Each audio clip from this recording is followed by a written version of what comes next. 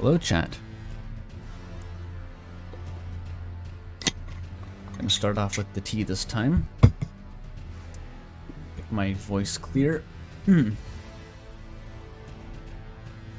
Berdly run is continuing. Time to Berdly one last time. Maybe one last time. I don't even know if this is going to be enough to finish the run. But I can talk about that later, of course. There'll be lots of time to talk about how to finish the run later. Bit. Umris finale connects to these streams somehow. That would be good. If you somehow incorporated lore from the Berdly Elden Ring streams into the Umris competition. I don't know what category that I just give you a bonus point. I just give you one free point for fun. Don't quote me on that though. I'm giving you free ideas now, yeah. I shouldn't be promising bonus points like that. That's silly. So I guess before I get into the Elden Ring proper, I should address the elephant in the room, which I've already addressed, in fact, because chat brought it up immediately. But the Finnish Umris writing event that I'm currently hosting on my Discord server from the last stream, someone suggested that. It's actually going pretty well. I guess I should introduce what it is very quickly. It's like, basically I told people, my viewers, to finish a very interestingly written and notoriously unfinished Deltarune fanfiction. I tasked them with writing the one true ending to it, the ending that they've always dreamed of, that we were denied when I was reading it on stream. So, and then I'll be reading them all next week on Sunday's stream, and chat will be grading them and stuff, and it'll be fun. So, I already have at least 5 submissions, I think, and most of them have been vetted. They're between like I think 1,000 and 3,000 words currently, so already getting a lot of stuff in there. So it is a go. The stream is going to happen, and I can't wait to see how many more we get, because it's all very exciting. People have shown a lot of enthusiasm for it, put a lot of effort behind it already.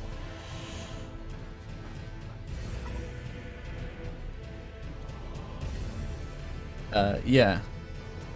So thank you to anyone who has already posted submissions for that. Very cool. Let's get into the Berdlying for now, though. Oh, this was another character, so I was playing off stream. Ignore that. I quit the whole fucking game. Good start to the stream. Let me try that again.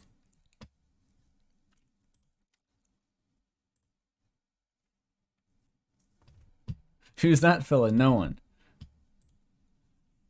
Pay no attention to the man behind the other save slot.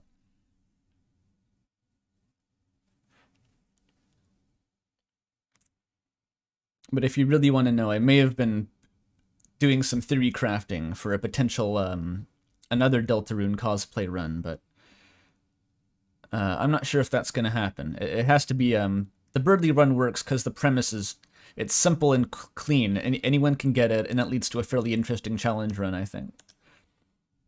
So if I'm not able to achieve that same quality in terms of another roleplay run, then I'm not going to consider it. Because there's demand for other streams, you know? More fan fiction. I still want to play Delta Traveler at some point. Maybe 2 weeks from now. Okay, don't continue again, that's the trap. Load Berdly. There we go. There's a second Berdly, because that was my original theory crafting run to make sure that it would work. I went through the early part of Limgrave. Okay, so this is the actual Berdly. We're in Fair Missoula, and essentially the task for this stream is to get through the Godskin Duo, which are probably going to be the single hardest boss in this run. Because I have very little health.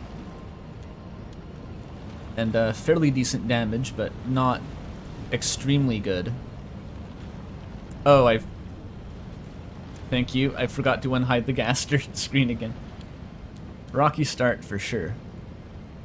And I was doing a bit of thinking off stream about how to actually do that, how to give myself a chance.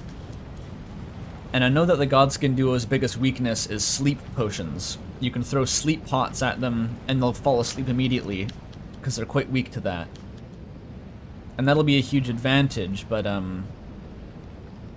unless I have the kit to capitalize on that, it might not be enough.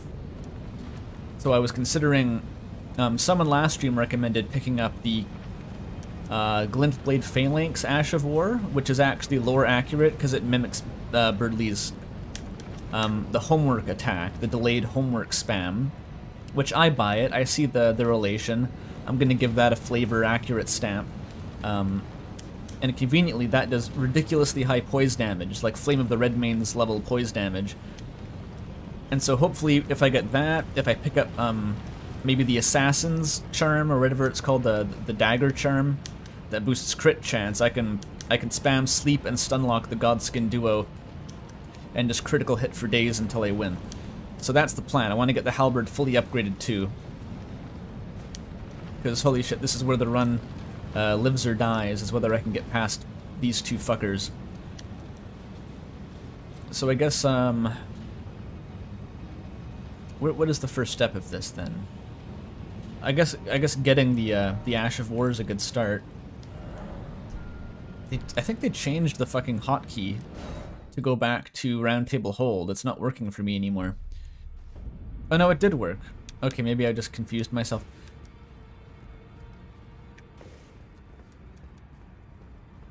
You can notice it's on fire now because of, you know, the whole pushing Mel into the cauldron thing.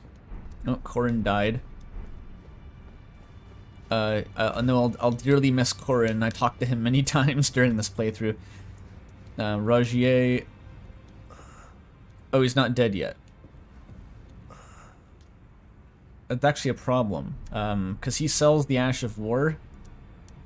And if he dies, I think he drops a bell bearing, and so I can get it from his corpse.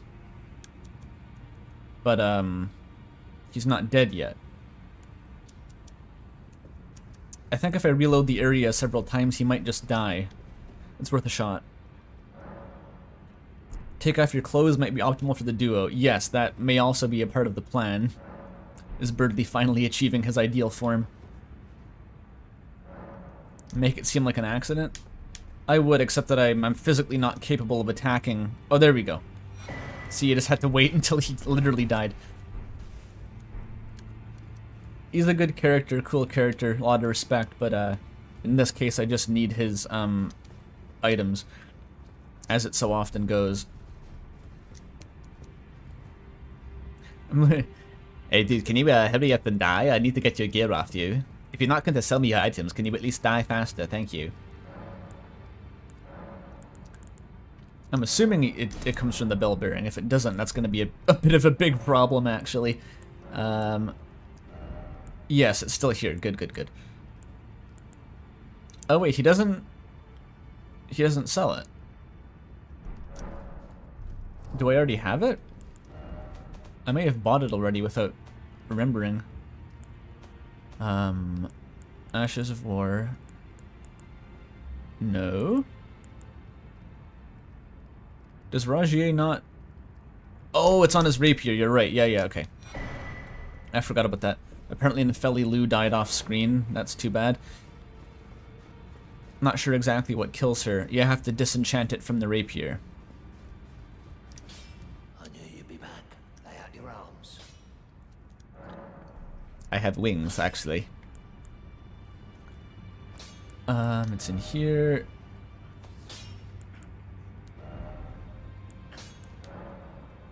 There we go. Just take it off, and now apply it to the halberd. And it should have the same scaling as the other one, just the, that crazy busted poise damage that we all crave in this modern age.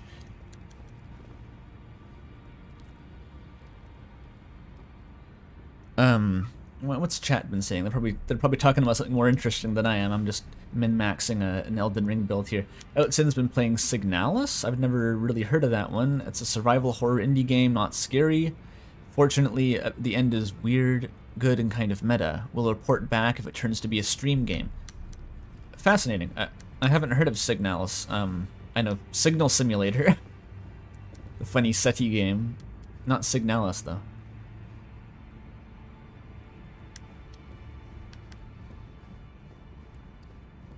These guys are just chilling out, that's fine. Oh, I should check how many... I need to get my smithing stone route, too. Okay, I have 2 8s, and the halberd currently is what? Plus 20, I thought? So I need 6 7s to get it to 21. I need 3 more smithing stone 7s. Okay, I think 2 of them are in Caelid. I was looking on the wiki briefly. And then I'm going to need a bunch of these. I think some of them dropped from Fair Missoula. There's one of them also in Caelid in that same spot. And maybe going to Castle Sol. I think there's more in Castle Sol, because I might want to go there anyway for potentially fighting Moog or something. Let's hit up that spot in Caelid, though. I think it's right by the Divine Tower.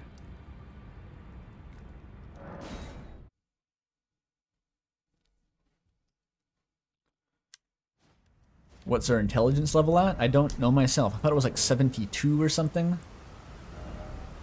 Oh no, it's way higher. 86 now. As I alluded to in the schooling system I grew up in, the minimum grade required for an A. Which is deeply significant, obviously.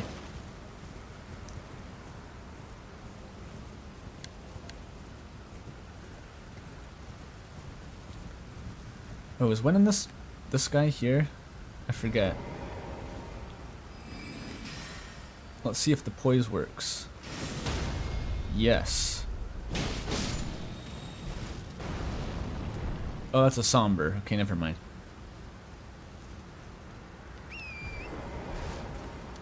How much money until I start referring to the fans as cunning hamsters? That's better than the fucking cunning stands. People keep trying to develop names for themselves, choosing the most degenerate options. Oh, fuck. That's unfortunate. The most degenerate options exclusively. So cunning hamsters are at least better than the cunning stands. I'll attest to that.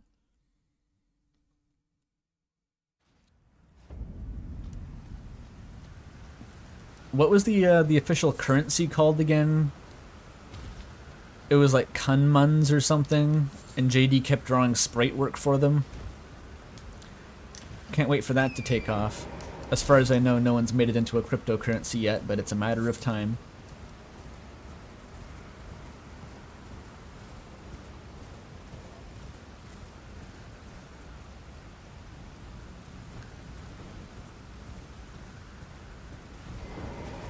Cunning nutters. Oh my god.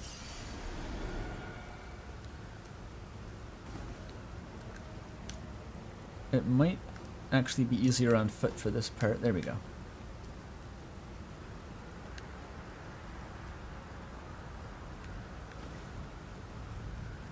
Oh, that's how you get into the tower. I don't want to go into the tower.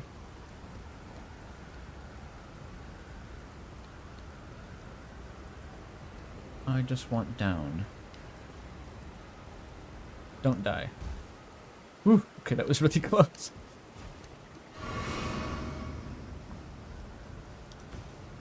The Kuningangen. Yes, I did call the currency the Cunny Money originally. I wasn't aware that was a slang term. Had to check Urban Dictionary. It was an unfortunate misunderstanding. Oh, is this not the spot that I thought? Maybe it's not. Okay, where's Church of the Plague? That's... the wiki said Church of the Plague. Is that the one up here? Like this one? It might be that one, actually.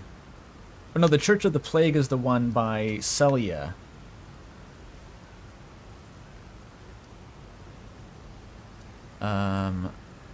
Which may mean that I need to defeat the boss, or I think you can get up here somehow without fighting the boss. It's like up here somewhere.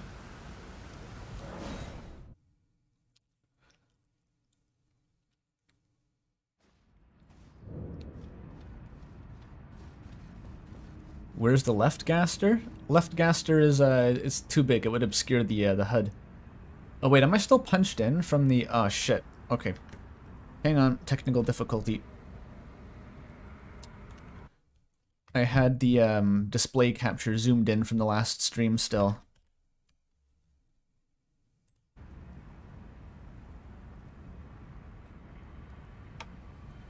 There we go, much better. Now you can see the whole screen. Apparently I destroyed my whole computer trying to do a fanfiction stream. All the technical side of things are in shambles now.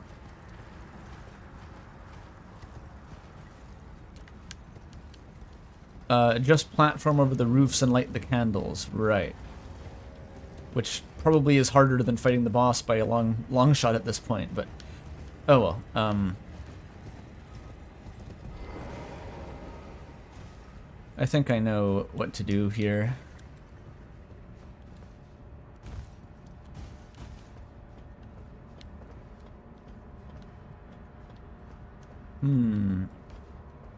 Or actually, I kind of forget, to be honest, but I'll figure it out.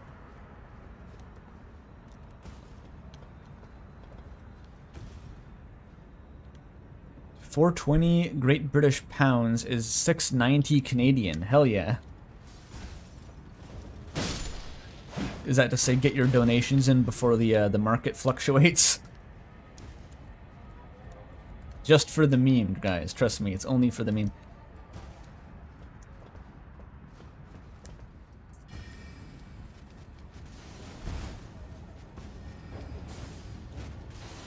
This is kind of an annoying zone.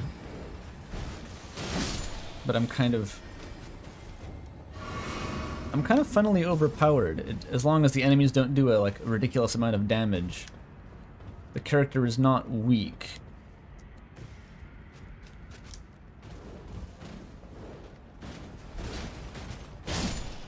Like it one-shots most things.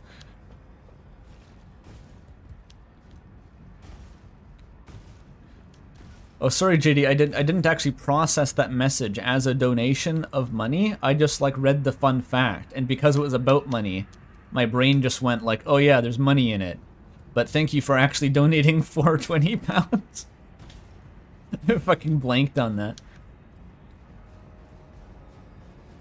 What editing software do I use? I should be using what's the one? DaVinci Resolve. That's probably the one that I should be using. If I knew that it was good when I started.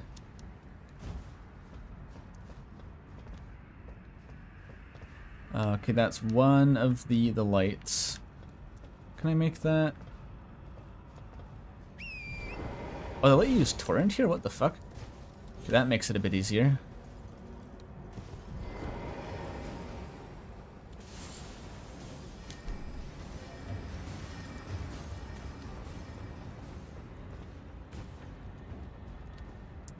Okay, I have to get over there.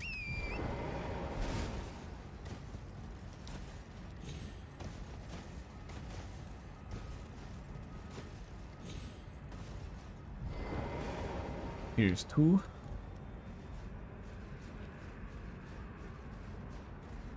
It used to be jank for editing, but it might be better. Everyone says it's good or something. I don't know. I've never actually used it myself. And it's free, though, is the point. It's a free editor. Which is obviously kind of a selling point, except that they're not selling it, because it's free.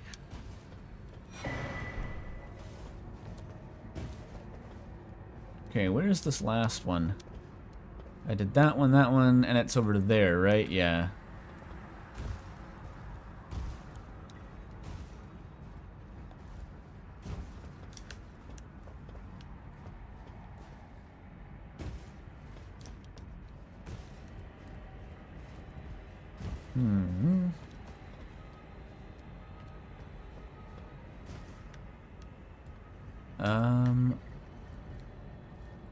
It's not off the balcony, is it?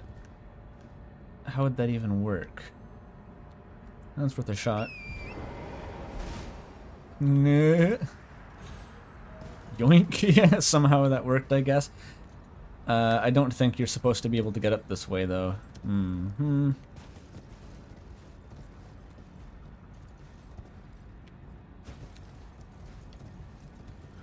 Maybe? Nah, not quite. There must be a ladder on this side or something. Oh, it's on this branch. There it is. JD getting in the early dono because he's working. Yeah, too bad. But thank you.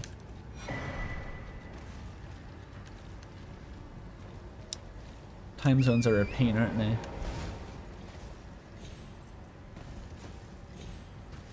I always notice you start sending me DMs at like 3 in the morning and stuff. That's probably when you're actually awake. A very nice Tesla gets trolled sticker, by the way. We got a new sticker in the server from JD. Wonderful edit of the classic Tails gets trolled picture.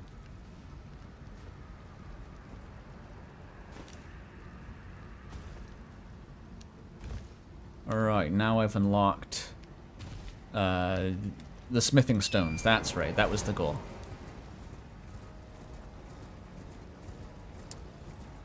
Oh wait, no, I don't want to fight the boss. Or whatever, I'll do it for fun. We need some action early on in the stream. I'm gonna lose my currently double-digit number of viewers, which I do not take for granted. Ow. Oh, they survived 1 round of that. Impressive. How about 2? Oh, okay, just 1-shots. I was going for the stagger, but if it just kills in 1 hit, then that's fine too. Great. I get a useless item or something now, right? Lusat's Glintstone Staff. Yes, a useless item for a pure int build. Which in our case is deeply useless because it's not a halberd.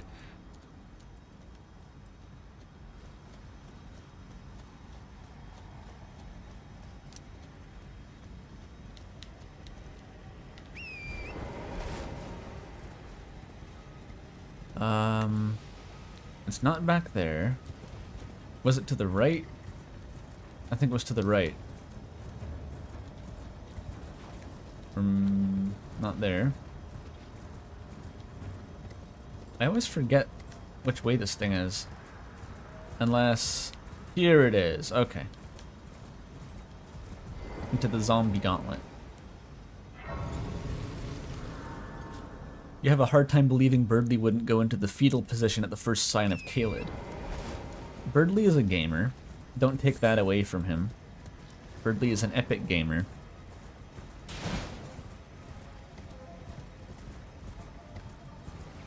He just maybe isn't the best at build crafting. That's a big ball. Horse is jacked as fuck though, doesn't even care. We've got bowls. Bowls in our vacuums, bowls in our fans, Dyson bowls.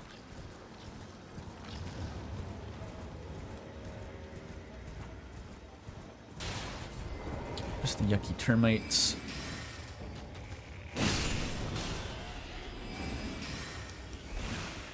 This Glintblade Phalanx is almost as annoying as their pest threads.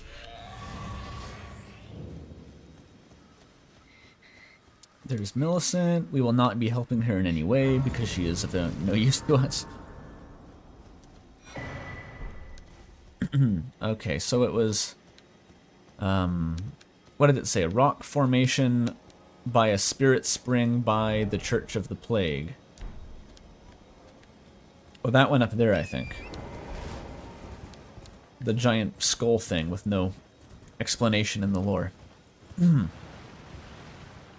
Oh yeah, speaking of the lore, last stream didn't someone mention the Tarnished Archaeologist as a lore channel I should watch? And I have been.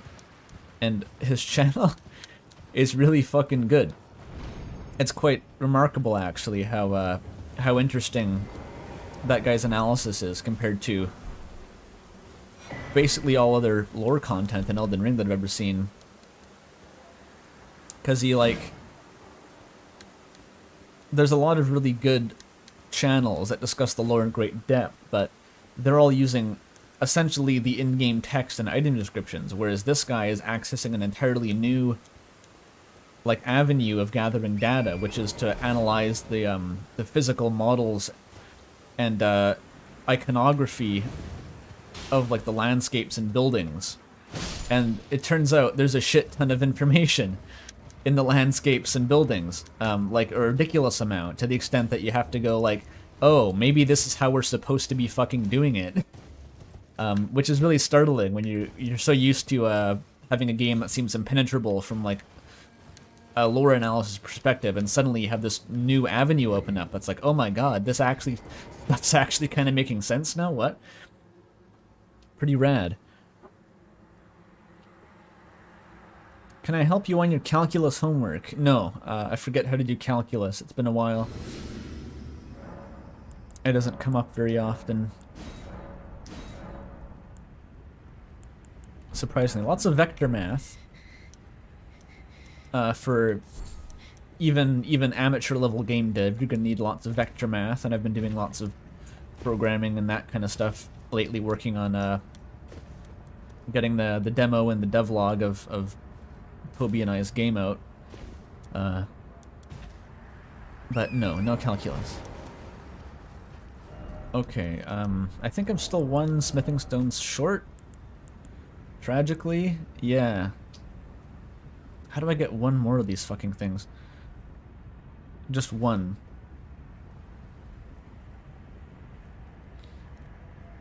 Maybe there's probably one in Fair Missoula at least. I can head back there.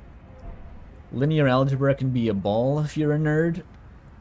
Linear, in terms of matrix multiplication and stuff, I never really got good at that at all. I kind of sucked at that. But in terms of just fucking with vectors and dot products and cross products and stuff, that's my best friend. I love that stuff.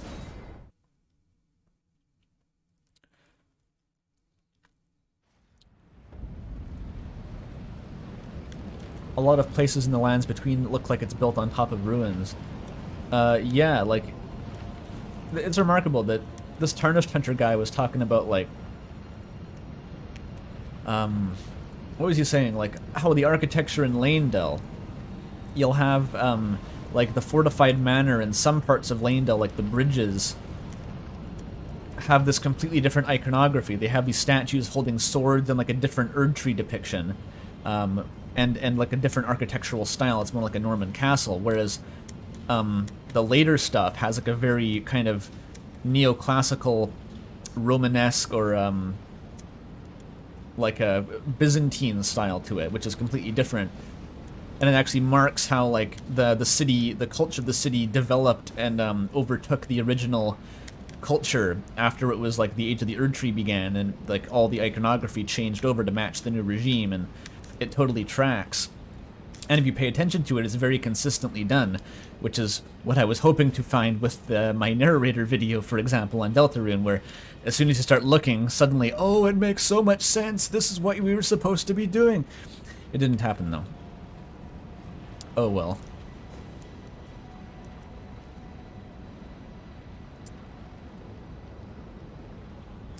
This place is what happens when an abstract artist does architecture.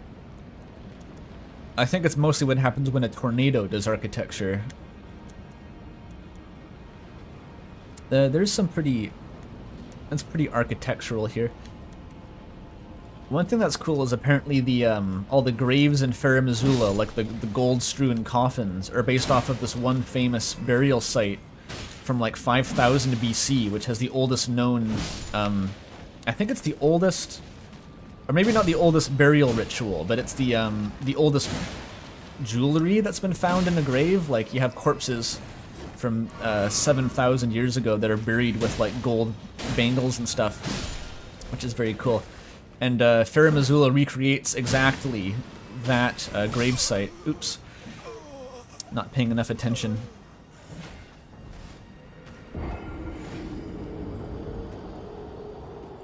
Have I fought Malekith? Nope, I have to get through the Godskin duo still. That's actually the obstacle. It's gonna take me all stream to get past them, I think. Currently, I'm just looking for one more smithing stone, 7. And then maybe I'll go through Mount Gelmir a bit, try to get the, That's the one annoying thing, is that the only way to get the dagger talisman is to go all the way through Mount Gelmir, which is going to be a pain, but that's 17% extra critical damage, so that's huge. Oh my god, Jesus Christ.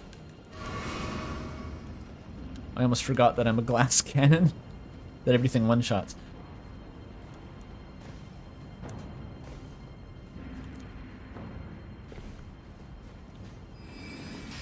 There we go, use the Ash of War, perfect. Oh, he has infinite poise though, shit.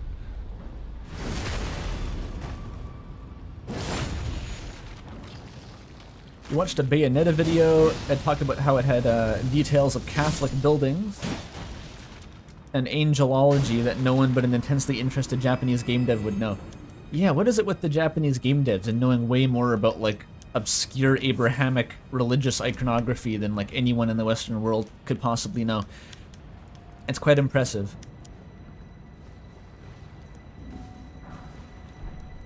Somber 9. Hoggers, but actually not. Because the Japanese are nerds. Ah, that would do it.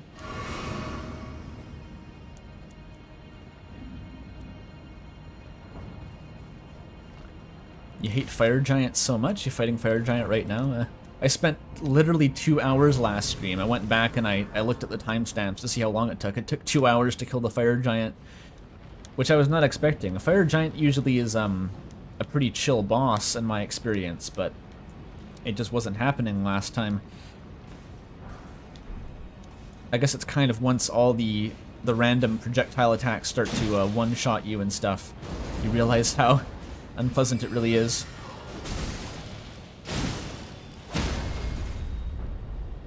See, that's why I want that dagger talisman. All those crits are going to be dealing way more damage.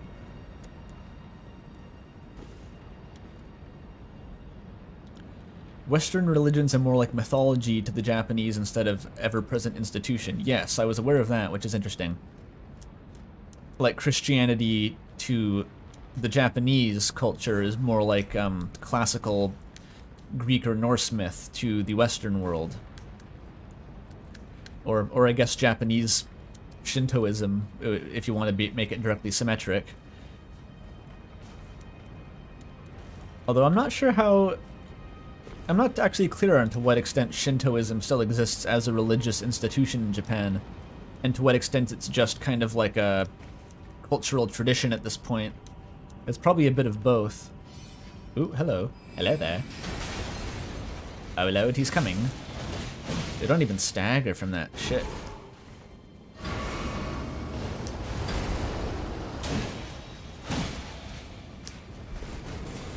Stop it. See, if I was an Elden Ring lore master, I could tell you what exactly that rune means that he summoned before shooting the fire, which actually maybe I do know. I think it was the dragon one, but kind of a giveaway though, because these guys are in the dragon area. Here it is. This is a perfect reference to that one gravesite in Bulgaria, I think, with the little gold medallions. Pretty cool. People like foreign things. No way.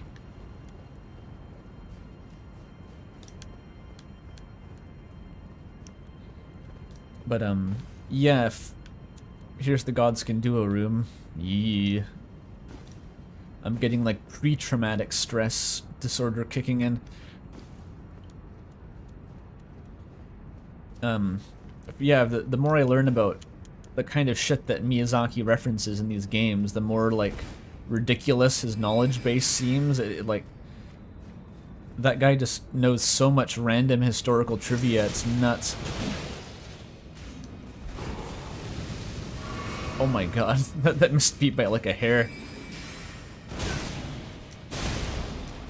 Okay, that's not really a cure-all in terms of my combat effectiveness. Combat effectiveness. Okay, chill out.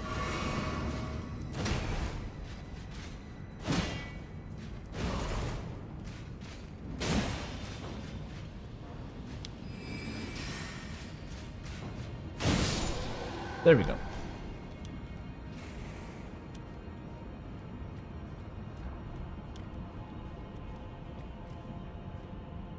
Hey Andrew, why not go to the Moog grinder? Murder those Albinorics.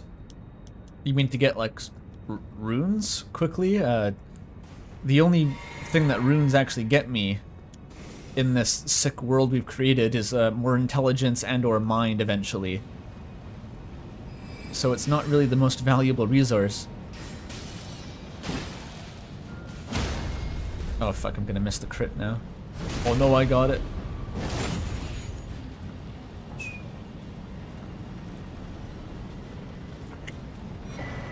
Rip to that guy. Have I gotten a smithing stone yet? Of course not. It's gonna take 2 hours to find the last smithing stone. Oh fuck. Damn it, he went around the corner.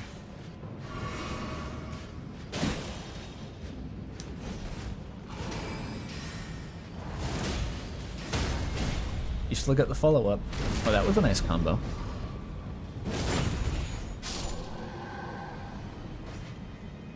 Chat thinks Christianity, using Christianity to look cool is great. More things should just have 9 orders of angels and obscure demons for no other reason than it looks cool. Not a bad approach, yeah. I mean, Evangelion pulled it off. Lots of stuff you can do good work with that.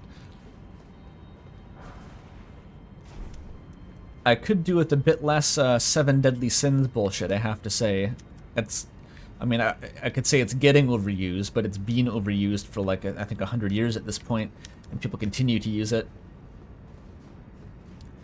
Like even in Ultra Kill. Ultra Kill's pulling it off pretty well, but even then I was like, okay, it's 7 deadly sins, I got it. Okay, I think that just starts the Godskin fight if I go further that way.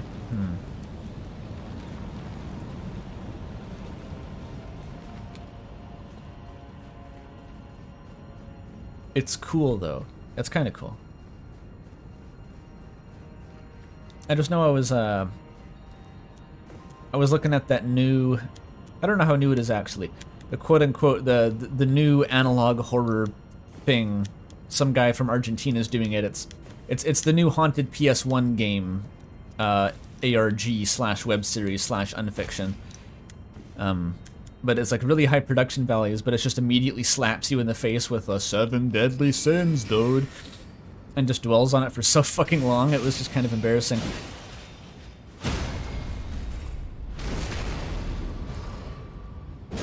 Cathedrals are the best buildings out there. Oh, that must be why FromSoft builds so fucking many of them. Can't swing a cat without hitting a cathedral in these games.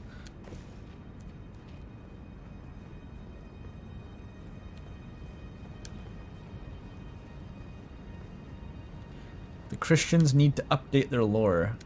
I think kind of the point is that you're not supposed to do that. Oops. Unfortunate. He was clipping right through that corner there. Okay. Ow.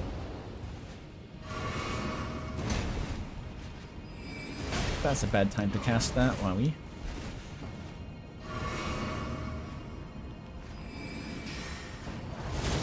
Dead. Oh, no, he saved it. He fucking saved it. What a lad. Okay, it's gonna take me 100 years to find whatever the fuck this was. Christian stuff is A-tier mythology. In terms of weird offshoots and complexity, it's pretty good. I've heard that Hindu mythology goes pretty fucking hard, though. I don't really know anything about it. But the reviews have been positive.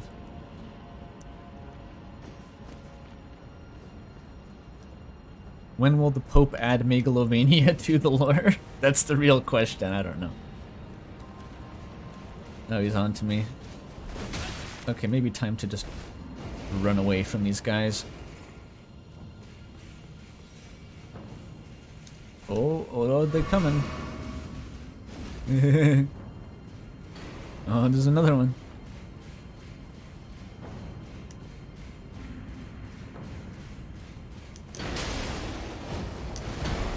Yep. I think it was this way. Maybe. Hello there. Okay, not this way, actually. It's a preview of the Commander Nile fight. Okay, there's 20,000 souls I just lost, but okay, that's probably chump change at this point, if we're being honest.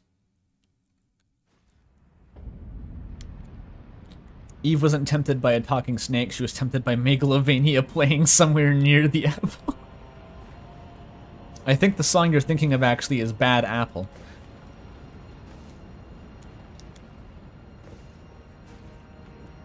Megalovania is what God played when they had to, the Archangel came to kick them out with the flaming sword. There's no way down there, is there? Okay, in order to not get too derailed here, I'm just going to quickly consult the wiki and see where the fuck exactly I can find this last smithing stone. Because this could take, like, forever, potentially, without any progress being made, if I'm not careful. Okay.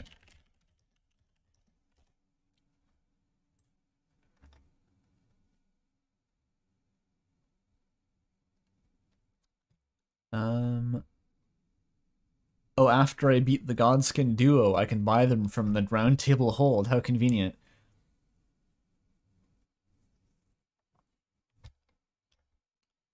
Oh, there's some in Castle Saul, apparently.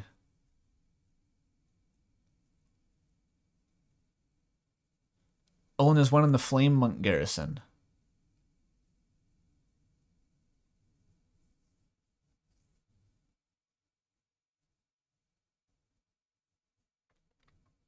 Oh, but there's a really easy one in the Grand Cloister. Maybe that's the play.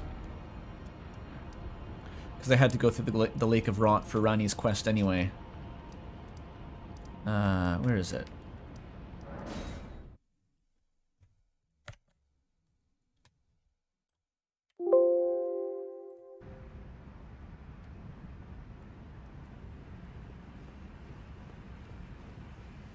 It was, oh, it was behind the waterfall here, right? The fucking plague waterfall? Yeah, it's just down there. Left Gaster is back. Yeah, Left Gaster is a permanent part of the overlay. Left Gaster just will not be featured literally on screen at all times, covering up the UI.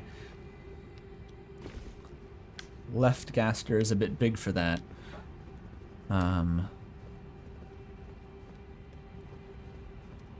Can't go that way.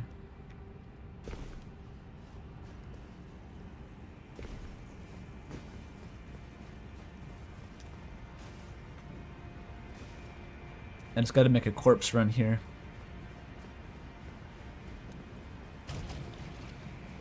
It's one of these.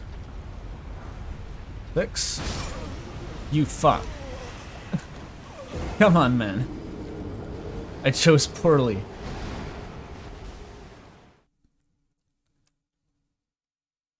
My most played Steam game is Sonic Dreams Collection. I wish. It's probably something stupid instead, like Binding of Isaac. Sonic Dreams Collection deserves 1,200 hours of playtime.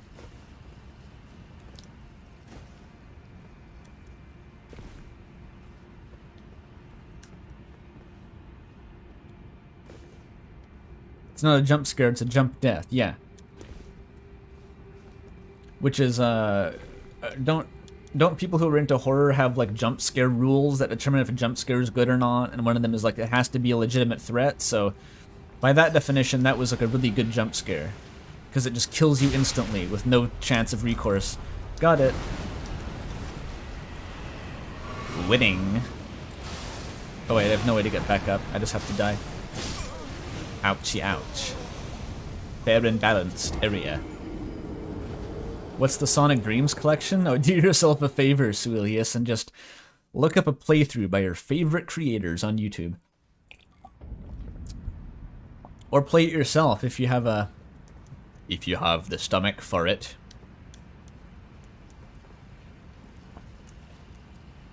There are probably some content warnings, although I'm not quite sure what they would be.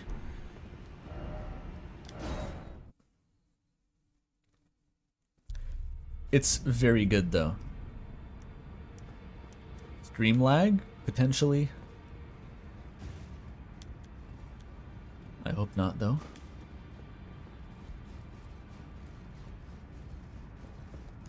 If you're over 25 and own a computer, you must play this game. Lay out your arms. What do you think the over 25 part is supposed to actually mean?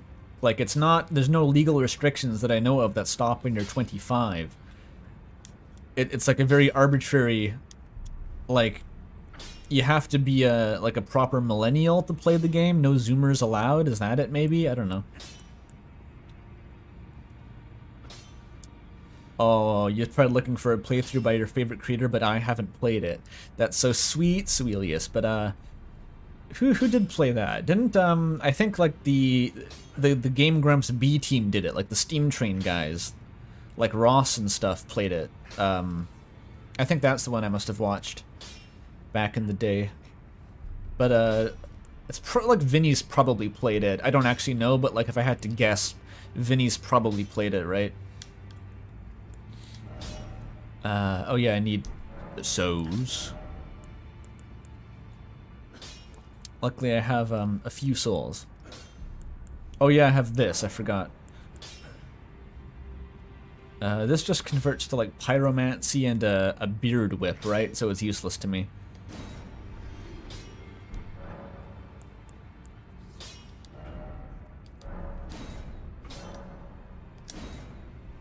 Okay, there we go. And I gotta get +8s now. So I need 9 smithing stone 8. Vinny did play it. Ha! Perfect. Oh god, Markiplier played it? If you're over 25, you have a degree in disposable income. Oh, that makes lots of sense, actually. I wonder if that's actually it. They're literally just putting the like most monetizable demographic in the ad. Like, if you can't pay over for like our surprise mechanics, then we don't even want you to play the game. Just don't even bother clicking on the ad if you don't have the capacity to be a whale for us. Very based.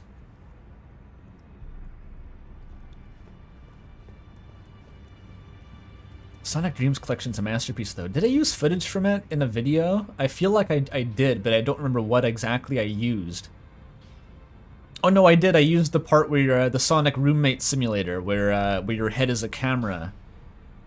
That 1 second gag was from Sonic Dreams Collection. In case anyone was just camping at the bit to find out the origin of that footage this whole time. Okay, let me look for yet more smithing stones, because I could probably just, if I know exactly where I'm going, I can probably get them pretty quick here. At least I hope.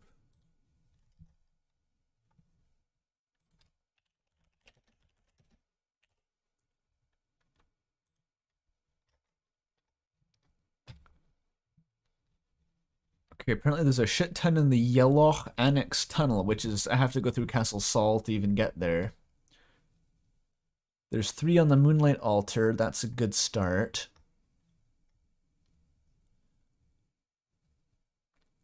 Oh, apparently there's like 1 million in Fair Missoula.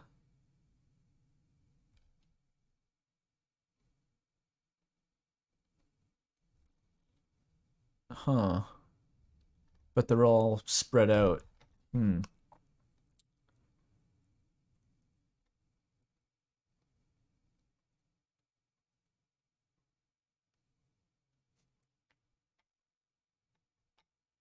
And the Lunar Estate Ruins. Is that also the Moonlight Altar?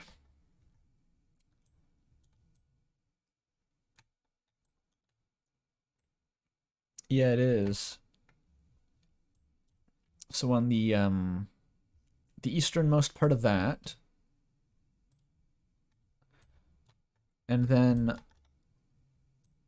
on the southern part, I think I know where that is actually. Okay.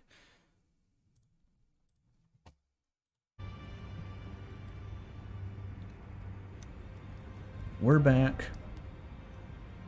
Ranni's quest actually opened up a lot of easy loot for me, apparently. That's a silver lining. Anyone see the Super Eye Patch Wolf video where he said Dreams Collection is a commentary on the Sonic community? That video is a classic, yeah. Eye Patch Wolf's What the Internet Did To, or the bizarre modern reality of videos are always bangers. Like, I think his What the Internet Did to Undertale video has, like, the best description of, like, the early fandom experience that I've ever heard articulated. Or at least the closest to my own experience, where he went through, like, how everyone is just left, like, starved for more content and, like, an even better ending and stuff like that, and just, like, was basically forced to engage with fan works out of, like, addiction, which is very accurate in my experience. He even referenced Dream Reborn by name, which for me, that was just like I was just like tweaking for it at that point. As soon as I was exposed to Dream Reborn, I was like, yeah, give me that shit! Shoot it into my veins! Beauty. 3 Smithy 8s.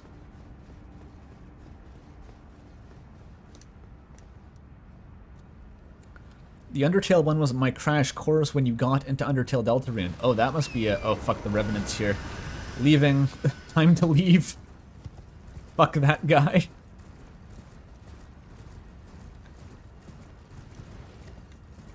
But yeah, that's a pretty crazy perspective. It's like just joining the fandom around the time that video came out, and then like having to back read on all that shit. Pretty nutty. Because even like I wasn't familiar with a lot of the stuff in the video. Like I knew about it, like I'd heard of it, all the weird AUs and the swap, swap, swap, fell, swap, outer swap, under swap, fell, swap. That shit. But I didn't know the details. And so I actually learned a fair bit about how deep the AUs got. How deep the madness went. I think I have to go down there. Yeah, I've got to go down there. Fresh sands! Yes. Human unfresh sands. A cultural, piece of cultural heritage that needs to be preserved at all costs.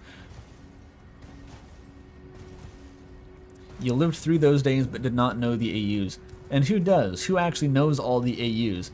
I think there is... Some people probably do. That's what I feel like the communications I've seen, some people in the Discord server and like Hue Cycles and stuff, when Hue Cycles has been in chat, I get the sense that those people have like just been through AU after AU and just like know all of them somehow, which is like incredible. It would take a lot of time and mental energy to get that into that stuff.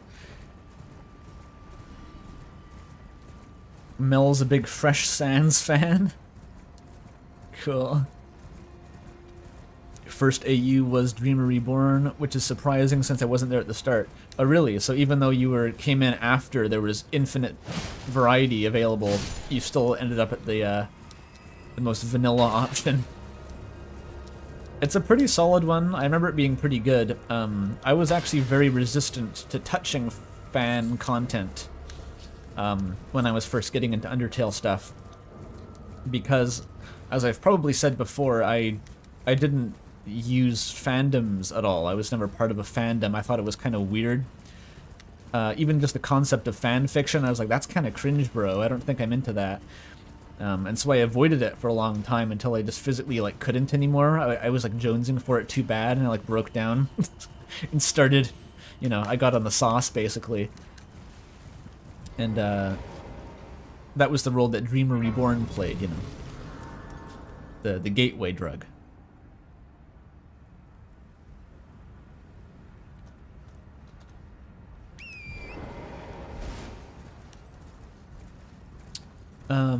The talk about AUs reminds you of the Hetalia fandom. It made AUs because there's only so much you can get out of real-life historical events. I know little about Hetalia, but I guess it's based on history, vaguely. I can kind of... Real-life fan fiction. It's always an interesting concept. Not totally unheard of, though. I mean, like, you have these... like, biopics coming out now that are, like, half the events didn't even happen, and they just inserted them into the story because they made it more dramatic or something, which is pretty uncanny and weird, but oh well. Okay, how the fuck do I get up here? Is there like the pass of Karatras? I gotta go through here somehow, maybe? They're twinks that are countries. Oh. Oh, it's one of those type of things. Oh, that's asking for trouble, isn't it? I can already imagine all the lovely interesting situations that would create. Combining geopolitics and shipping. Like, shipping wars are actually wars between countries now. Yeah, that sounds like a disaster. Holy shit. Was anyone killed in this fandom? Were there deaths? Were there human fatalities? I'm curious. Oh yeah, there's the fucking doggy guarding them. Annoying dog. Oh, there's the 3 fucking 7s. Never mind. Okay, I think there's 8s in here too, though. The dog still hasn't noticed me. Yeah, the 8s.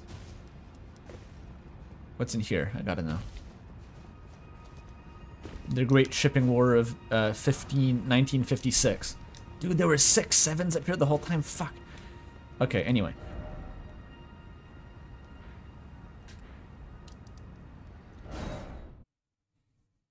$10 million dead, billions wounded. You watched an essay retrospective on the comic and fandom of Hetalia.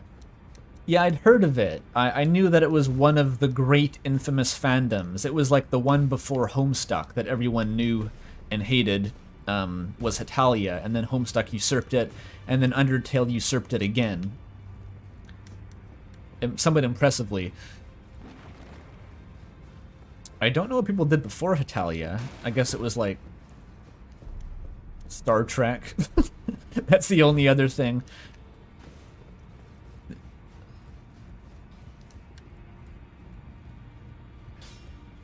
Lay out your arms. Let's get smithing. Am I going to address the YouTube drama between myself and the Oni Plays crew? Do you mean that? Is that Oni? I don't really know who Oni Plays is. Is that like the Zach and what's his name roast some guy named Andrew video that's been posted 400 times since it? I don't know where that video comes from. It apparently just started existing like 3 days ago.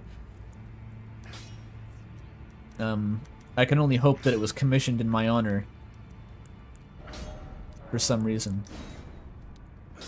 I need 3 more 8s. 3 more. I guess I'll go through Castle Saul. I think there might be some in Castle Saul. Because there's definitely some in the Consecrated Snowfield, and I want to fight Moog anyway. That sounds like fun. Moog's just a jolly lad. How do you get there?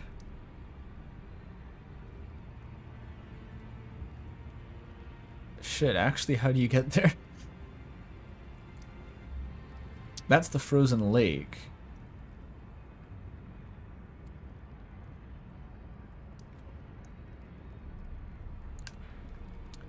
Oh, okay, no, that's the Church of America. Then you get up here. Can you just, like, double back and climb up that side? Is that how it works?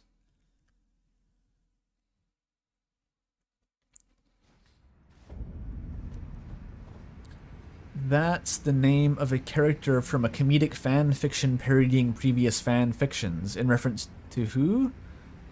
Oh, Mary Sue. Yeah. The original Mary Sue was, like a Star Trek parody fic from the fucking 1910s or something, whenever the Star Trek fandom was. Where, even back in the primordial days, the moderator of some Star Trek fanfic board was getting pissed off with the amount of, like, overly likable and suspiciously skilled self-insert, so that's where the term originated from. And there's been much discourse on the topic since. Safe to say. And I will repeat none of it, because I don't want to. Fuck you, skeletons. Is there a grace down here? Oh, there is.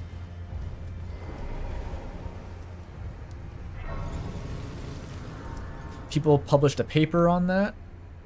Oh, people published that shit on paper. Yeah, it wasn't a board. I mean, it was like a fanzine. It was a guy reading letters in his office. I don't know what people did back then. He was sitting at his, like the comms room of a nuclear submarine and, like, listening to Morse code coming in that encoded the Star Trek fanfiction, and then was transcribing that with a feather quill on a piece of paper, and that's how the fanfiction got passed around. With just, like, pure red lighting. Am I going the right way? The fucking snails are jamming me. Can't open the map with the snails around. Ow. Fuck off, snails.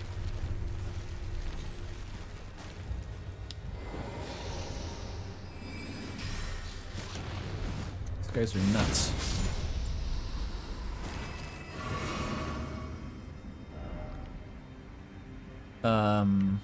No, I'm going the wrong way. It's just on this side.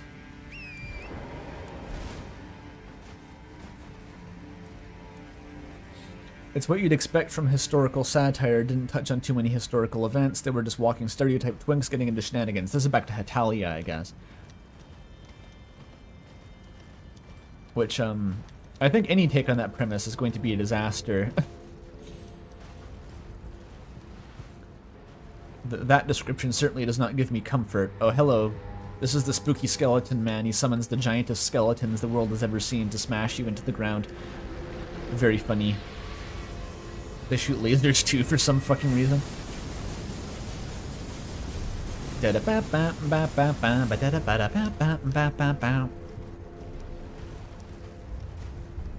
I just have to find a cliff that I can drop down off of here. This one? Yes, okay. Avoid the death bird.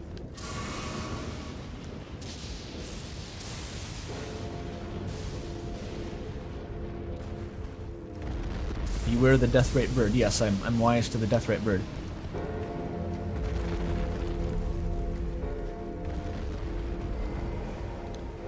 Oh no, Nazi spooky skeleton man!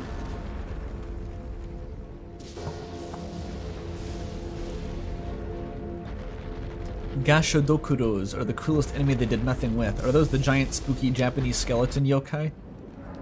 I know there's a giant skeleton monster that's canon to Japan in general.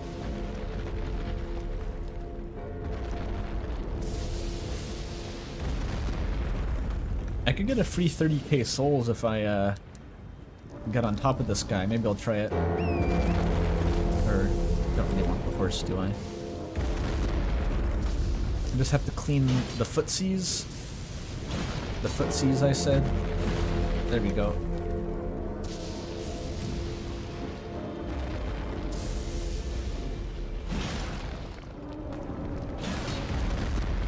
One-handing the halberd like an idiot, Berdly. Come on.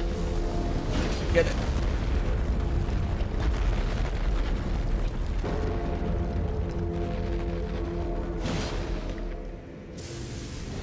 This is what being an elephant handler is like. Just doing this all day.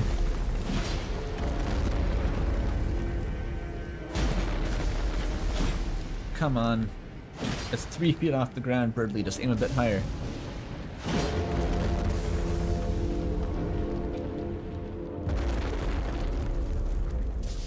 Oh. Souls of the Damned. There's a fuck ton of Souls of the Damned stuck to this guy. Holy shit. There's he doing it. He's gonna sit down. Oh, not yet. Yes? No.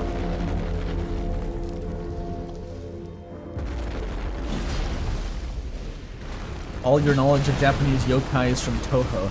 As it should be, really. Toho and Juno Samuel's documentary series.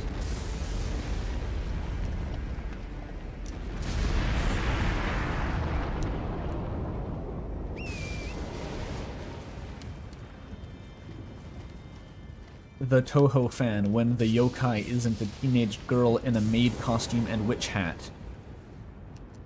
Walter White falls over and dies. GIF.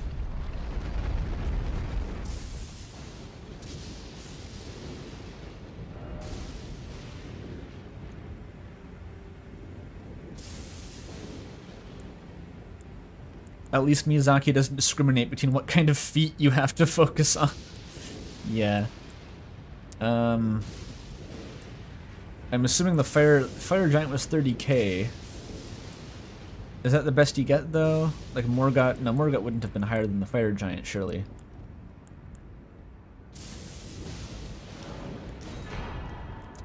Just dupe a fire giant. Joke's on you, Marissa isn't even a yokai. Joke's on you, I don't know who Marissa is. Gotta pop the soul. Ah.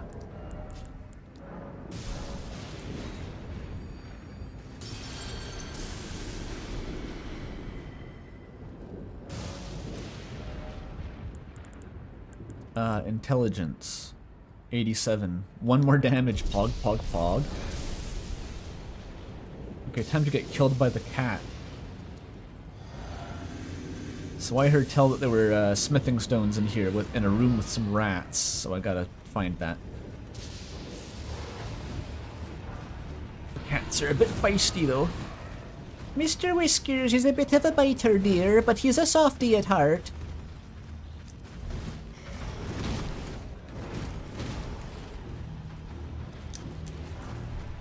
Smithing Stone 5s? What do you think this fucking is? The kiddie pool? Are we in a Chuck E. Cheese right now? Smithing Stone fucking 5.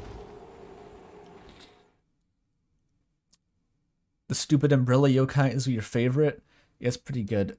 I think there were a lot of like early SNES games that were all about yokai. I remember watching that the Crontendo series, where the guy just goes and plays every NES game in order of release, and there was like an ongoing series of just like kid fighting yokai games. So Toho's nothing new. It's like it's part of the heritage of video games as a medium at this point. There's a bird somewhere around here. Never trust a bird. There you go. Oh, it's fucking strong.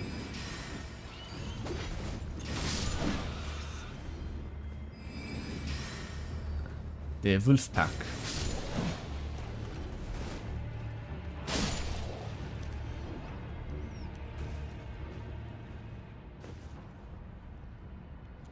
Oh, Swelius beat Sekiro a bit ago. It's your favorite FromSoft game now. Yeah, not an uncommon take. It's my take, I think.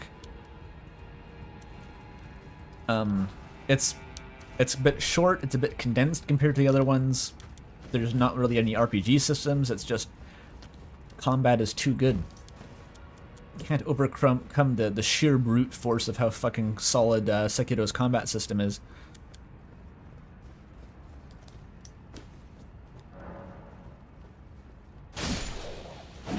Oops.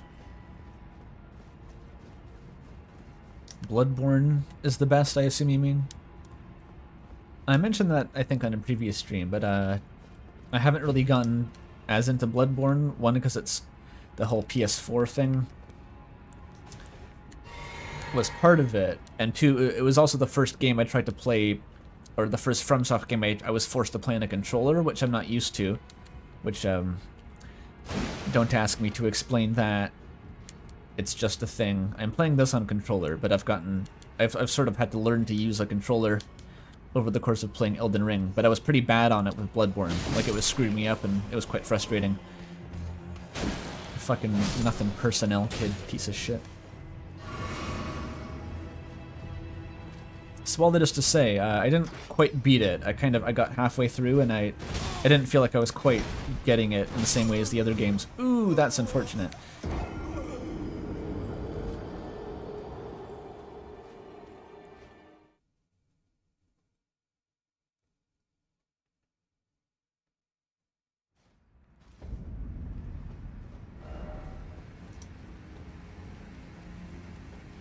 F indeed. Where's that rat room? I thought the rat room was on the ground floor, like it's not even up there. I should just look for it down here, maybe.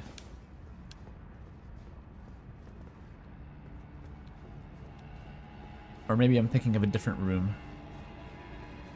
Sekiro's story is your favorite, you would die for Kuro. Sekiro's story is easy to like, because it's like the most comprehensible and just... Ah, yes. A story with characters, with motivations, I understand. This is how humans behave, which is sort of not to be taken for granted in From Software's stuff. You would die for Kuro? Well, good thing the game gives you like 17 endings where you can.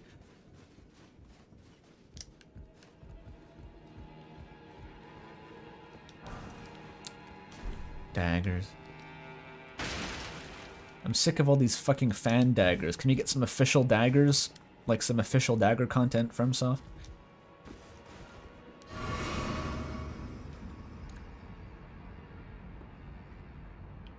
Oh, we have a Pokemon take in chat. I'm in a Discord server with someone who really likes the new Pokemon games, and whenever she brings it up, I have to look at something else so I don't start trashing the game and get into an argument. Is that my Discord server? I see a lot of people talking about the Pokemon games. I haven't played... The last Pokemon game I played was Diamond.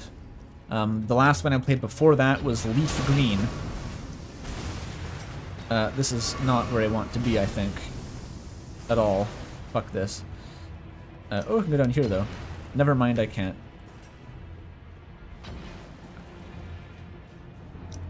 Was that the Slug Zone? I think it was. Probably over here. So I'm not really a fan of Pokemon, but people sure do like to argue about those games. They sure do. This is locked, yeah.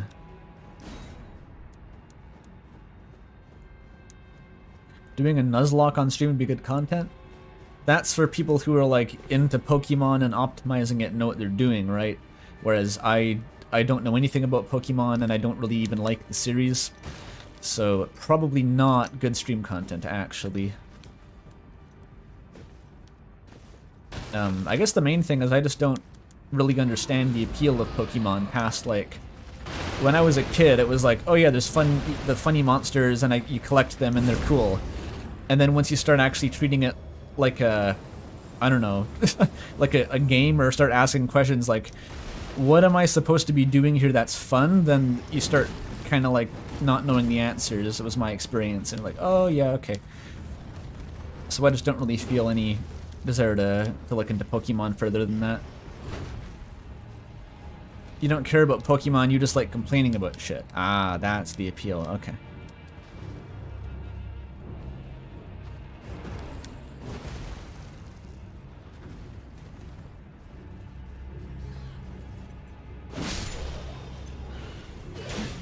Oh, fucking birds.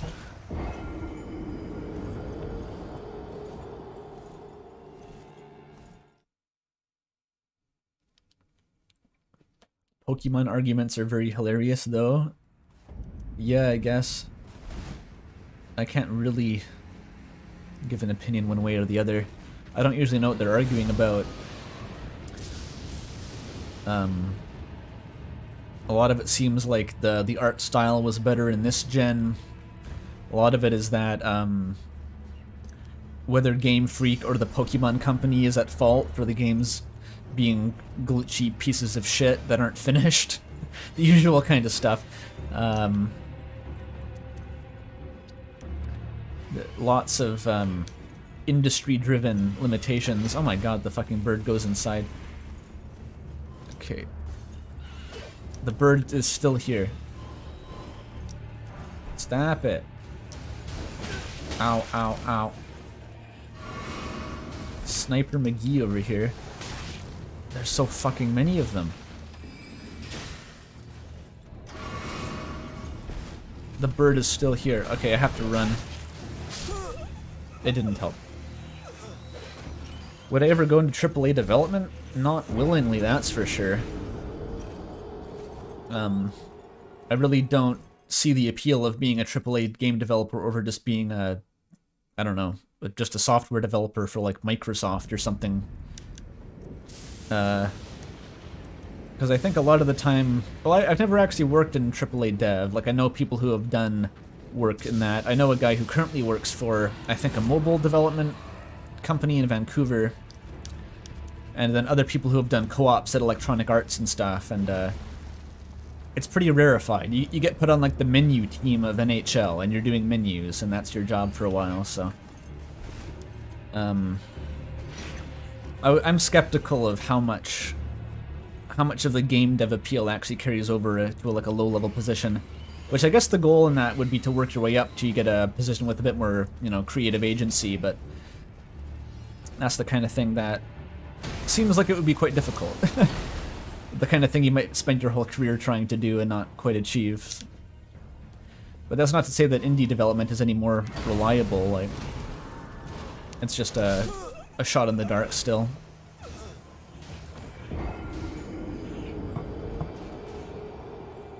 And the crunch, and the fact that I think software developers have like fewer workplace rights in Canada than like any other profession for some fucking reason. Like, I'm not sure of the specifics, but I think there are like specific laws that are like, these normal rights that you'd have as an employee of a company don't apply if you're in tech. Specifically if you're in tech, then like they're allowed to use you as slave labor kind of thing, which is very encouraging.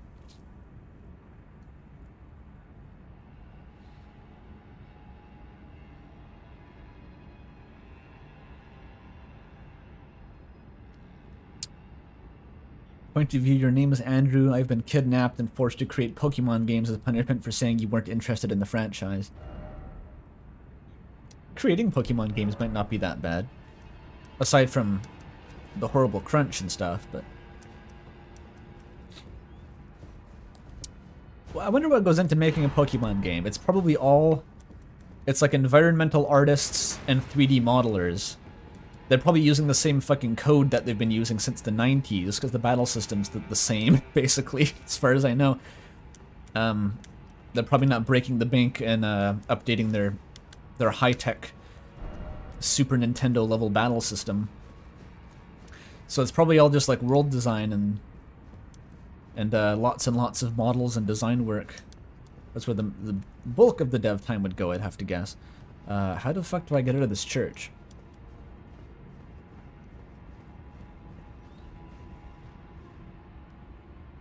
They keep a core team with contractors as grunt workers. Yeah, that's, isn't that how, like, Nintendo works too? That's probably how, like, all game dev works to an extent in the industry now.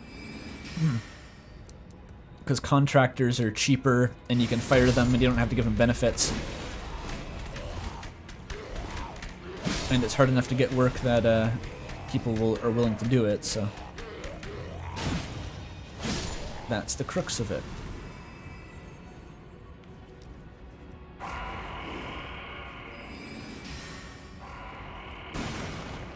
Fucking Albinotics won't shut up. Ow. Spooky guy.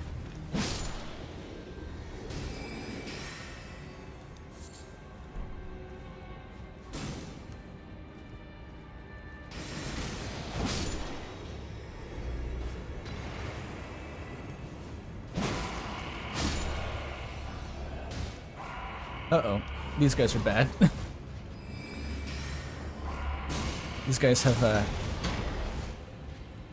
some DeviantArt dual katanas energy, for sure.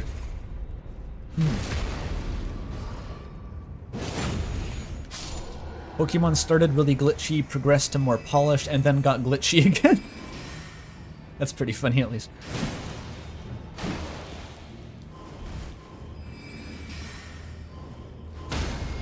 Oh shit, he teleported into my daggers.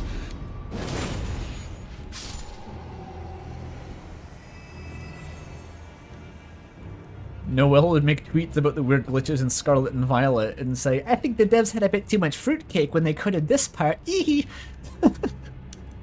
Yeah. And by fruitcake, they mean probably vodka, because they're alcoholics, because they're on the Pokemon dev team. So I've avoided finding the rat room, the mythical rat room with the smithing stone 8 in it, but I did get to the boss, so that's something. Where the fuck is the rat room? Rats, rats, where the rats? We play at night, we stalk at night, where the rats? I'm the giant rat who hides all the smithing stones. Size of these fucking dogs.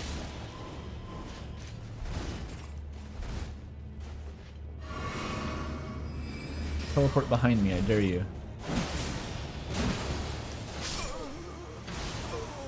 Ow.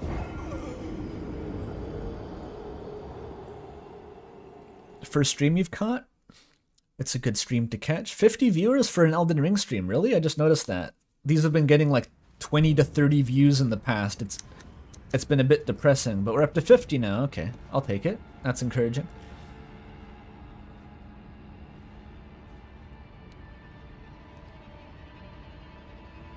All the money from Pokemon games goes into making Yakuza, because they've not hired more people for their twice-a-year releases.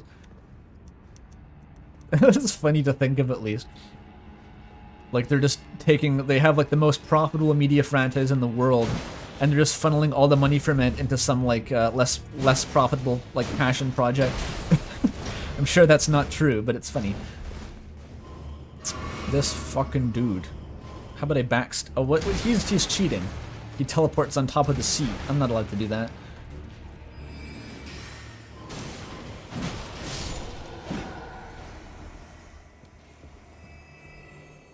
I'm developing a captive audience. I don't think this is what a captive audience is, but maybe it's an audience. Oh fuck, the bird is back. I'm fighting the fucking bird again! I don't think he can get up here. I'm safe.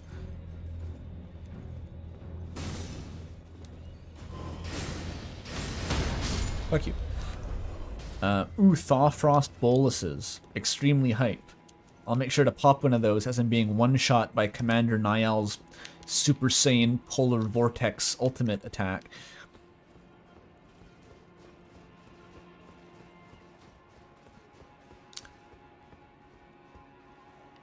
I can't imagine 2 games a year is a reasonable amount of time to make a polished game.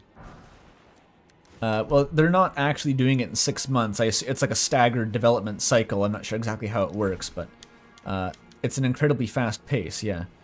Okay, I'm gonna look at where the fuck the rat room is, because I thought it would be really easy, but I was thinking of the slug room, so joke's on me. I don't actually know what the rat room is. That's how they get you every time.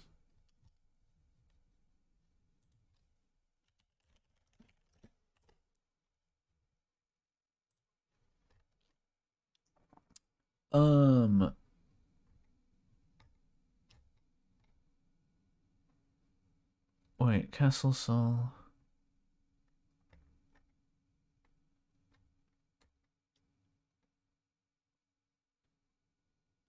Oh shit, I don't think they're actually in Castle Sol. I was thinking of the Smithing Stone 7. Okay, my bad. But we needed to do this anyway to fight Moog, so it's not a loss. I still made progress to fighting Moog, so that's fine. I need 2 of them, just 2.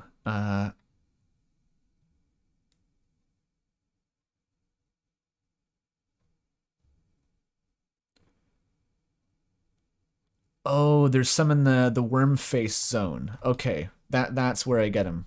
That's the plan. In Fair Missoula, in the worm face enemies. Where is Fair? Oh, it's over here. I think it was down here, maybe? I forget exactly how you get to that area.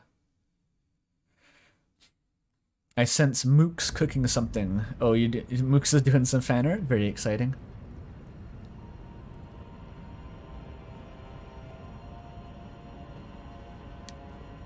There was like a weird elevator that went down, I think, into the The worm face zone. Apparently in Japanese those guys are called, or maybe not Japanese, but in like the files or something, those enemies are called deracines, which is a French term for an uprooted tree, but also I think a previous more obscure From Software game was called that. Unless I made that up? Did I hallucinate that? I thought there was like a FromSoft game called Deracines.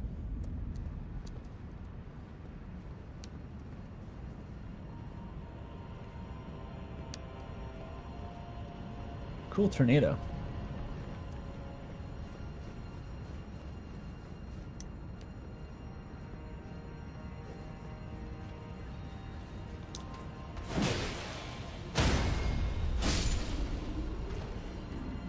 Okay, and this guy tries to one-shot me from behind, but is countered expertly by R1 spam. Nice.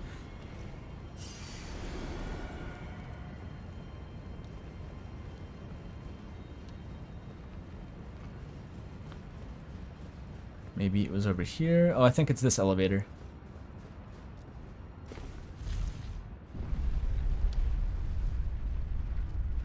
It was a VR game. Ah. There you go. That was the name of one of the fan fictions? What are the fan fictions? What are the fan fictions in question here?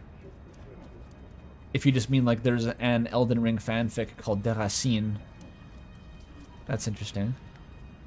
I don't really want to fight these dudes for any reason. They suck. But I have to get their smithing stones. Excuse me, says. Fucking Somber 9. That's not good enough. I demand to speak to your manager about this inferior stone. Okay, how do I get across? Shit, I didn't think this far ahead. There's a dog too? Of course there's a dog.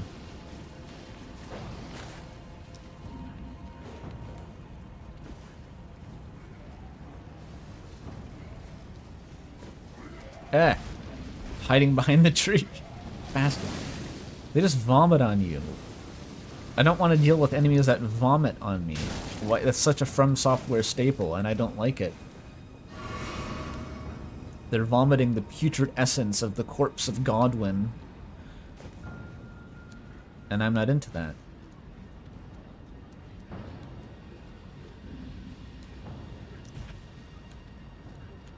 I want to speak to the manager, gives you chills, yeah. I used to work at McDonald's. I know the drill. Okay, so I'm pretty sure the giant Deracines, who makes all the rules, is guarding the smithing stone here. Nope. It was an item that cures the ailment you get from approaching the giant man. Okay, there's one. And there's a second one somewhere.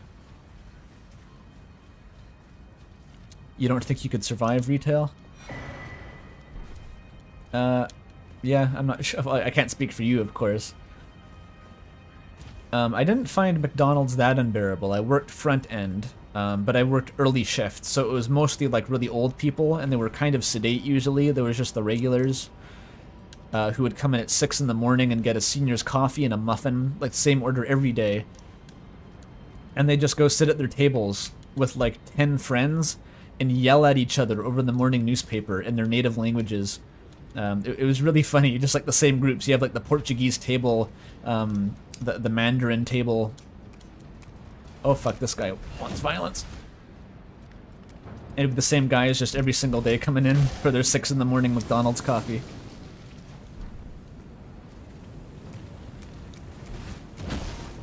Yikes. I was promised one more smithing stone, but I'm not sure where it is. Reminds you of the intense muffin description in that one fanfic. Yeah, that's more... It was a different vibe from that fanfic. There was this guy who'd come in, these two like old Chinese men, and they would like almost like physically assault each other in an effort to be the one to pay for like the $1.25 muffin. Like they'd be like holding each other back and like slapping each other's hands down, trying to like hand over the change for the muffin. It was really amusing.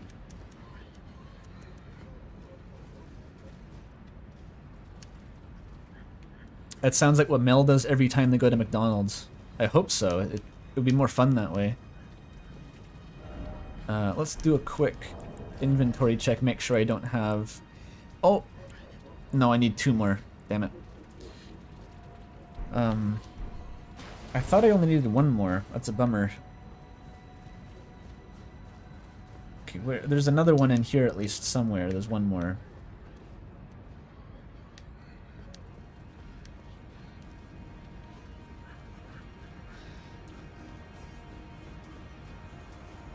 McDonald's does strange things to people, yeah. Like serves them hamburgers. Was it like on a cliff here, maybe?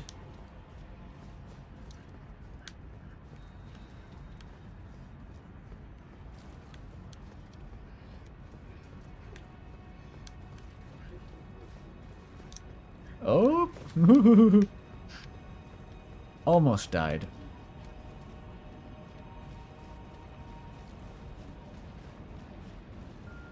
McDonald's changes people.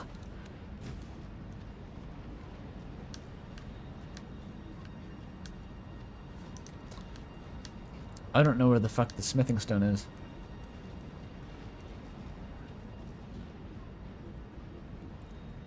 Once more consulting the texts.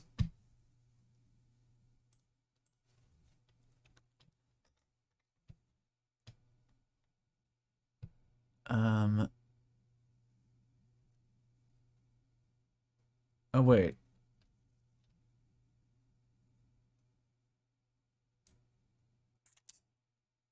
Okay, no, that was the second one that I just got. What was the first one? Atop ruins and the southern cliff. Take the lift in the terrace in the southwest of the building next to the crumbling Beast Grave Depth site. Holy shit, that's like trying to get instructions to the local Taco Bell or something. We got okay, so there's a large building, the southwest, there's a terrace, and there's a lift. Which may be where I'm already standing. I have a feeling that's literally where I am right now. Building, southwest. So it's just up here somewhere and I missed it. Okay. Or maybe I found it previously, which is worse. Damn it. At this rate, I may have to do with a plus 23 for now and just go do Mount Gelmir, because I'm not having a lot of success finding the last 2 of these. Alright, Mount Gelmir it is. It's a new area at least.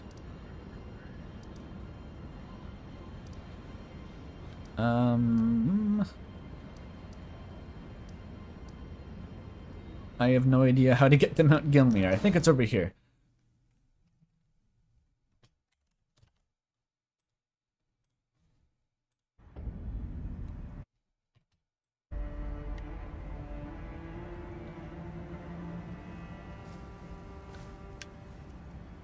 Remnant's honest question.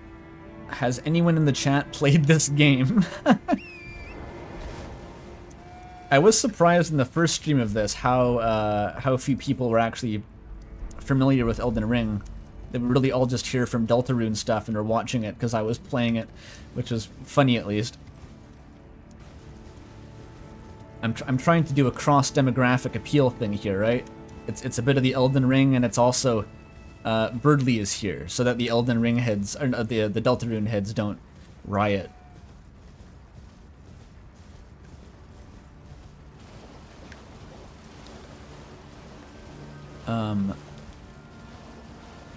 Mount Gelmir might be this way. That's my only hunch for now. Oh no, I think I know how to get to it. And it's not this way. There's a fucking dragonfly. Isn't there? I'm in combat with the dragonfly and I can't use the map. Ah, just missed. They're gonna riot from the devlog? I hope not. Maybe I should just ask. Hey chat, are you gonna riot when I post the devlog? That actually does have nothing to do with Deltarune? I hope not. Like, I'm going to keep making Deltarune after that, but I had to... I couldn't put it off or compromise it indefinitely. I need to bridge that gap at some point, bring in a bit of game dev, you know?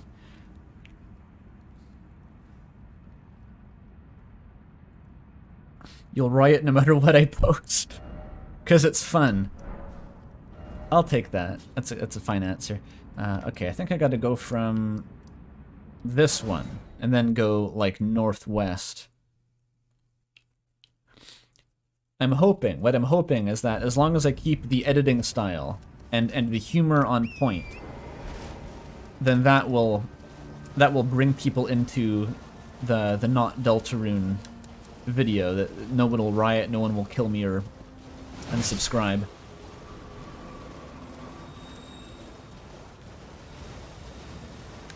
It brings to mind that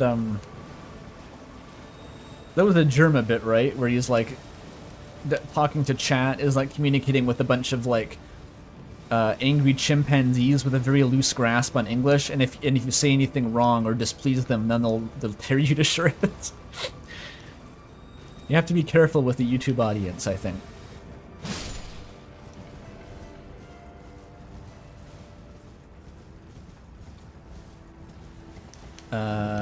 Yeah, Perfumer's Ruins, and it was past these. There's an Omen Killer.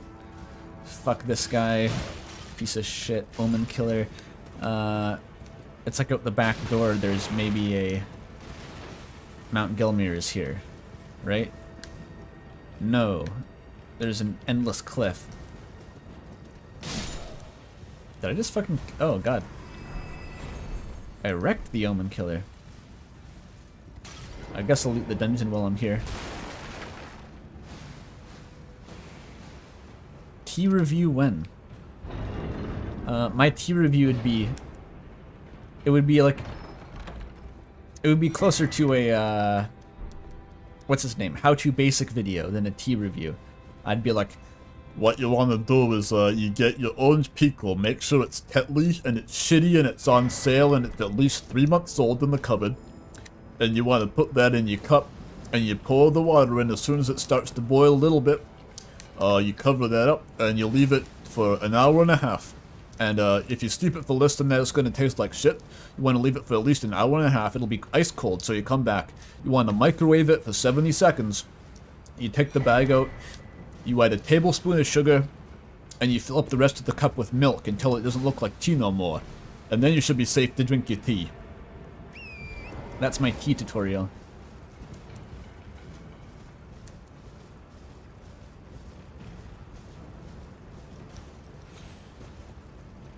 Is there info about my game project available, or is it secret for now?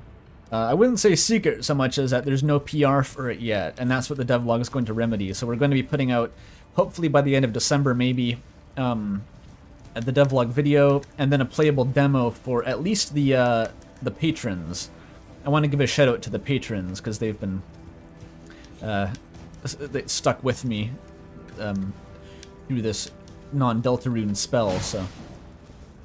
And then at some point we're probably going to get the Steam page up too, perhaps concurrently with that. But actually, where the fuck is Mount Gelmir there? Seriously. I thought it was right over here. It's a mountain. How can I not find Mount Gelmir? It's that thing, right? Like, it's right there. Where's the entrance? Where's the front door to the mountain?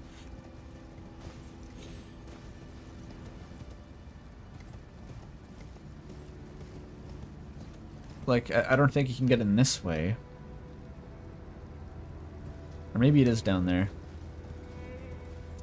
Yeah, Toby's in chat. Toby can answer questions about that, actually.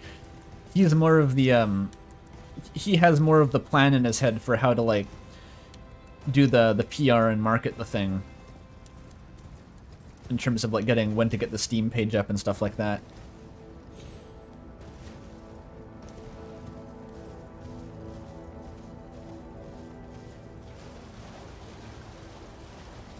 Oh yeah, perhaps like a Discord channel too for feedback on the game. Yeah, we talked about some things like that.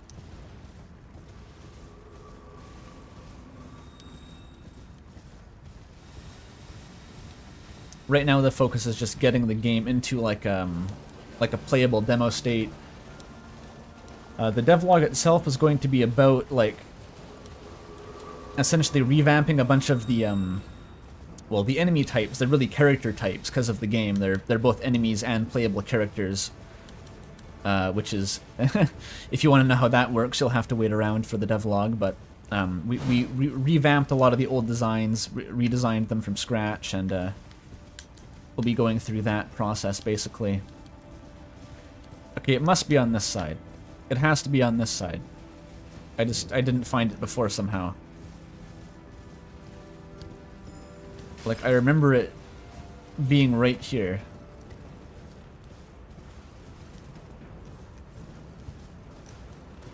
No, what the fuck? I'm actually completely lost. People will call it a Mario Odyssey copy. I hope they do, because then they'll realize how much the Mario Odyssey enemy possession mechanic sucks ass compared to what we're doing. I have to get the map. That's what I need to get the map. I'm so fucking dumb. Why haven't I gotten the map yet? Oh, did I already mention it on a previous stream? Yeah, you possess the enemies to use their bodies.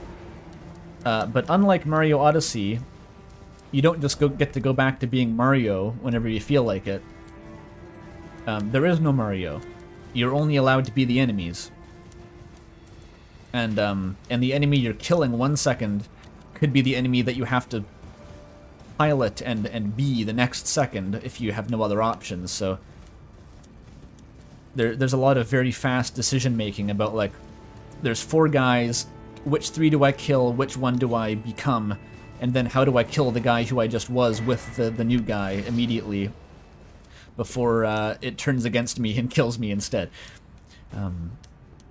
That's essentially what the goal is to create situations like that in a very fast-paced, kind of hectic way. That doesn't even count as the map, it's further away, shit. Damn it. I actually don't know how to get to Mount Gelmir. I literally don't know. Maybe it's further up the Erdtree Gazing Hill? I know it's not this way. This is like it's a dead end here. They trick you. I can picture exactly what the entrance looks like, but I don't know how to fucking get to it.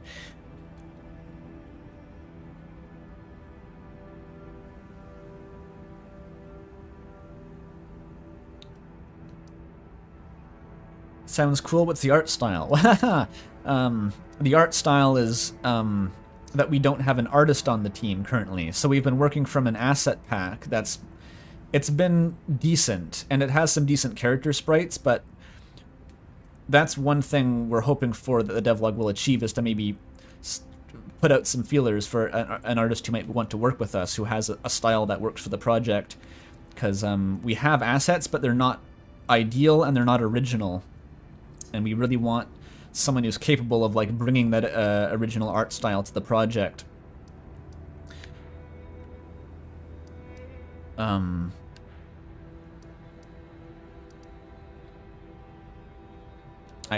sure it's this one. Fuck.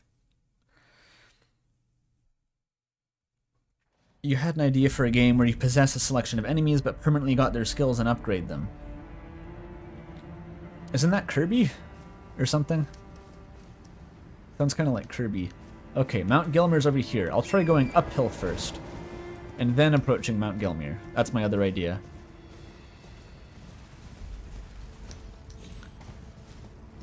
But, yeah, with the... One reason that Mario Odyssey comparison is funny to me is because there's a game that I've wanted to make for... Oh, it's this. This is the entrance. Fuck. Is another giant skeleton. Yeah, okay. It's a similar looking ruin, which I was confusing for the other ruin, but this one is the actual entrance. Anyway, yeah, there's a game I've wanted to make for like a long time. Like almost since childhood, where that was the gimmick, is that you would possess enemies. And that was the first thing I thought of when Mario Odyssey came out. I was like, fuck, Nintendo stole my idea. So this game, RAM, is like, actually, no, it was Toby's idea to do the enemy swap, but I was like immediately on board because I had always wanted to make a game with that same mechanic, and so this is like a prototype of that. It's something I've always wanted to do in a game.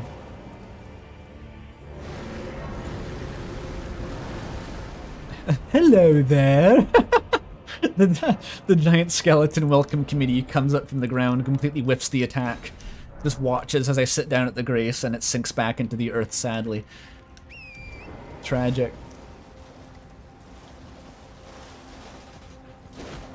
Oh, that sucked. I should be overleveled for this area at least, but let's be honest, overleveled means too smart. There's no other benefit to the levels. The skeleton's been waiting its entire life for that one ambush. Impressive considering it's dead, so it waited so long that it died and kept waiting.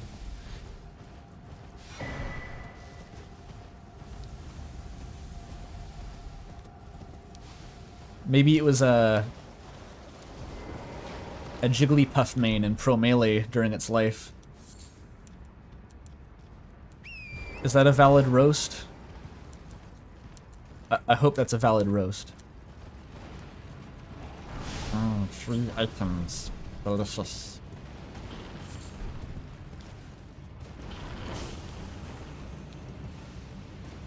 Is that the one with the jar cannon? Or no, that's like the poison charm. Which might actually be useful if I'm really desperate to do like buff stacking one-shot builds, but I'm going to leave that until there's no other option. Question, only halberds are usable as armaments, but that doesn't include consumables. Yes, the challenge has never restricted consumables. I've just not wanted to use them until now, because I'm not in the habit of using consumables. But I think I'll have to break out the sleep pots for the Godskin duo. Although that's scary in itself, because that means I'll have to, like, potentially farm for Trina's lilies. That's the thing that stops me using consumables in these games, is because a lot of the good ones are limited. They're like finite materials, and even if you have tons of them, you never want to use a finite resource. It's too scary, so you just put off using them forever. If I were to make a game, I would try to make it feel like there was no main characters. I don't know why, but I like games that feel like there's no singular character hogs the action. You mean like an ensemble cast, or literally like in RAM, where there's physically no player character at all?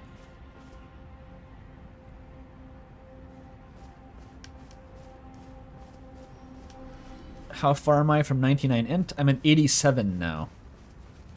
So not too far, but also pretty far, because the levels are like 50,000 runes at this point. Okay. I'm ignoring all of this shit. Do not need it. I think the fire scorpion is in there, but that's useless, and I've already... The magic scorpion is lost forever.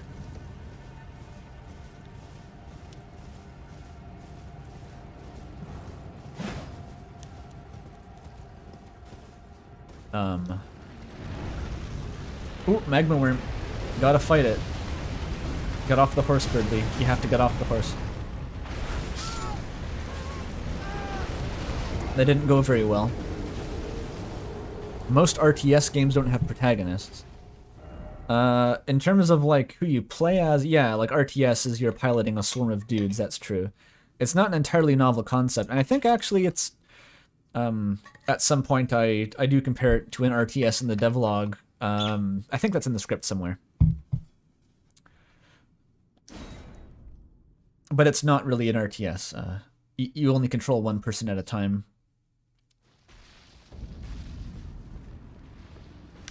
Or yeah, they have...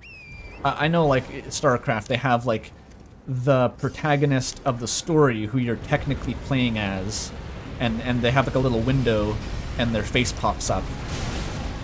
Ow. What the fuck? Can we chill out for a second, boss? Like, holy shit, man. There we go.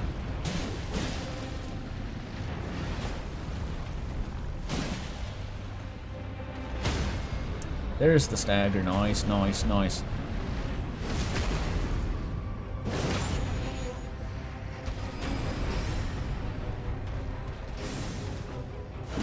It actually fucking iframed those? I probably should have used this opportunity to attack, but it's standing in marinara sauce. It would be kind of hot on my feet. Oh, bad camera zone. Shoutouts to the bubble tier. That was a one-shot otherwise, for sure.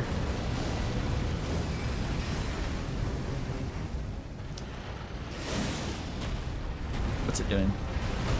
Holy shit. That animation completed way faster than I thought was possible. What's it doing? Stop.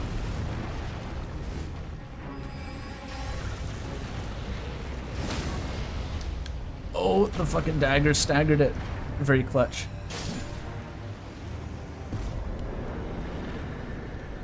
Alright. That was pointless, but I did it. Is Alexander in here? The horse doesn't mind walking in the marinara sauce that much. It's only like slightly too hot to touch. Alexander isn't here yet. I hope he turns up in Farum Azula at least, because I want that talisman.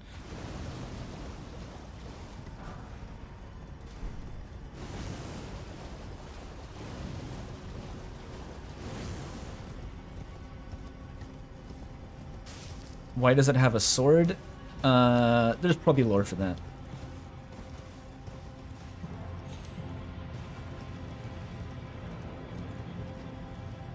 Ooh, free runes though. Free runes. Delicious runes.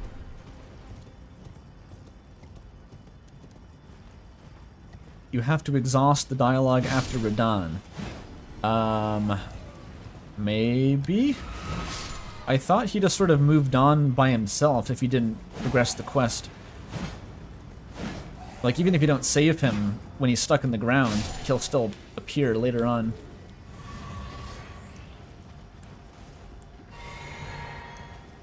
Fucking bear. I'm not dealing with that.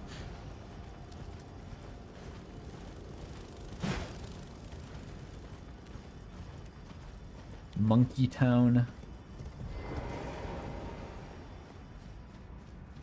I think people usually get to Volcano Manor just by doing the Rhea Lucaria thing, but there's like you have to do a skip to do that, and I don't know the skip.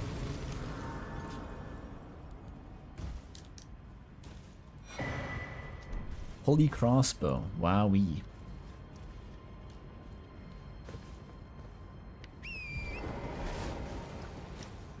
Yeah, magma worms used to be humans. Yeah, that's probably why they have swords.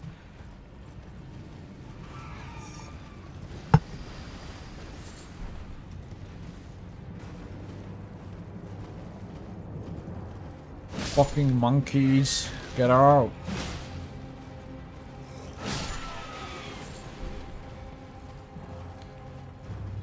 They're trying to teach the monkey to do magic.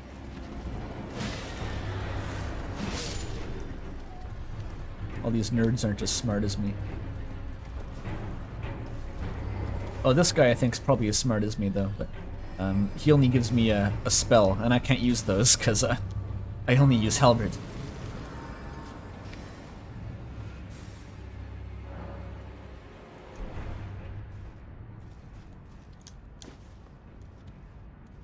This is what I think all the Japanese school kids look like after studying for their final exams, where they have to go into like full isolation mode for 6 weeks in a row, and just accrue so much knowledge that their brain turns into a crystalline matrix of facts and knowledge.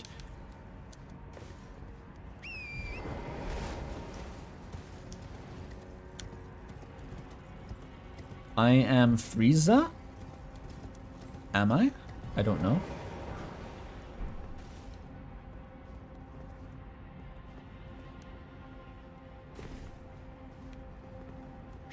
Okay, I think there's a bunch of optional bullshit here, but if you skip that, you can just go right to the manor.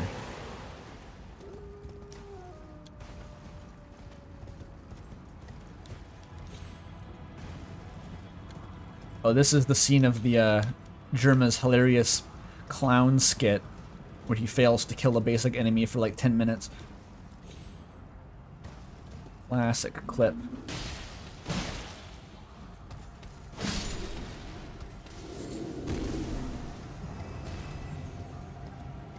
Is it faster for patches to kick you off the cliff? I think, like... It seems like that would be faster, actually. But maybe he doesn't spawn here because I haven't progressed his quest. I don't know. There's usually, like, some glowing rocks here. Yeah, he's not here. You love the 737 simulator? I watched that yesterday.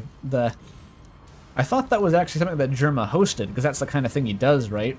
Just like, I rented a flight simulator, but it's some other guy who's hosting the streams, and Germa was the guest, which was pretty crazy. But yeah, he was in a fucking flight simulator.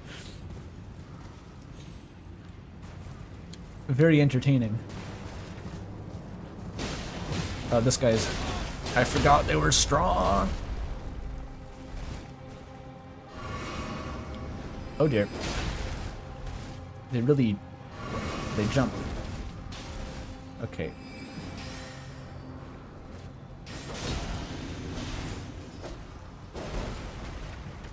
He's still going. The combo never truly ends. Okay, that's bad.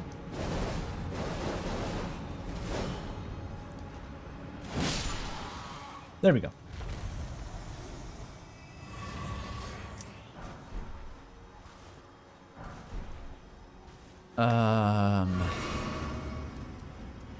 Is up there even the right way? Yeah, they programmed in they made the landing in a polar vortex. And he didn't crash. I was very impressed. He had opportunity to crash that plane and he did not. It was a close call, but you know.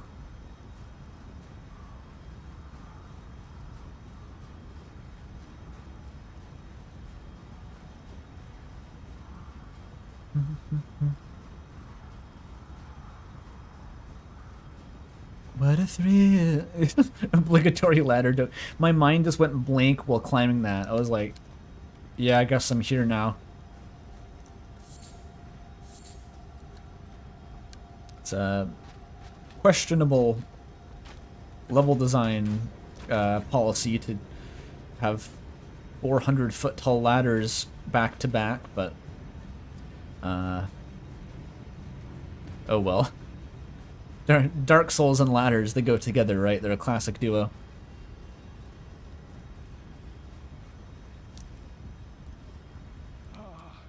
Welcome. How did you get here? Yes, right this welcome. Do you sell smithing stone 8s?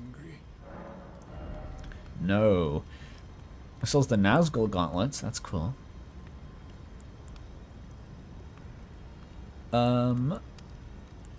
Not even a cracked pot. That's too bad. Might as well buy this in case it has the sleep pot recipe. I think it doesn't. I think I have to go find that somewhere else. What's the end plan? Yeah, I'm going to beat the final boss. I also want to beat Moog, because I like Moog. I'm not sure if Millennia is on the table at all. That may not be possible. But I'm willing to try Moog as like a final challenge. But technically it's like an any % run. I could just go beat the final boss. But for now the goal is to get through Godskin Duo, which are going to cock block me no matter how many optional bosses I do. So I'm climbing all the way up Mount Gilmere just to get the Dagger Talisman to use guard break strats basically against the Godskin Duo. Yeah, these guys kind of annoying. How do I get past?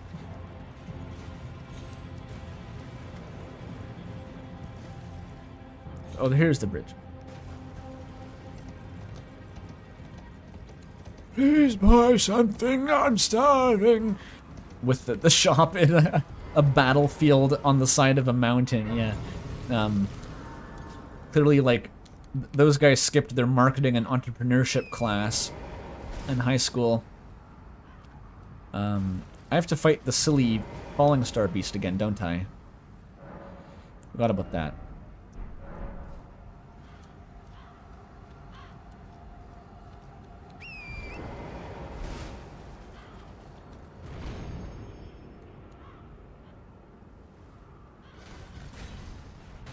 Hello there. Camera, please. Where did it go?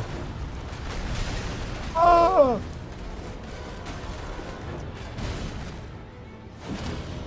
Took away my buff, god damn it. Ah. Okay. No, you've already done that, Berdly. Don't do that. Don't do that. Now I'm ready to rumble. Let's go. Ah!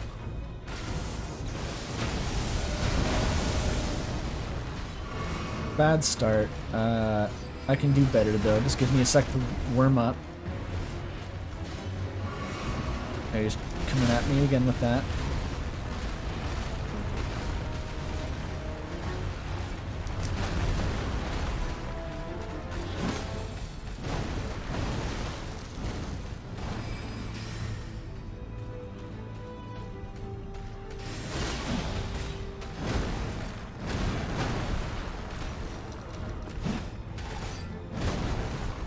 I wonder if he's resistant or weak to magic, because he's made of rock, but he's also magical.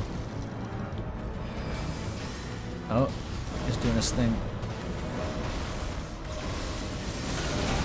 Fuck! I tried to safety roll, but I mistimed it. What's he doing? That's bad. Oh! That wasn't the attack I thought it was. Disaster fight.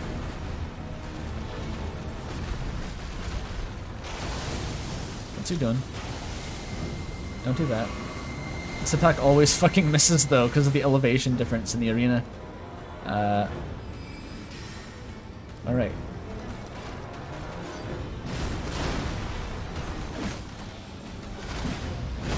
Ow.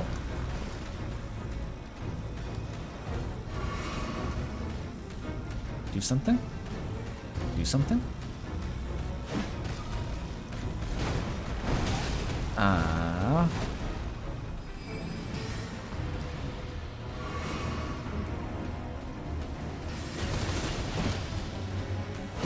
A lot of poison, this lad.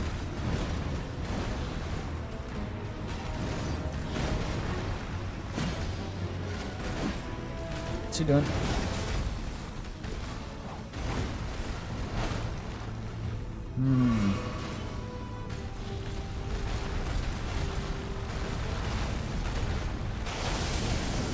Oh, just doing the Kamehameha blast. Bad move. Okay, well, I kind of sucked ass at that, but I was overpowered enough to win nonetheless.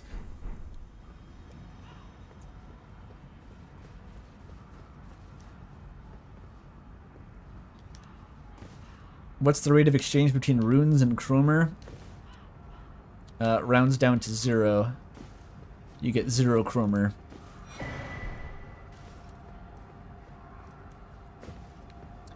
Runes are really fucking deflated now though, no joke. Like, back in Dark Souls, the final boss had dropped like 100k.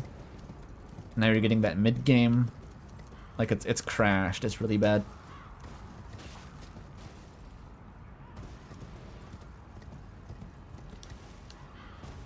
Ooh. Golden sapling. Am I gonna die from that? No.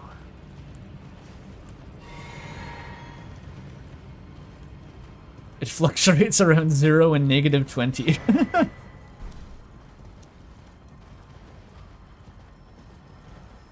Ugh. Fuck those guys. Now, this is Scenic Volcano Manor.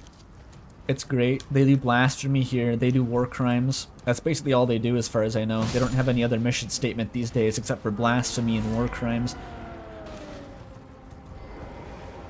But nonetheless, they have a very solid recruitment team. Lots of PR.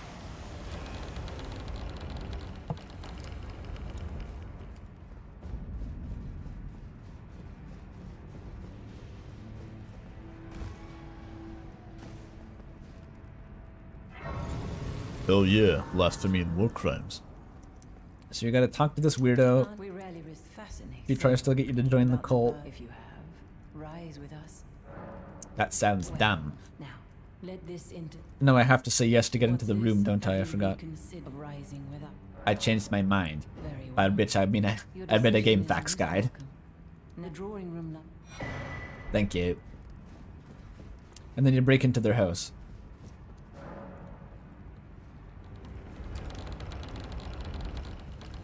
Miyazaki put a Saturday morning cartoon villain layer in his high fantasy game. Basically, yeah. Most of the villains in this game have some sort of, you know, interesting philosophical motivation, but Rykard's just like fucking insane.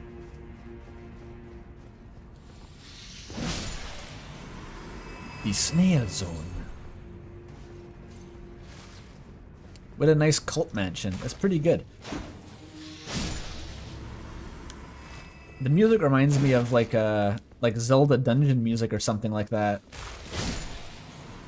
Just like kind of the low droning strings. Ba, ba, ba, ba, ba, ba, ba, ba. Oh, I never actually rested at a grace. That was a mistake.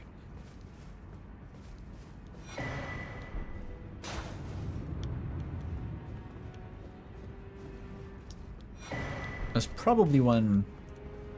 Oh, this is the other room in the manor. No, I want to go to the sub-basement. Whoa, snail, so cool. What other game series do you fight both slugs and snails as enemies? That's the From Software seal of quality.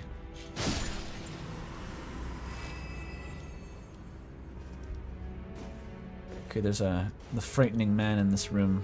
Fuck, I used the flask. Oh, Dragon Quest? Pay no attention to Dragon Quest. That doesn't count. Fuck, it ate my daggers.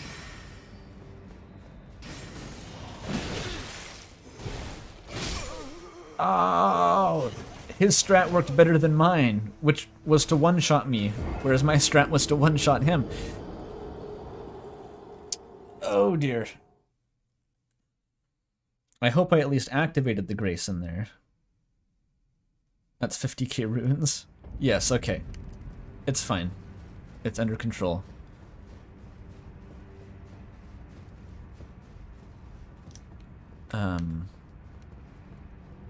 Actually, this is probably the long way. I should just go back the same way I went in originally.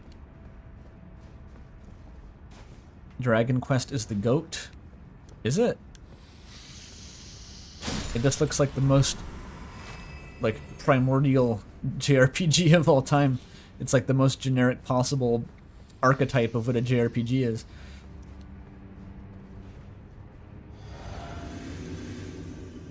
Earthbound has snail. Well, Earthbound has slugs. I'm not sure about snails. I don't remember if there were snails or not. I didn't get the runes. Shit. I meant to get the runes. Oh no, I did. This fucking guy, dude.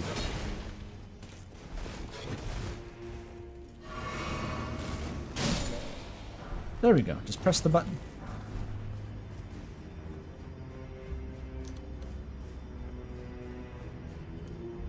And the grace is right there. Dragon Quest is the primordial RPG. Oh, I know that. I know that.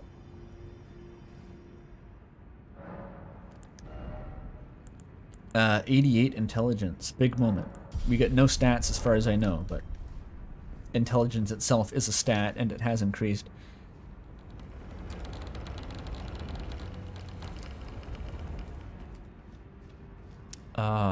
Yeah, I gotta get, like, up there somewhere, I think. Fuck. It's kind of a long dungeon. I wonder if this... They patched this jump, right? You used to be able to, somehow parkour your way up onto this wheel and then jump up there, which skipped the entire area, but I think they made it at least much, much harder, if not impossible.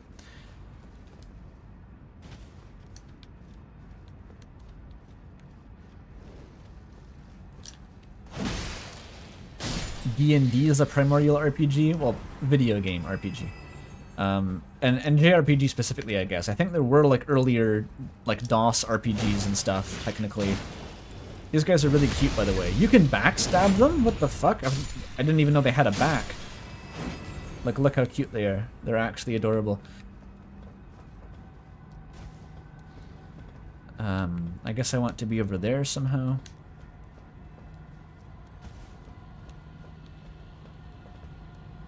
That might kill me. Oh, here we go. Got to shut the gate. Rookie blunder.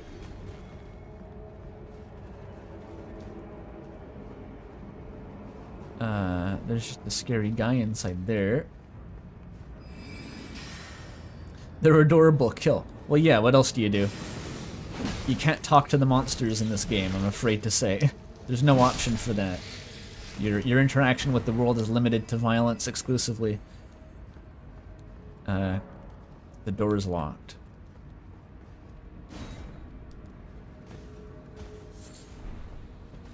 You'd think if they come from like some sort of blasphemous birthing ritual of like hybridizing serpents and humans, but they're pretty cute. You'd think if they were that blasphemous, they wouldn't be so cute, yeah? That's what the questions that the Rykard cult of blasphemy doesn't want you asking. They also don't want you asking why they have a torture dungeon, but I think those guys are fine. Stop it. I don't know why these guys fight you. They don't seem like they'd be aligned with Rykard, to say the least.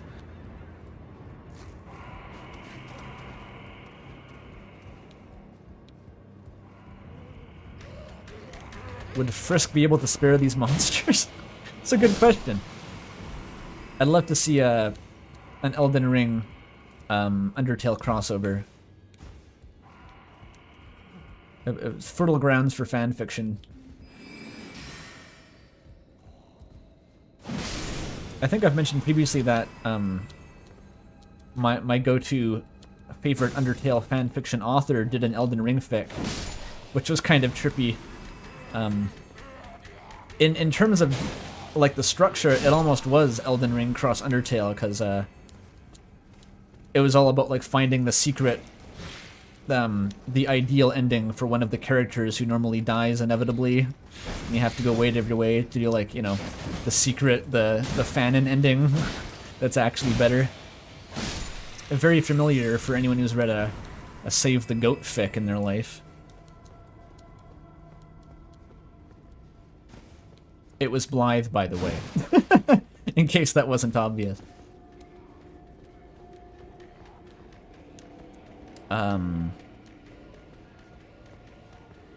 There would be way more dead children than in Undertale. Yeah, I think there's more dead children.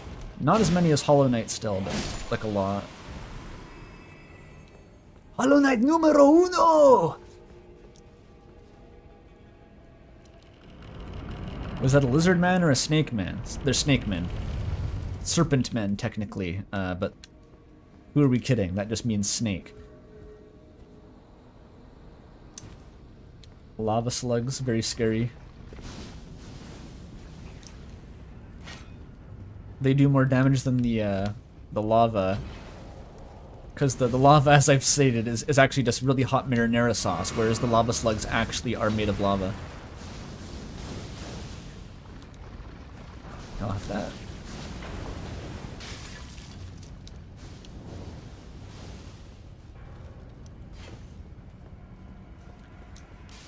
Where do you think has lower property values? The Volcano Manor prison town here, or Blight Town from Dark Souls 1?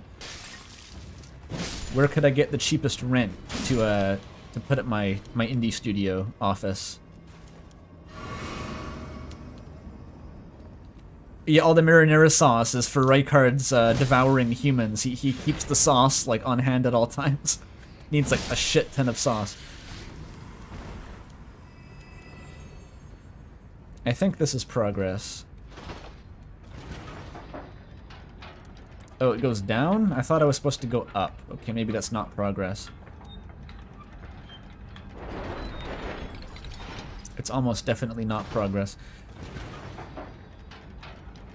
Blight Town got awful smell, though it's probably worse. You think this is more expensive than Blight Town? You walk outside your house, and you're standing in ankle-deep lava. It's like, yeah, well, at least it doesn't smell bad, and there aren't the mosquitoes. Mosquitoes can't grow in the lava.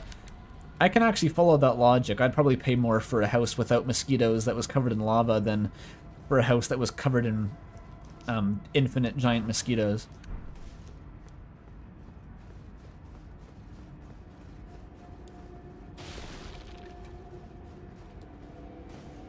Scary man. Magic missile. It's magic missiles now. It's plural. You can't imagine the toxic volcanic gases would be good. It's good clean sulfur. There's no chlorofluorocarbons in there. It's healthy.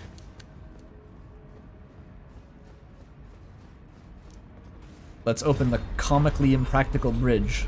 I love this.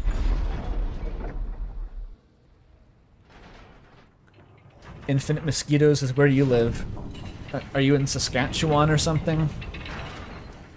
Rest in peace if you are. It's magic daggers. It's missiles. Same thing.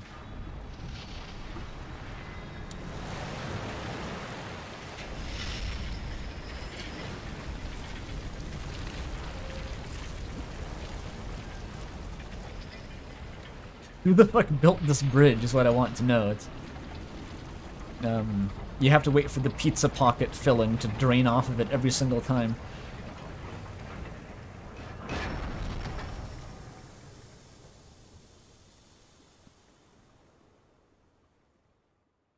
Me, I built it. Oh. Very cool bridge from software. So I forgot about this part. In order to advance to get the thing that I want to use to help kill the Godskin duo, I have to kill the Godskin loner, I guess. The big man. So wish me luck. The Godskin duo is this guy plus another guy like him, and you fight them at the same time, and their AI is not scripted to be a dual boss. It just kind of, they both kill you at their leisure. Ow.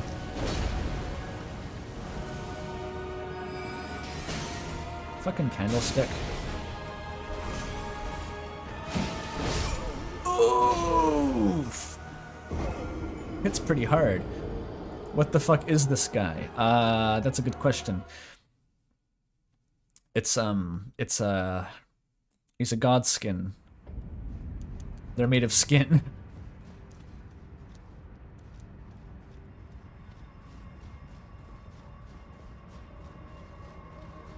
They skin people for some reason. I'm not even really sure why. Their actual thing is using the black flame, which is like Death Flame but worse because the Rune of Death was sealed, and Malekith, the Black Blade, who uses the Death Flame actually. But they also just skin people for fun.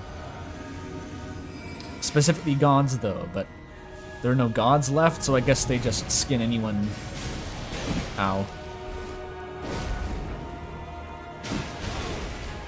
This is going to be difficult. I can already tell. Hello there, sir.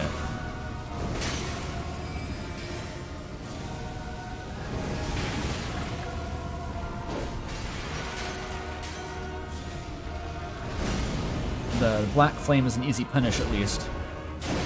They can do that twice, I forgot. That's bad. This is the worst fucking attack you've ever seen in your life. Game of the year, everyone. Remember, this is Game of the Year.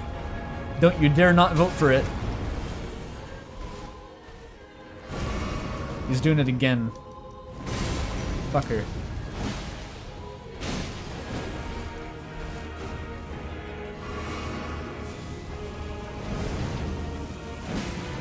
Oh! I can't believe it let me dodge that.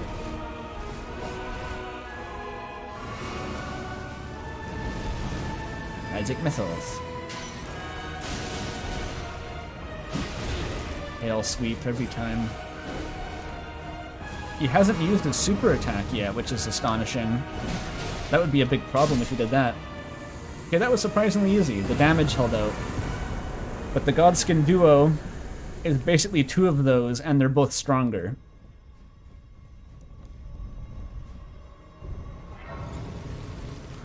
What's the Stay Puft Marshmallow Man?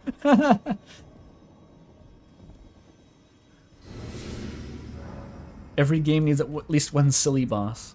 Well, FromSoft games have like 5 silly bosses. They're very silly. That's 1 more damage.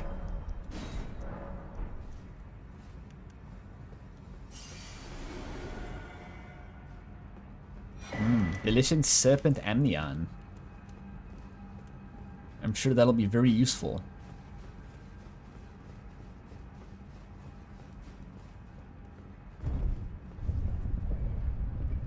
Fuck yeah, Serpent Amnion, says Mel.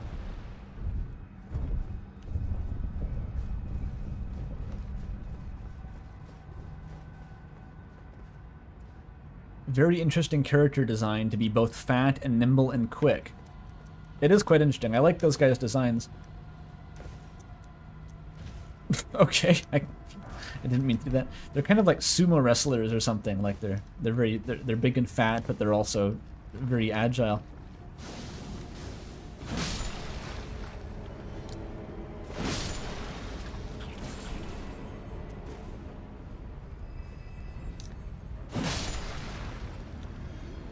They're almost inspired by all those, like, every, like, shitpost build on Dark Souls 1 was, like, you put on the Smo armor and you carry around, like, a dagger or something like that. That guy's running that build. He's, like, a Dark Souls 1 troll invader.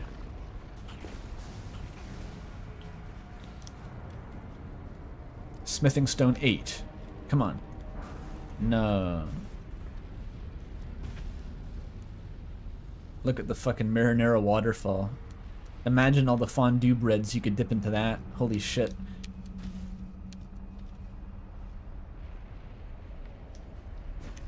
It's not what you'd expect from these games considering the previous bosses like Covetous Demon. Yeah, usually the big bosses are slow as fuck, but, you know, it's a post-Bloodborne age. Everything has to be incredibly nimble now. Slow enemies are banned by Miyazaki. Oh, come on. I disagree. It's coming. Stop. There's a window. Where's the fucking window? Get it. I'm pretty sure it can throw its axe through the wall. Gotta watch out for that.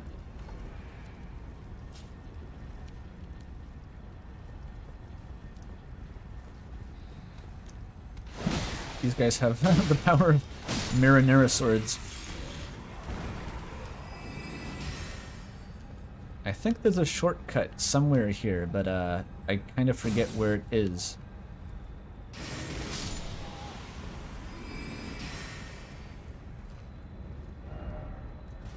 Oh, here it is. I think this is the elevator shortcut. I'm not actually here to kill Rykard, by the way. I just want the talisman, but I could also... Oh, no, actually... I definitely probably can't kill Rykard because I can't use the Serpent Hunter because of the terms of the challenge. I'd have to kill him with this fucking halberd. Okay, this guy is annoying. Just let him do his thing.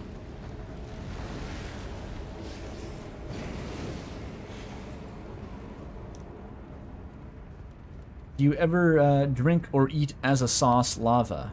Have I done that? Not personally. I think that's a thing in Hawaii you can probably do if you pay some like illegal tourist guide to take you to a volcano.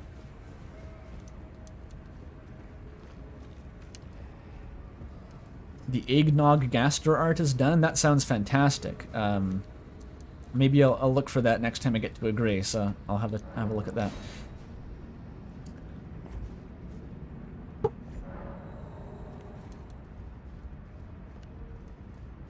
Or is that talking to someone else in chat? And the gaster was not meant for me, I'm not sure.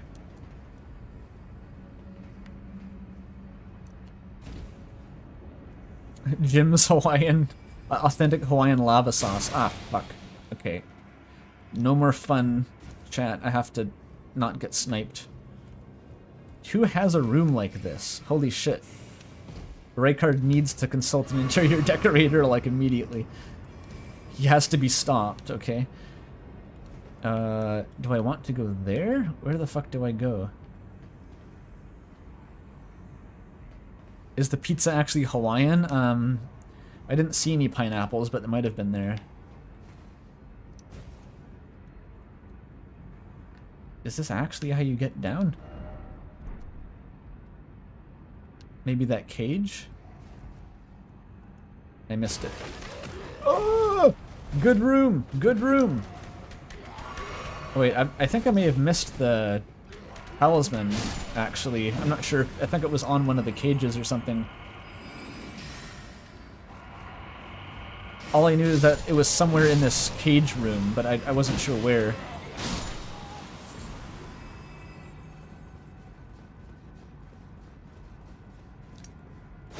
Pineapple does not eat. What? Why is the dung eater corpse in here? How the fuck did the dung eater get in here? Interesting lore, though, I guess. I could pick up Royal Knight's Resolve in there, I guess, which might be allowed because it's technically a better version of Determination, which has already been ruled as allowed because, you know, focus the Determination into your blade. Ah, shit. I was way out of range for that. You saw that, right? That was some Marth and Smash Melee shit. I just want the rock, dude. That's probably a somber anyway, isn't it? Yeah, it's a fucking somber.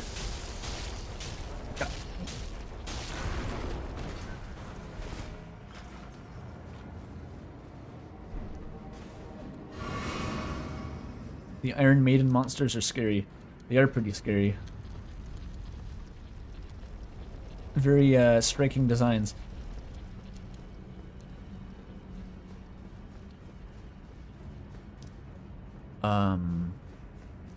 Okay, so where I think the dagger may have been like on some other pathway up there. I'll have to go back and check that later, but the Royal Knight's Resolve is in here, I think. Which could theoretically be very good. I have 1 second stream delay. I usually put it on like the fastest, the least delay setting, which seems kind of like a no-brainer because all it says is that you can't stream in like 120 FPS 4K, which I'm not trying to do anyway. Okay, so I have to go back to the Temple of Iglay.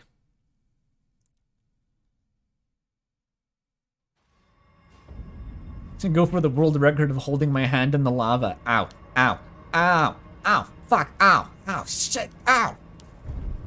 I think they do in Nordic countries and like Finland and stuff, they do sauna sitting competitions where you just sit in a sauna for as long as possible, and people have died. Like apparently if you dope up and put on like topical painkillers before you go in, you can. People have like cooked themselves before giving up and just died later. It's fucked up. Because sauna temperature, those things go to 100 degrees Celsius, which is, it's the same temperature as water boiling, but because of it's air and not water, the heat transfers to you much slower. So despite being hot enough to literally cook your flesh, you can sit in there for like quite a long time before your body temperature actually heats up that much. So it's pretty fucking scary.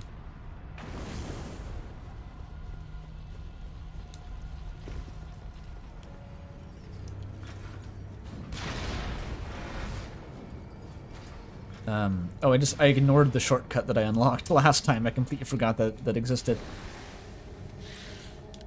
This way's pretty fast too, it's fine.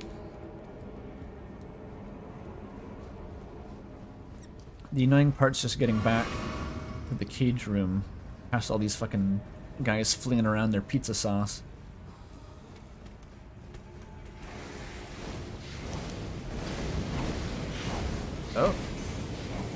I did it that time. Alright.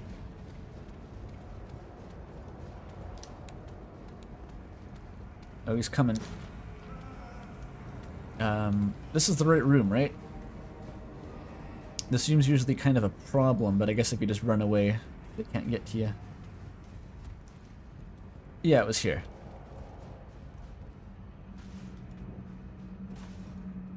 Did you know that people have cooked themselves and died in saunas before? I just thought that was interesting. I say, my face taking up the entire panel. That's a legendary panel. For sure. Okay. What's the route then? There's obviously a hidden path that I did not see before. Is it down there? It might be down there. I wonder if I can make that jump. Do I have the telescope?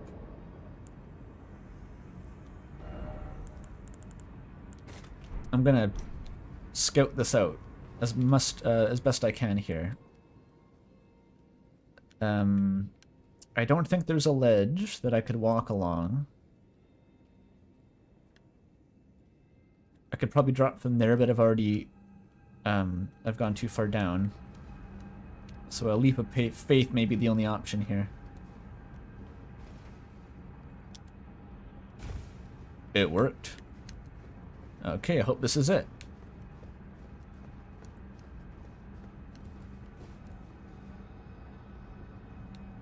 Snake Man.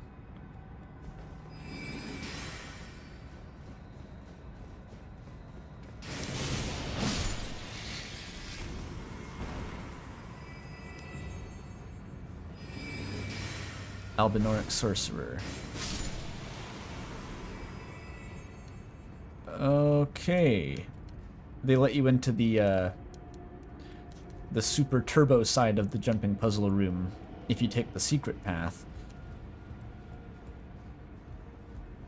Is this it? Yes! Alright, mission accomplished. Talisman acquired. Nice, nice, nice.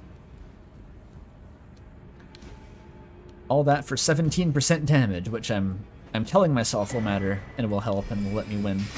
That's what I'll tell myself. 17% damage is a lot, though, to be fair, in terms of Elden Ring. That's like one of the bigger buffs you can get.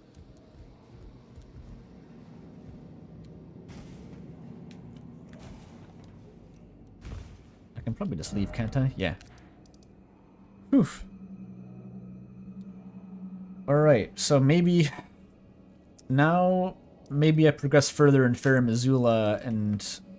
Maybe I'll try fighting the Godskin and see how it goes, and then I can... After that burst of excitement, I can give up and farm for sleep pots or something.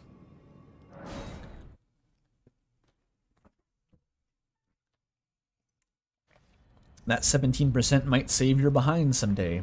Well, I'm hoping that day is, like, right now, because, the way I'm planning on tackling the Godskins is to throw sleep pots, and that gives you... That puts them essentially asleep for 1 minute. And the only way you can capitalize on that, really, is to do a critical attack. And so, that 17% damage is going to be coming from the critical attacks. Oh. Well played, sir. You can go fight Placidusax if you fall down there in the right way.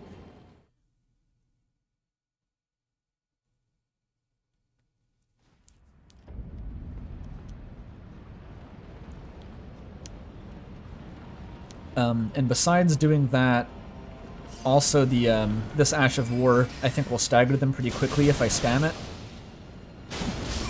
Oh my fucking god. This guy is too strong.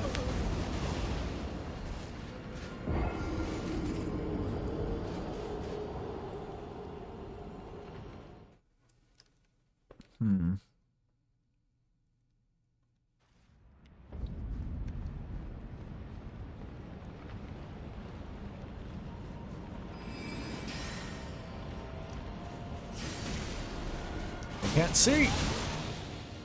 It's because he comes around the corner. Oh my god. I can't get the lock on. Yeah, the strategy, yeah, you leave one asleep and then you repeatedly, you fight the other one. But for fighting the other one, I still want to use the stagger and crit strats. Which, I forgot to equip the talisman, actually. Oops. What does that replace, then? Probably this one? Or no, this is good for survival still. I probably don't replace anything yet. It's mostly just for the boss fights. I don't really want to fight all these guys. There is a grace somewhere in here, but I haven't found it yet. What's my favorite fun fact? Mine is that whales and orcas are a species of dolphins. They're, what are they called? Not pinnipeds, fuck, I forget the name. But yeah, I think I may have known that. I don't know if I have a favorite fun fact. It's like too general. I just know a lot of random facts, and I don't know which one is the most fun necessarily. Cataceans, there it is. Cataceans, that one.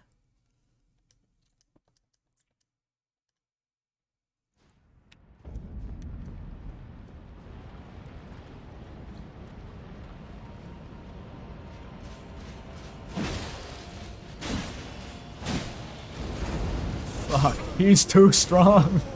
He's too strong. I can't beat him. It's pronounced Cetacean? I can't doubt you. That's how the fucking C is so janky. I have no reason to doubt that. I hate the letter C.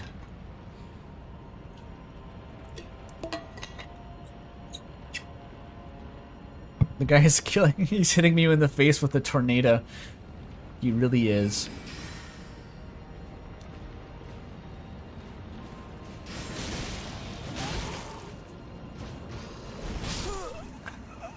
I don't know what's happened. I don't know.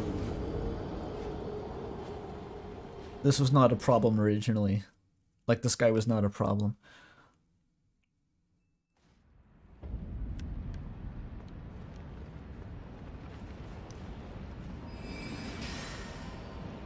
Superior halberd wielder.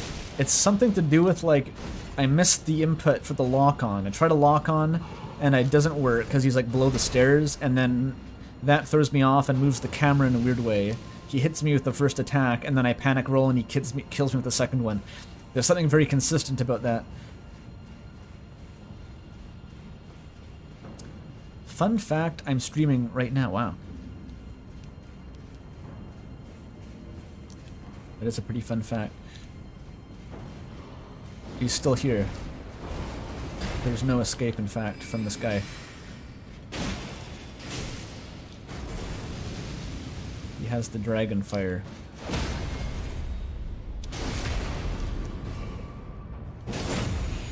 Okay, I know somewhere in here is a grace. I just completely forget the actual path to reach it.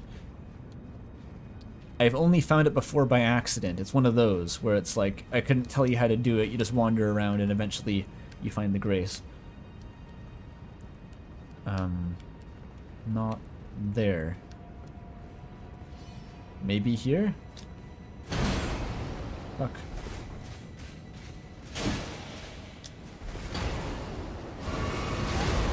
Jesus.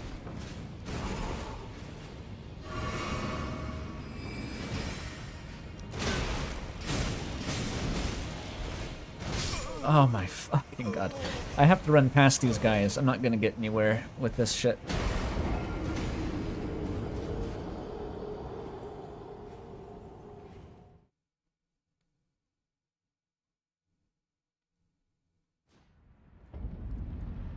What's the worst Deltarune theory I've ever seen? That's a tricky one to answer for many reasons. I don't know, is the thing. I don't know what to count as a theory. I see lots of random speculation just flying by at Mach speed, like, if you glance into the lore channel on my Discord server, there's tons of random shit. A lot of the theory videos on YouTube that look stupid, I just don't watch. So I haven't technically seen those, so that disqualifies a lot. And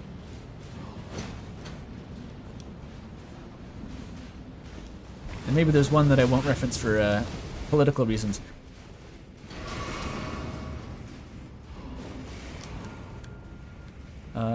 This looks promising. Maybe this is the way. This is the guy who killed me last time, which is progress, I guess. Okay, then now that's the Godskin room. That's a dead end. This is a dead end. I recently saw a thumbnail for Toriel as an anti-vaxxer or something. It might have been the same guy who did the Toriel as homophobic. Looked pretty fucking dumb. I didn't watch the video though.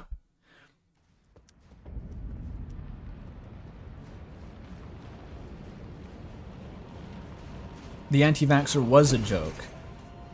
See, you can't tell though. You really can't tell.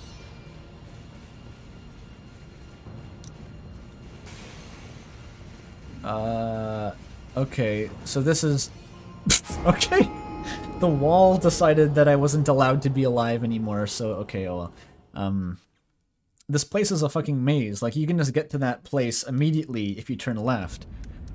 But I don't know if that accomplishes anything, because I don't know where the destination is. Or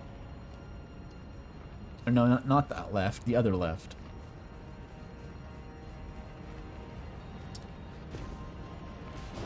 Is Papyrus' spaghetti Gaster's organs? Good theory, yeah.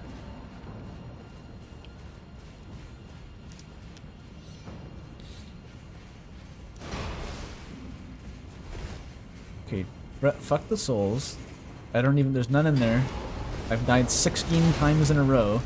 There's not going to be anything useful in the pile of souls. The wall, dude, it's unbeatable. The unavoidable wall attack. Okay, I'm not going this way anymore. I don't even think that's the way to go.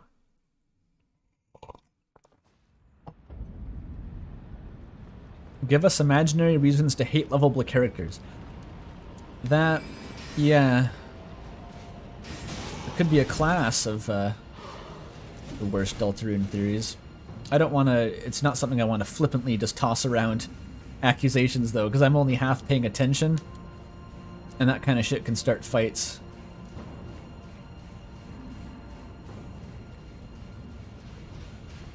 Goodbye. What the fucking tornado attack? Oh my god.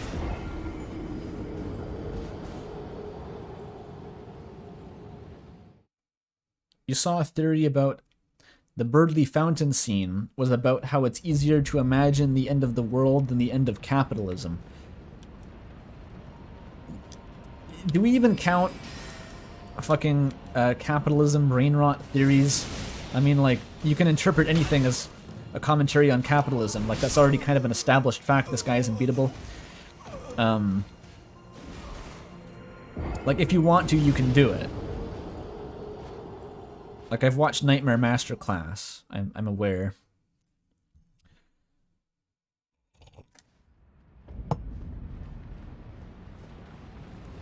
Maybe a good candidate for just, like, the single stupidest theory that, like, is somewhat popular, even a little bit, by someone, is the Chapter 2 ending as a fake-out and Kris ruptured a gas line. Maybe that's an easy one to throw under the bus. That's one I initially thought was a shitpost, but apparently people took it seriously for some reason.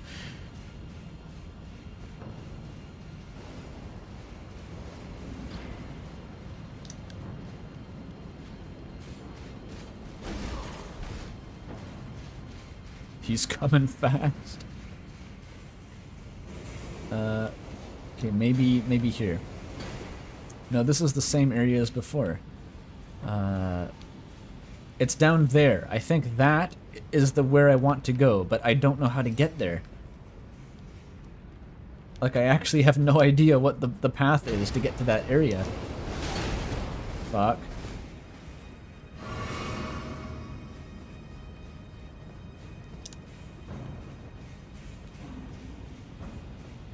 It's not through here even.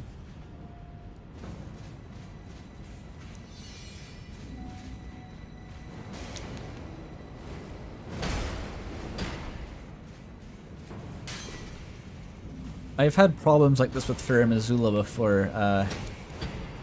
I don't have good spatial awareness in general in video games. I struggle with that, especially in 3D video games. And this place is constructed in such a way that you can just run in circles for hours and think that you're going somewhere, and it just brings you back to where you were before. It's fucking impossible for me to figure out. Okay, how do you get there? It's like you have to walk through the wall. That's like where you start, right? Is up there.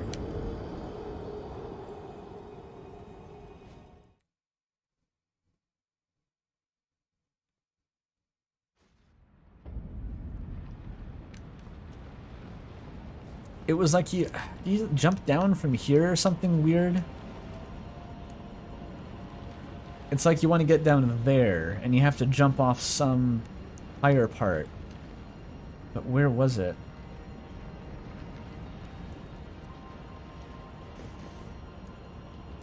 You just found my channel and binged all the videos? Well, thank you. I'm glad you liked them. This is what I do once a week to convince people not to unsubscribe and take their money away while I have other things in development, because they always take so long. Oh, potentially where I go? Is that it? How do I get down there? It's too far. I'll die if I just jump from here. Can I get to that ledge? No, that's there's no way I can get there from here. I have to go in deeper first somehow. I need to kill Godskin Duo first. No, there's a grace before Godskin Duo. That's what I'm saying. That's what I'm looking for. Is there's a dedicated grace right outside the boss room. And fuck me if I'm attempting the Godskin Duo without that grace, but where to find it, I have completely forgotten where it is.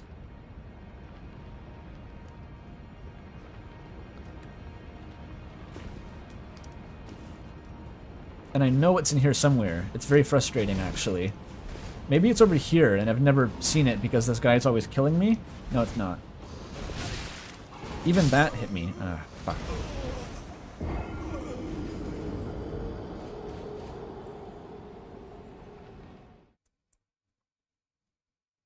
You love the corner gaster. Yes, the corner gaster is a mainstay.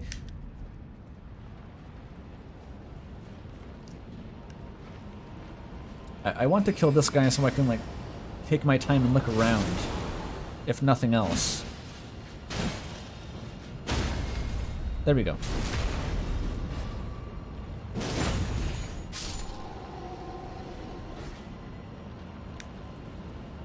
People like the streams? Yeah, people do seem to like the streams, and I'm glad about that. I tend to be a bit self-deprecating about them, though, just because I know it's kind of just off-topic to what, like, the appeal of the channel is in my mind. It's like I don't want to be known as the streamer, but, like, if people enjoy them, then I'm glad, and I'm happy to do it once a week. It's fun for me, too. I kill the first guy, the other guy kills me. I'm getting to the point where I'm starting to feel like legitimately self-conscious about how fucking ineffective I am at progressing at all in this area. Like, I don't even understand like where to go anymore. I've become like stun locked.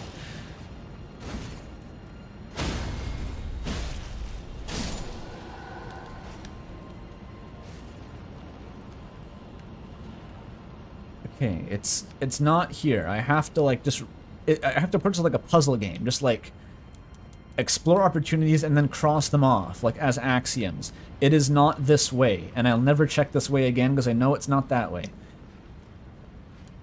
There is no other path here. Then there's two paths. The way ahead is just the Godskin room. So to the right, you have another two paths. I'm pretty sure both of them go nowhere. Ow.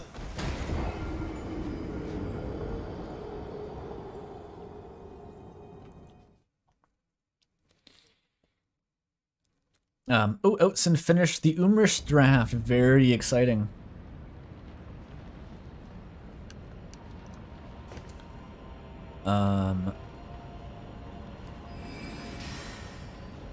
Yeah, I'm looking forward to reading those Umrish stories. Not to be confused with Umrish stories, but you know, the Umrish endings. That's gonna be a fun stream. I'll have to figure out some way of like making like polls so people can vote on how to grade the fics. Because it's doing like a 1 to 10 rating is like, it's not one of the obvious trivial options in any of the sites that I've seen, like straw poll.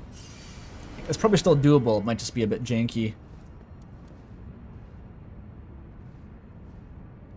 Oatson planned 2 scenes, wrote only 1, and it's 2,800 pages? I hope you mean words. 2,800 pages is like an active homestuck.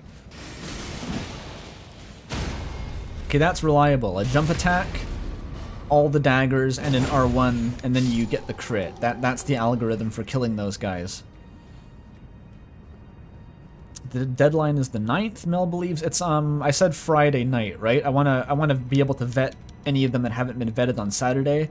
But the ones so far have been getting vetted as they're published by other people, which is ideal, because then I can read them blind. So if that's what happens, then it won't be an issue. The vetting won't be an issue. Lamau. Okay, there's no viable path forward here. Cross that one off. And if you go back inside here, let's see. This is so easy now. I figured it out. It works every time. Okay, this is the area you can get to by dropping down from the right, maybe? No, okay, it's below. So this is above the broken staircase. But otherwise leads nowhere. It just leads back to the staircase, which is useless. And I can't get over there. Okay, so let's explore the staircase. Uh-oh, there's a guy. One dagger broke. Does that break the strategy? It does. You can still do it, though. You need 2 runs.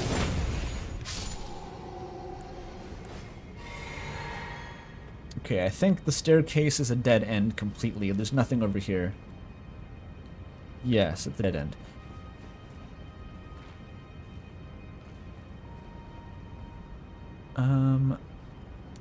Yeah, for anyone who doesn't know, the Umrish competition, I'm hosting like an informal writing contest where people write endings to a really, basically cringy, there's no other word but cringy, fan fiction called Umrish, which is a Berdly x Susie ship fic where they're like in their 30s and in a failing marriage. It's a whole thing. And it was unfinished, and I want people to finish it because it deserves an ending. It's high art and deserves an ending. What the fuck?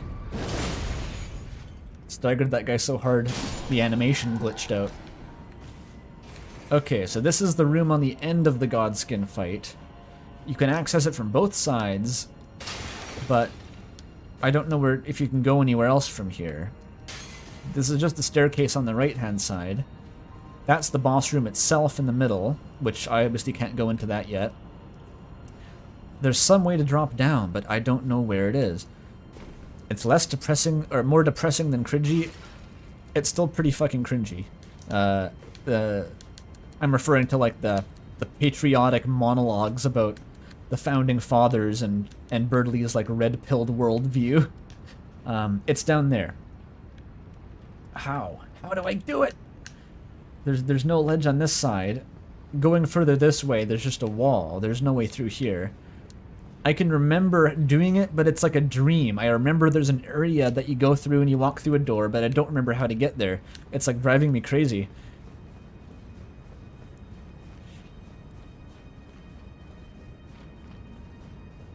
But it's like nowhere down here is the thing. Because if I go back up here, it just takes me to the top of the stairs again where I started.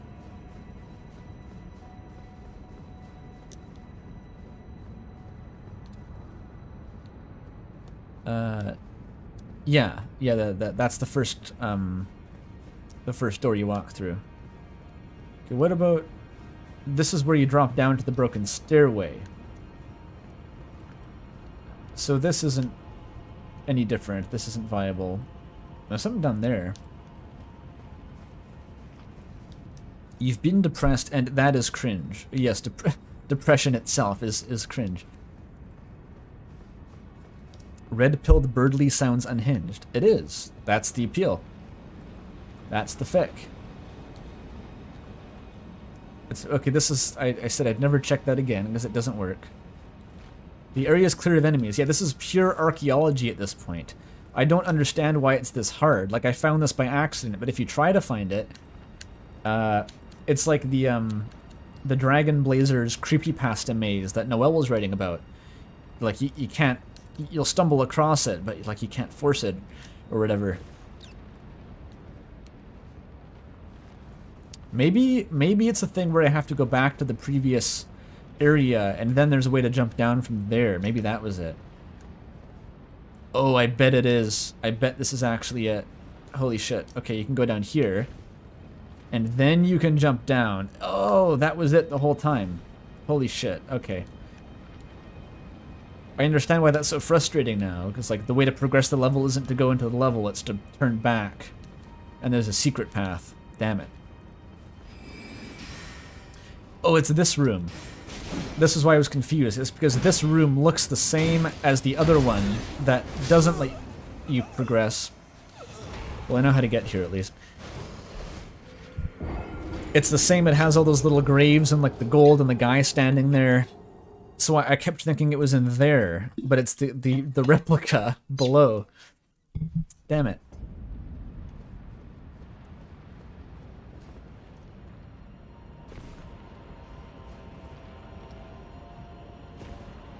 Well, it's easy now.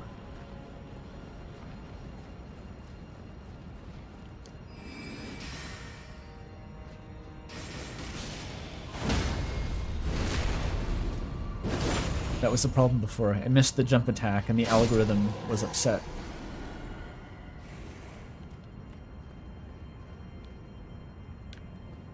Okay, so there's another guy outside the door.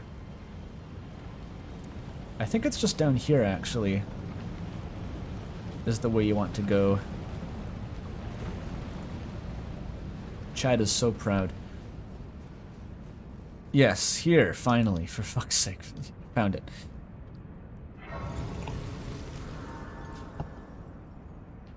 Surprisingly, people are still watching. I mean, I'll take it. Let's do a couple attempts at the old Godskin fight, just to see how...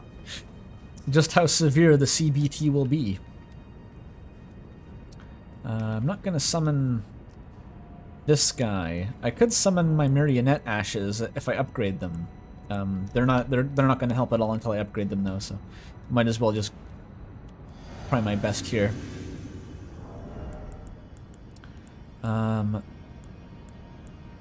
not gonna fuck with the build quite yet. Let's just see how it goes. They both have ranged and close ranged options. There's no dead zone. They both attack at once. It's just not a very easy fight, I guess you could say. It's a bit hard.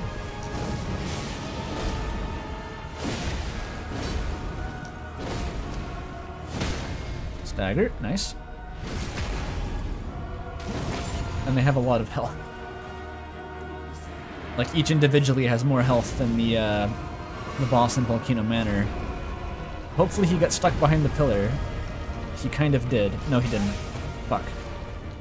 I know there's a way of getting him stuck behind there. He kept going? That's fucked up.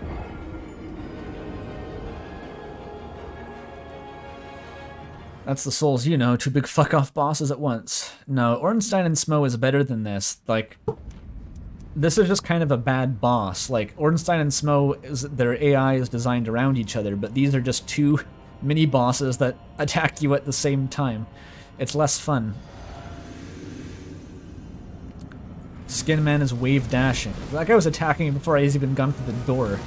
Like, fuck off, actually.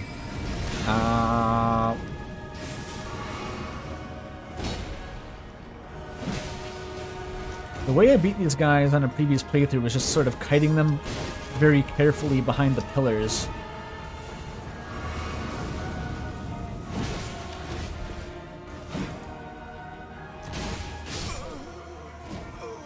Yikes. Are these guys mandatory? Yes. This is one of the most notorious mandatory bosses in the game, I think. Back to the trenches. The thing is, they don't one-shot me, which makes me scared to go to a further glass cannon build. I was expecting to have to adopt full die-in-one-hit strategies like before this point, but the bosses still like don't quite one-shot me yet, which is kind of almost frustrating. They're not breaking apart.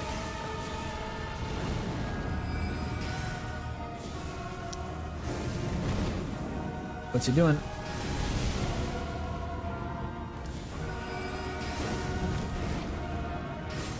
Ah.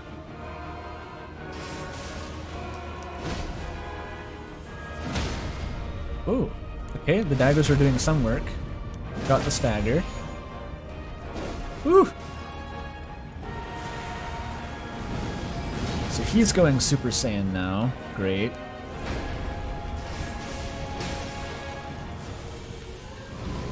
Oh, see, that was the punish window, but the other guy covered the punish window of his partner. Unavoidable belly move, dude. Hate to see it.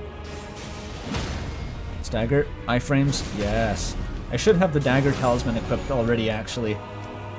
That's kind of stupid not to equip that. He's going Super Saiyan. Oh!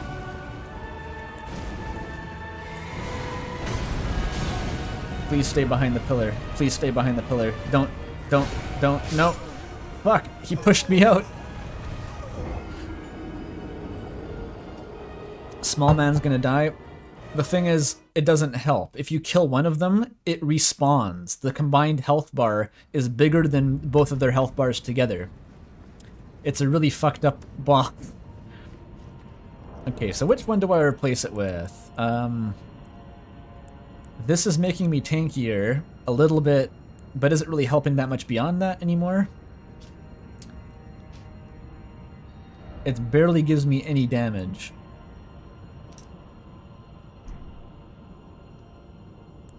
$688 versus...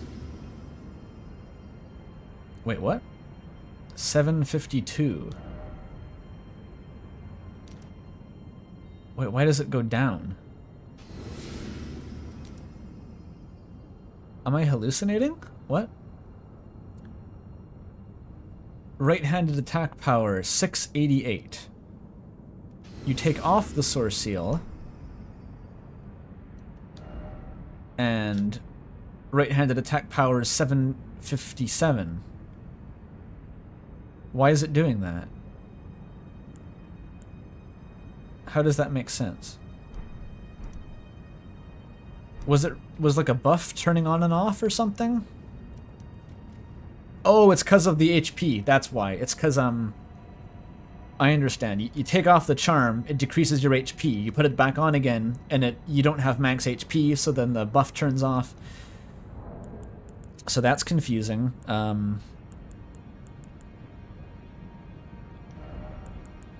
I have to take this off to test it properly.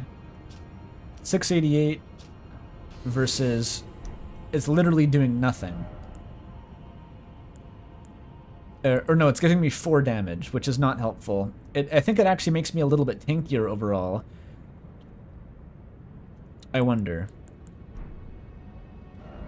if I just do this.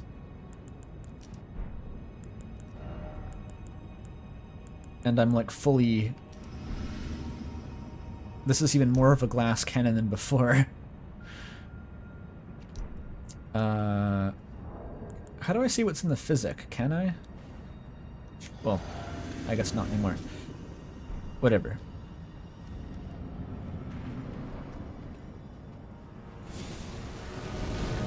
Outson thinks back to what he wrote. He was in a weird trance the whole time. That's the Umris vibe we want. I was in a trance while I wrote this. Okay, let's see that new crit damage. Not bad. Okay, I'll take it. So he's gonna be doing some Stretch Armstrong bullshit now. Ooh. Scary. Attack window? Maybe? No, not really. Just kidding. Please don't attack me, big man. Attack him, attack him. Fuck. I think it was out of stamina or did... I don't know.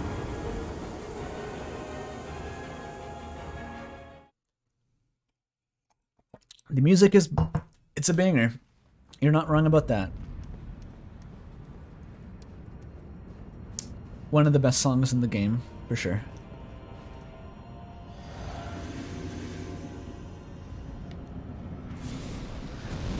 Fuck that. He's camping me. Okay, the big man is taking the lead.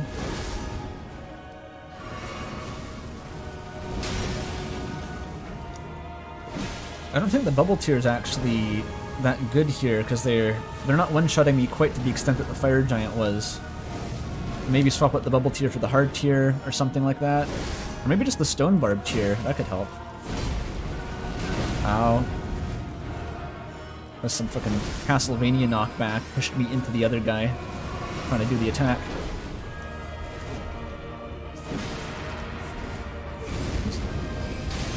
The candlestick, it saved me. Stagger, please. That was such a clutch stagger. Holy shit, he was gonna do his roly-poly attack. Is he alive? He's dead. Okay. I was like, where's the other guy? That question was answered. Let's go.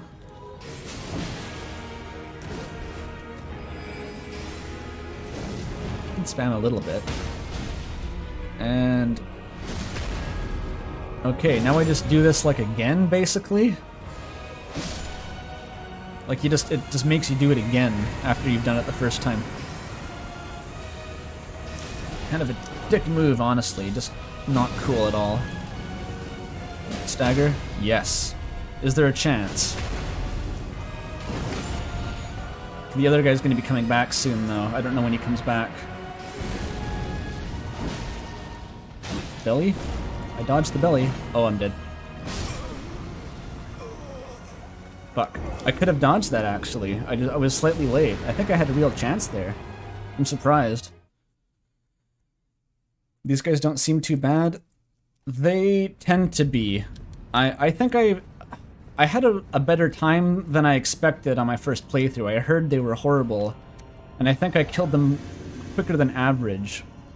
It's... the only thing you can really do is kind of wait for good angles to attack and like bait them around pillars and stuff. That's your only power. Oh, I thought I could outrun that.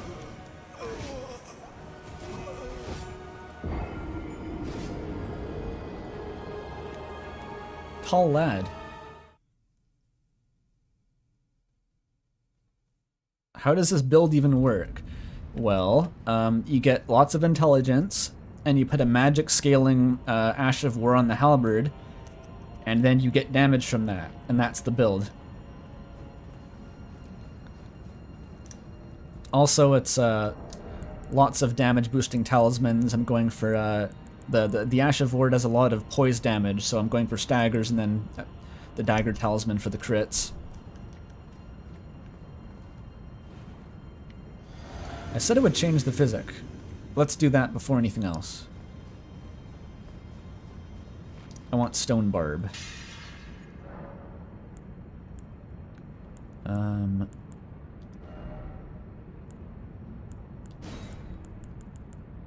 Do I have stone barb? Yes. Okay, good. Is it good? No, it's a 99 like I've only leveled intelligence and I can only use a halberd. It's not a good build at all, but that's the point of the run, and I'm doing my best. It does a lot of damage. Like, the damage isn't terrible. It's just not... For a glass cannon build, it's not very good. And for a survival generalist build, it's obviously terrible because I have, like, 15 vigor.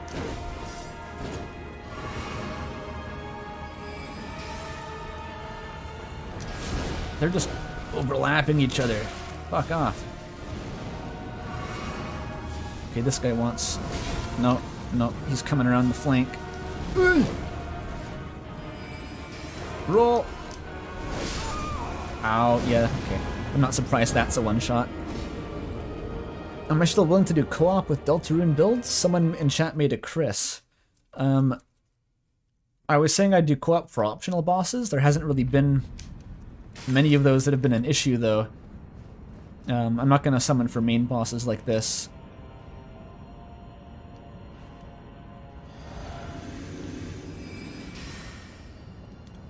Bad at all trades, math. Okay, the fucking fog door cancels your daggers. Okay, that's just petty. That's just petty. I am surprised I outranged that, but I'll take what I can get.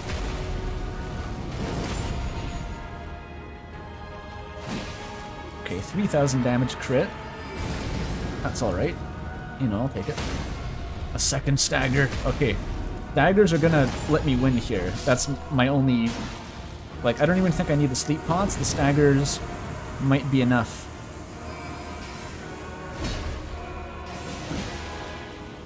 I don't like that. One more. Stagger. Good. Okay, then you re-summon the daggers while he gets up. Knock him down. Perfect. Okay, fight's going well. Resummon. Someone's gonna spawn. It's really awkward. Like, it feels like a bug when you do this. If you kill both of them, there's just this really awkward waiting period before they respawn.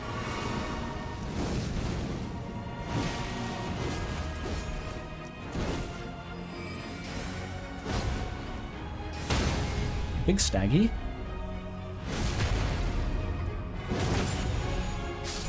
It's kind of like the Watcher Knights, though. You can, if you kill them quick enough, you don't have to fight them all at once. Oops, bad time to... Oh, I just managed it. I've done it. Holy shit. That was actually way better than I thought it would be. I was expecting that to be a fire giant here. Bullshit. Whew.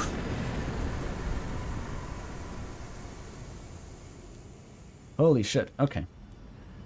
I continue my history of the hardest boss not being the hardest one for me for some reason. No magic missile finish, yeah. That was just a plain old stab it in the face. Malekith is still going to be painful though, don't worry. Malekith is like right after this.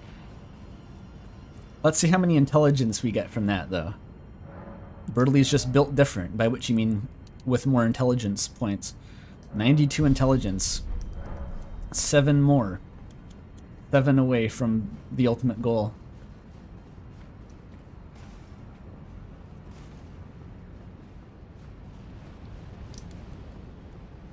And maybe as I wander around here, I'll find the last 2 smithing stone 8s. Spooky. Stop. Stop. Stop. Stop that. I don't like that. Holy shit. This guy is nuts. We're approaching peak int. Intelligence is reaching critical levels. Oh, didn't I say I'd look at the fan art when I got to a Grace? I should probably take a quick break here and see what that fan art was.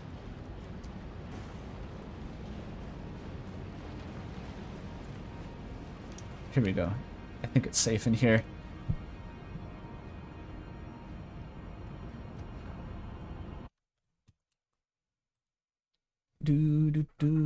Where's my Discord?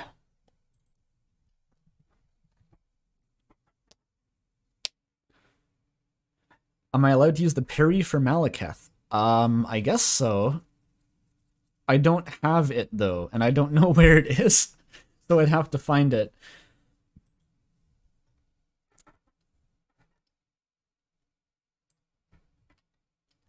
I'm just gonna check arts and crafts to see if there was a new Mooks thing. Oh, I missed the, apparently I missed, there was a chat message that inspired this that I never actually read. So it's technically stream art, but I'm not going to get what the joke is. Okay, I'll look at it though.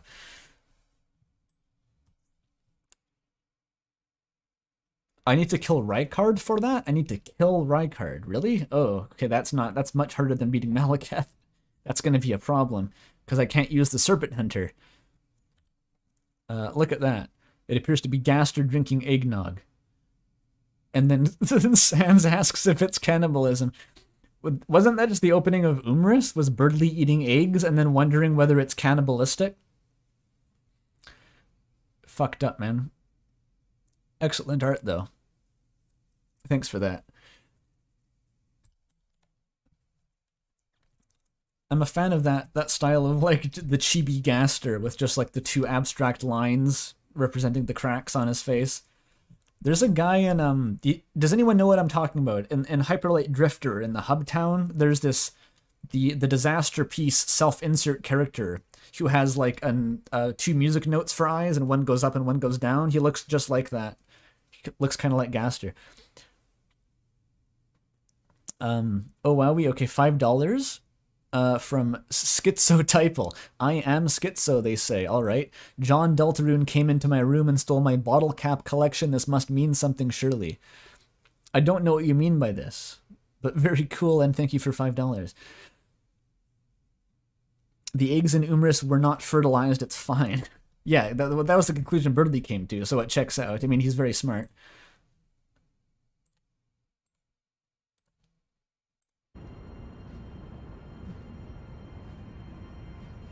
Back to LD Ring. Actually, I'm gonna go grab a snack real quick while we're already in break mode. I'll be back in just a couple minutes. Listen to the wonderful Fair Missoula ambiance for now.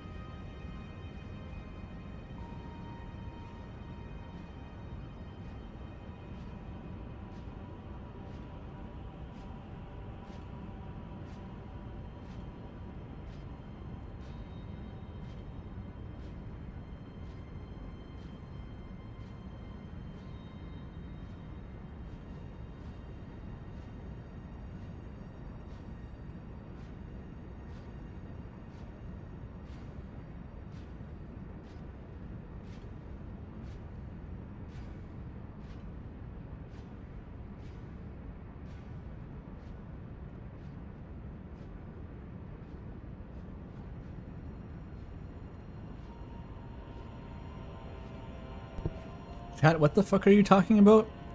Kris was based on the Holy Trinity and they're the Antichrist? Like, what did I walk in on here?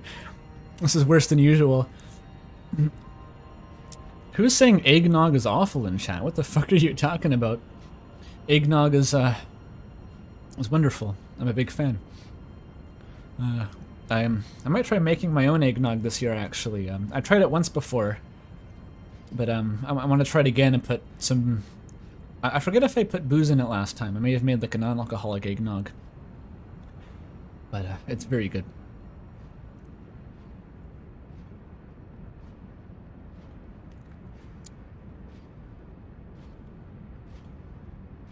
You wonder if monkeys and humans would taste similar. Yeah, okay. I'm not reading chat anymore. This is how you're gonna be.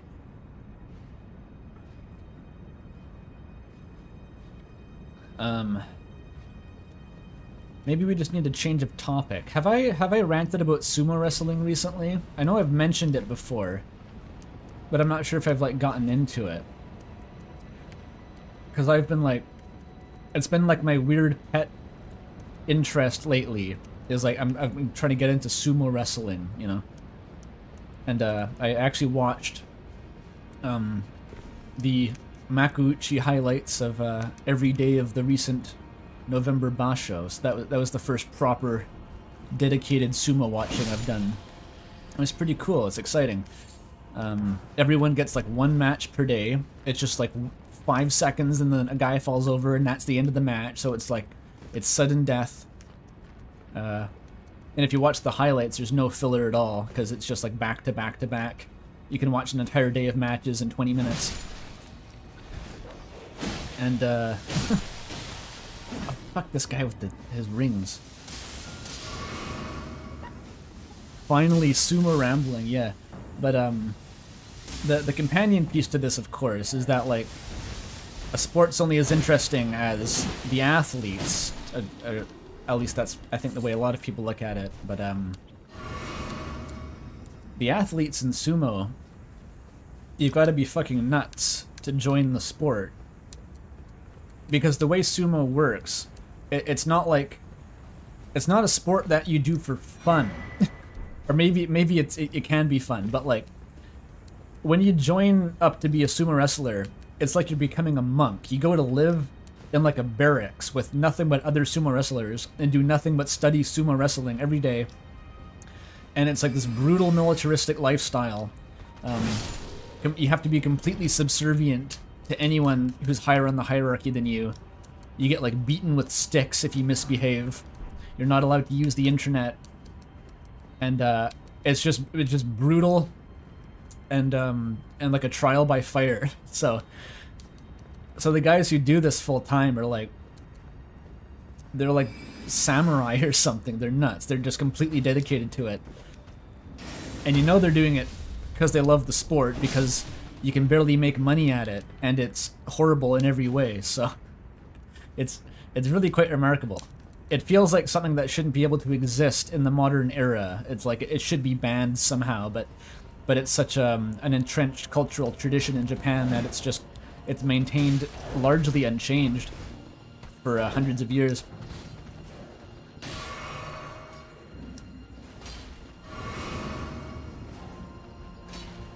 Am I weird for thinking that if a sport isn't fun, why play it? No, not at all. But I guess different people find different things fun. In a vacuum, sumo could be a fun activity, I don't doubt that. It's just the culture around it seems so fucking brutal for no reason, but that's just inextricable from it at this point. And likely would be very difficult to change, because so much of sumo is about maintaining tradition. Like, it's a living relic, essentially, of ancient Shinto rituals. And so it's like, the question is, can you extract the quote-unquote bad parts of sumo from sumo without just destroying it entirely? There's so many fucking guys here, man. I hate all these guys. Get out of here. All that is to say, though, it's fascinating to watch. Like, it's like, sure, the existence of the sport and everything about it is morally questionable, but they're doing it. They're doing it of their own volition. They're doing it whether you want them to or not, and you might as well watch because it's pretty fucking cool. Oh, I'm over here now? I kind of don't know where I am anymore again. Oh well. There's some families in power, like family members are dedicated to the wrestling. A lot of them are... Yeah, I think some of them in the top division are actually like descendants of other famous wrestlers. Not all of them. I do think you get like parents, there's probably a lot of like parents pressuring their kids to do the sports, which is like any sport. You have like your soccer moms and dads and it gets kind of toxic and weird. But I don't know exactly why or how people get into the sport. The idol industry, yeah, it's probably similar actually. Less violent, but similar. It's, if you want to make it in this business, you have to relinquish your concept of yourself as a human being and just fill the exact role that we've set out.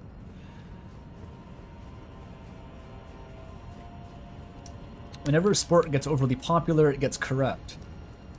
Well, sumo's not even that popular, especially like in Japan it's very popular, but outside of that, not really. There's very few foreign wrestlers. There's one guy from Georgia, one guy from Bulgaria, lots of Mongolians. That's the other place that's really into sumo, is Mongolia, but...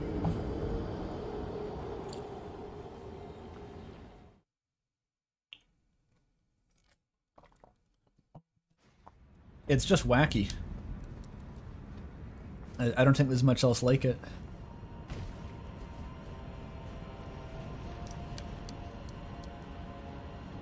If anyone is interested in the sumo, I'd recommend a channel called Sumo Stew, who does like video essay style content just on the sumo wrestling. Pretty cool. There's nothing else like that except for her channel, I think.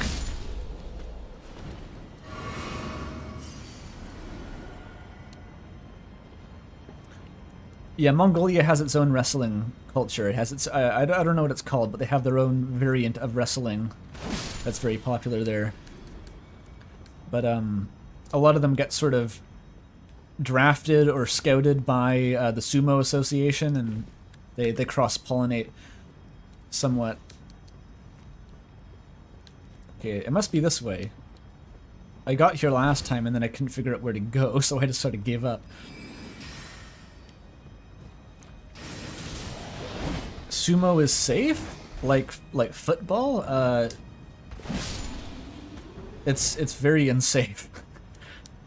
I don't know in what way you mean that, but like injuries are regular and constant. And what's crazy about sumo is that you're not allowed to like take time off and heal the injuries. They demote you if you skip any tournaments, so you have at most 6 weeks to heal from any injury. Even if it's like you've torn your ACL or ruptured your meniscus or something, you just have to go back, otherwise your career gets hit. It's really crazy. And they all get brain damage and concussions and stuff because they're constantly slamming their heads together. So it's a lot like football, except with no safety gear and you're not allowed to recover from injuries.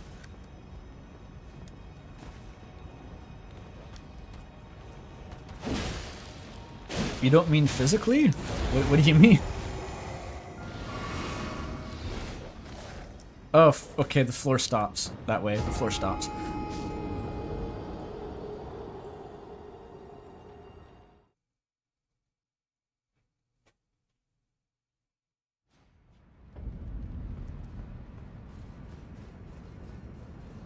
Do you mean safe as in like a practice, that it's not going to stop being popular, or it's not going to change? Yeah, Berdly should have flied there. Fucking inaccurate to canon. Okay. I figured out the pillar. That's the strat. You just jump on the pillar. Wonderful.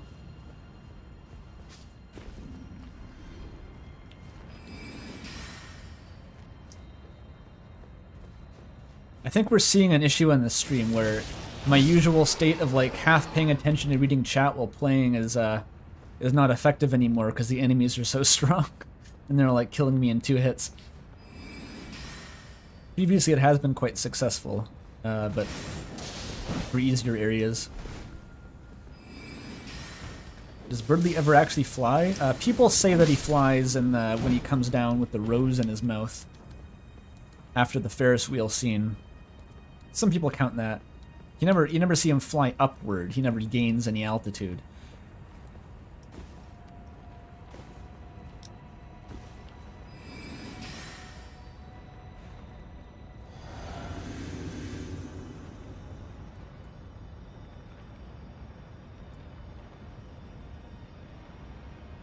You meant the football industry is bad. Oh, okay. This guy has so much fucking health.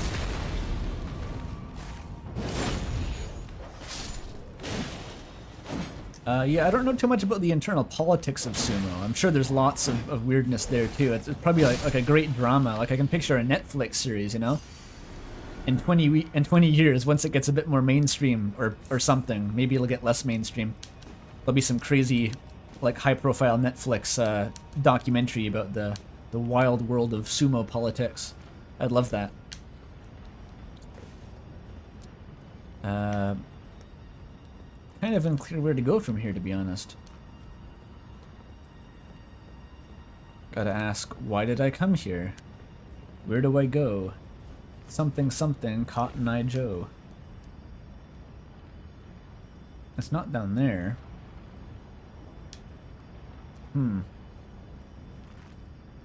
Doesn't it have a Yakuza problem? Oh, I didn't even know about that. It probably, I mean, if Yakuza are going to be rigging anything, it's... What better than sumo? Oh, Ancient Dragon Smithing Stone. That is good to have. Maybe that's why you come up here, but it's not progress then.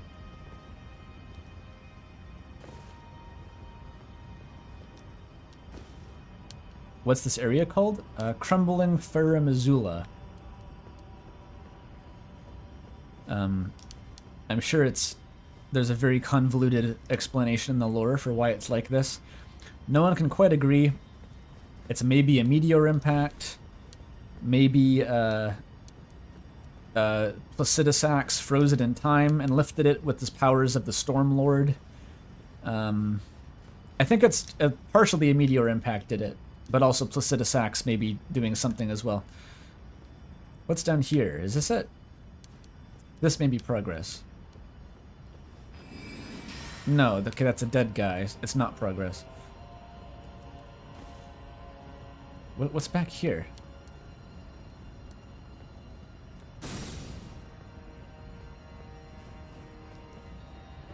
Ambush ahead. Oh, great. There sure was an ambush.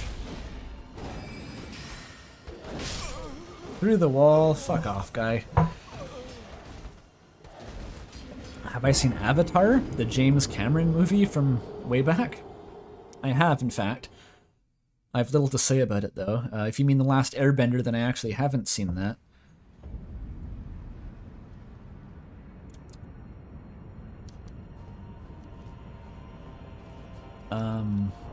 Haven't gotten any more smithing stones, have I? Somehow I still haven't. There was like 10 of them on the wiki. They're all in Faramazula, and I found none of them. All I need is 2.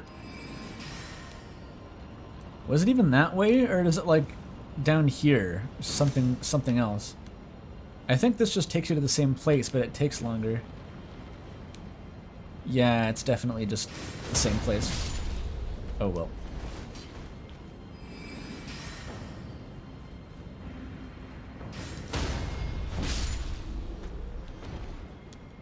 Sword fighting is brutal? Oh, you did HEMA for a while, really? Remnant? Oh, you want to get into that. I see. It does look kind of cool. I used to watch quite a few HEMA videos on YouTube. It was kind of a passing interest I had. I don't think I'd ever want to, like, do it myself, but It's just kind of interesting in general. It's the actual sport of like hitting each other with swords seems much jankier than you see it in media. It's all like very rapid flurries of movement, and then you slit the guy's wrist when he wasn't looking or something. It doesn't quite seem as appealing and glorious as Hollywood wants you to believe. Oh, it's just out here. Fuck. There's no organizations around it, but you need an active hobby. Or there's no organizations around where you are. Yeah. I'm not sure where I'd look to get into historical martial arts either. It's kind of a niche thing. I think my university had a club for it. Like, they showed up at club day with, like, they had some, like, rapiers and stuff on a table. It was kind of cool.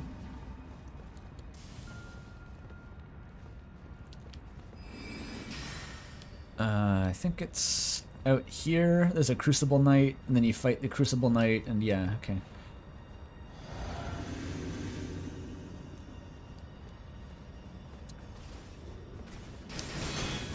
Oh, well, he countered that pretty well. That was my one strat. I staggered the Crucible Knight, though. Extreme staggers. Ow. This guy has the breath, right? It's very inconvenient.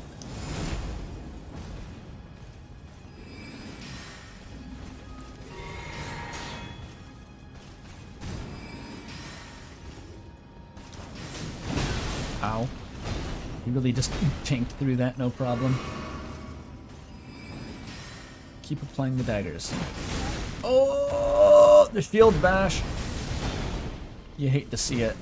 Another one? Okay.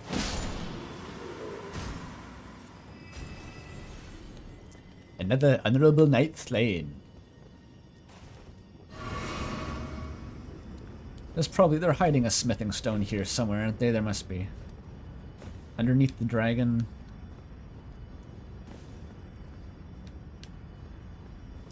Why are they hiding them all?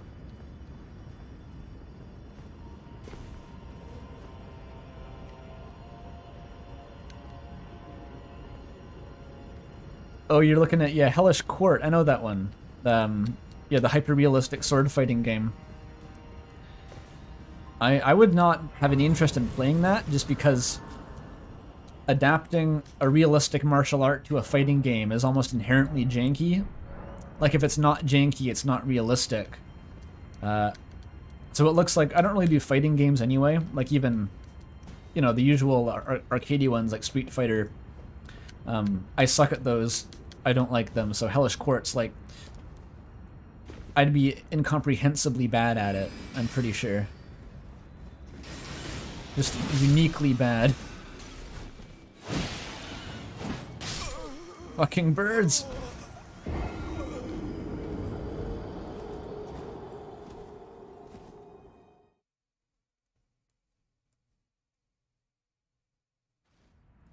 It's all just for you. Oh yeah, yeah, okay. I wasn't really interpreting that as you asking me to play it.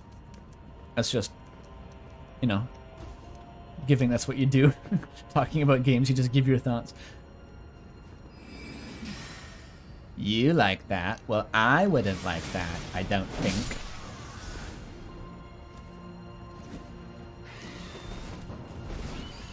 They got a lot of fucking mileage out of these guys, didn't they? Wow.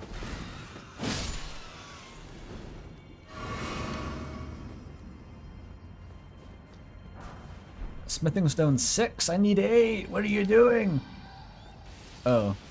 Yeah, this part. I forgot about this part. Alright.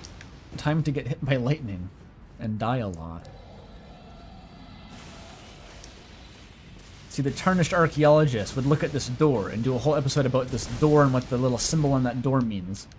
That's what kind of game this is, where Miyazaki was like, make sure the door has the symbol of the proper heraldry on it, so that one guy can look at it maybe and make a YouTube video about it.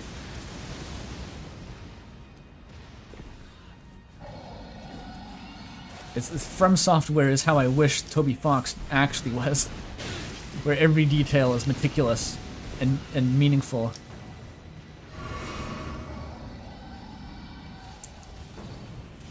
Stop! The fucking bird model just like sliding into view there. Luckily the lightning doesn't have a very big AoE.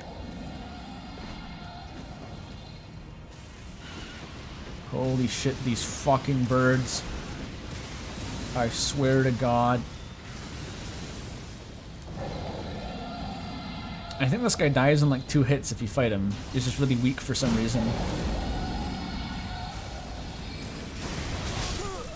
Or not. Or the bird could just come and kill you. The stray pixel wasn't intentional. It was a reference to the sesame seed in Earthbound.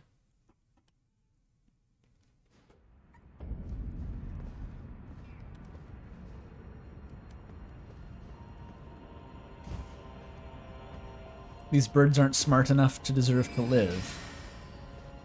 Cool worldview. That's how I view lesser species.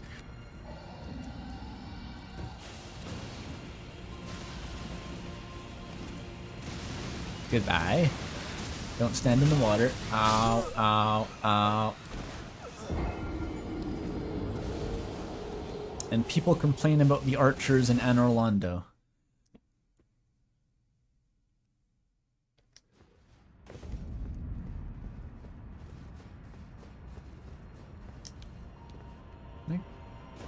Oh, oh. That was a strat. It provided no tangible benefit, but it was cool. Whoop. Oh.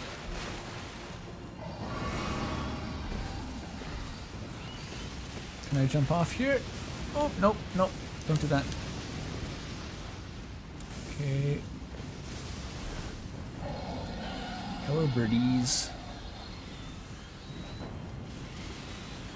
Okay. Fuck, that's very inconvenient, Mr. Dragon. You put all the lightning in the way.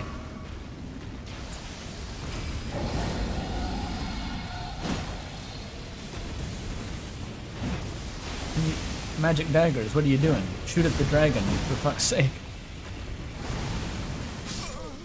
Oh! It knows that attack, okay.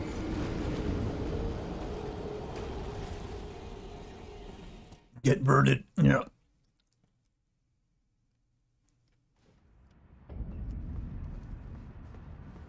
The birds and the lasers. I want to develop my insane Faramazula parkour here. I know it's possible, I believe. Oh. Nope.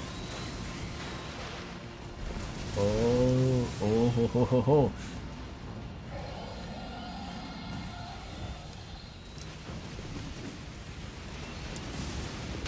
Oh, that's bad. Not a good spot. Why did that bird aggro from so far away? Jesus.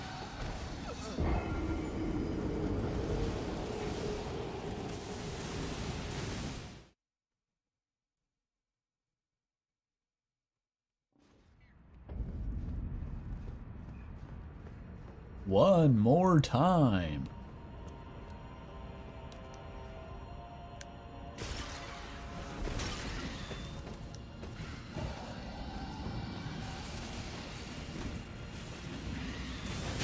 Ow.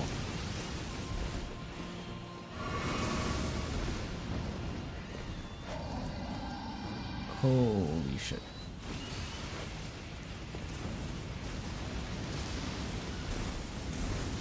Panic roll through the whole section. There we go.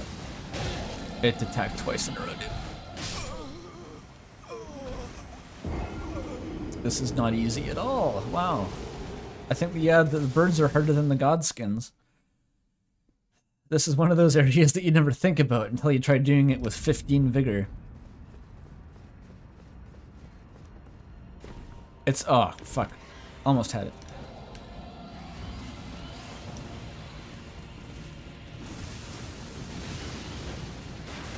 I really wish you could just roll out of that landing. That would help a lot. Fuck, fuck.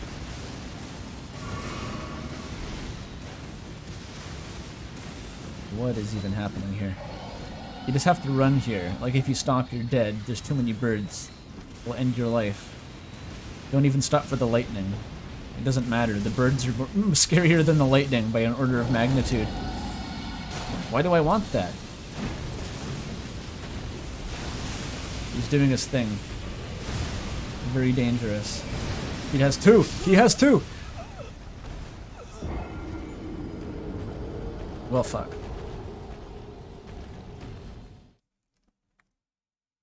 I thought only Fortisax had two.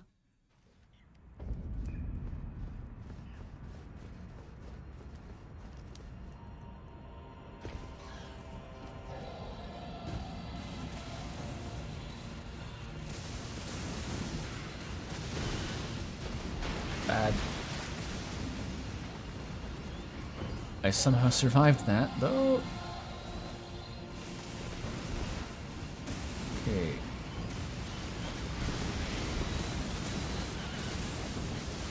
Run. Okay, that worked out really well for some reason. He was doing fire breath. Why? Why? Why this time fire breath? Did he kill the birds, though? I think that may have been a huge stroke of luck if he killed the birds. It's doing the attack. How do I dodge it? Another one. I dodged it. Okay. Wonderful. What's he doing? Fuck, he's so scary.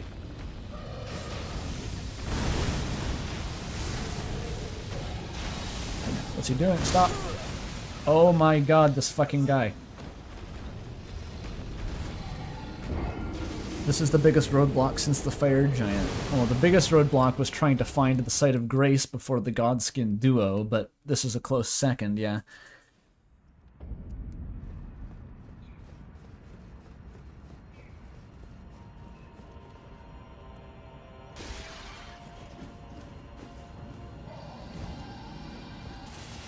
You don't have to fight the dragon, actually, but it's just...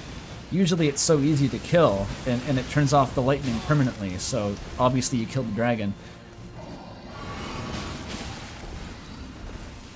Okay. Very bad, I have to heal, otherwise I'm dead for sure.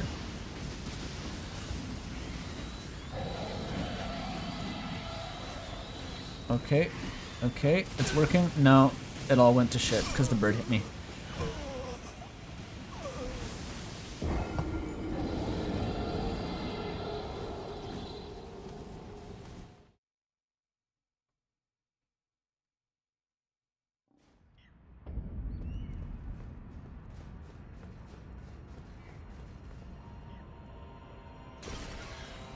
All the way back here.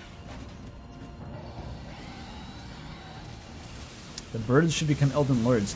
They used to have the fucking Stormlord. That might have just been a literal hawk. Like, no one even knows what the Stormlord looked like. It might have been a hawk. Godfrey to kill that fucker, apparently. The Stormlord is real shit. Ow. I thought that was old lightning, but it was current lightning, though. No. What the fuck? The lingering hitbox. Okay, dragon. Fire breath. Okay, I'm wise to you this time. The bird is going to kill me anyway, though, as I wait for the fire breath to stop.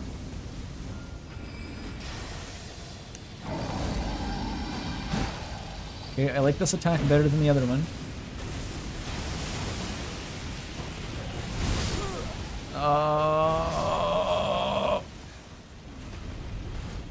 You can't see the animation unless you're looking directly upward at the dragon.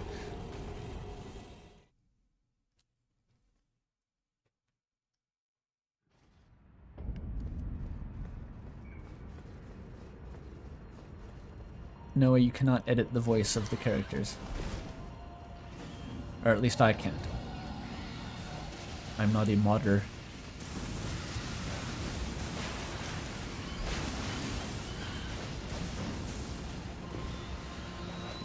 I'm not spamming the magic missile. Well, there's... I don't have the normal magic missile anymore. I replaced it with this other one, which is better in general, I think, but I think for this fucking dragon, the normal magic missile might actually be better. Okay. Hold on a fucking second. The fire came through the wall. Of course it did.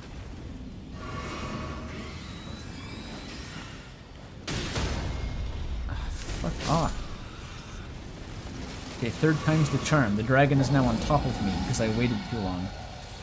Very cool. What's that? I don't like that. What's it doing? It just went away. What? The dragon just left. Why? Why did it just leave? What happened? Whatever. Fuck it. I don't care. This might be another ancient dragon stone. Oh, it's a somber. Okay, useless, but A pity. I'll take it. I don't care. Okay, the dragon is gone. That's what matters. I didn't even attack it that time. All I can guess is that the birds aggroed on it and dealt more damage than I can do in an hour in 3 seconds.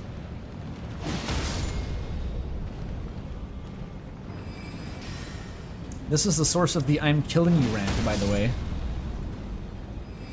It's a national heritage streaming moment. There's another fucking guy summoning the lightning?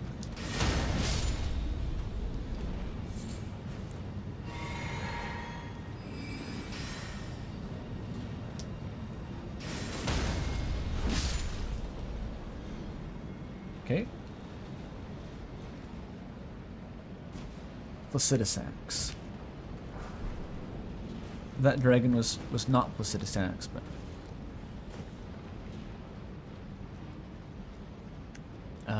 there's an annoying guy here who hits you with discs, right? Yeah, there is for sure. Ah, fuck. Well, the dragon's gone.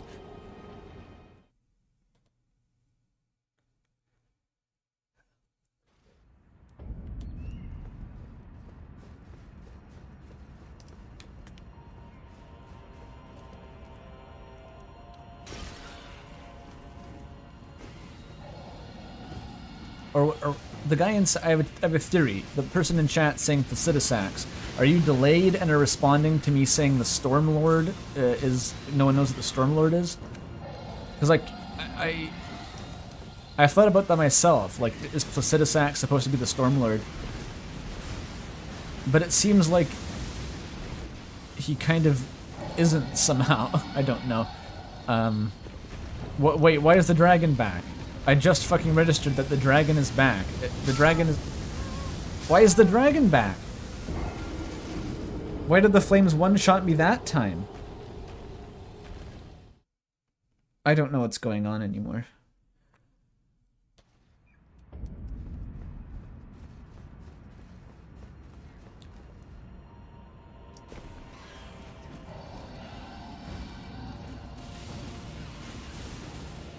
Yoink, yoink, yoink, yoink.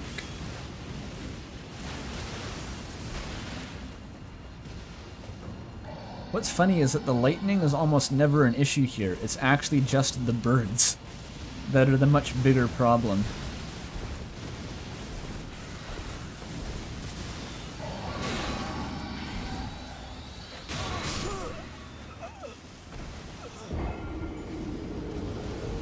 The birds aren't gone. The birds never go away.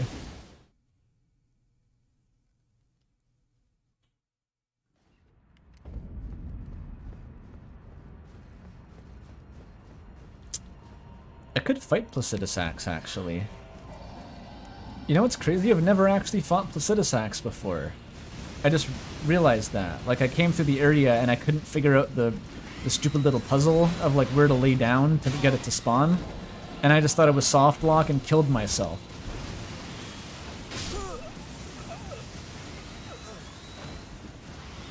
Is there bird resistant armor? That's all armor. They're just... Their talons can go through metal because I guess they're strong or something.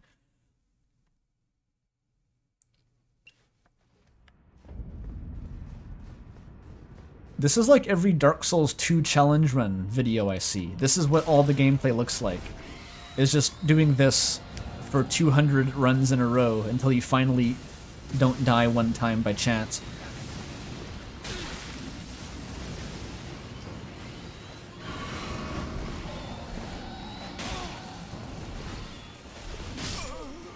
Okay, it's getting worse somehow.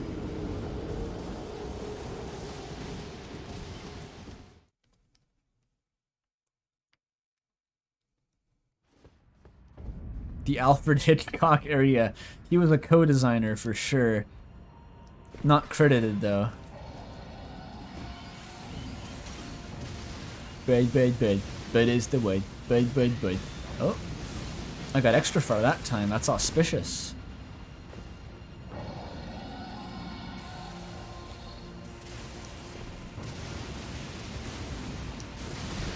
Ow. Ow.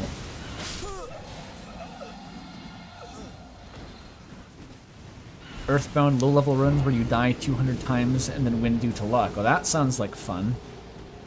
That sounds like a lot of fun.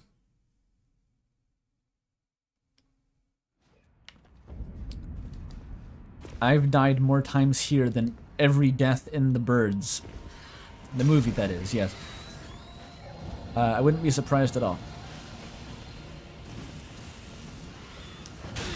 Ah, fuck. If that guy tags you, you're fucking dead.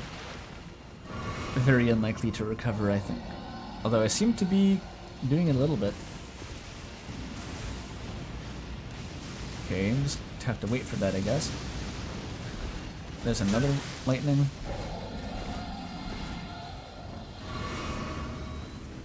Okay, that time the birds decided not to attack me until right now. Then they decided all to attack me.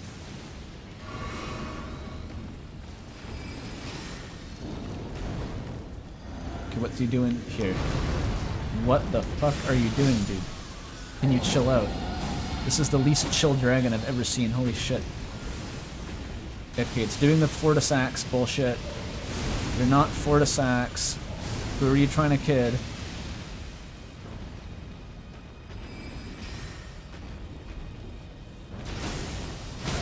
Ow. Fucking hell.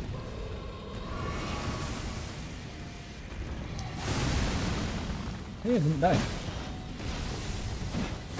Oh. Fire breath, bad. You avoid that, but you hit the tail. You hit the tail and you win. Fucking finally. Okay.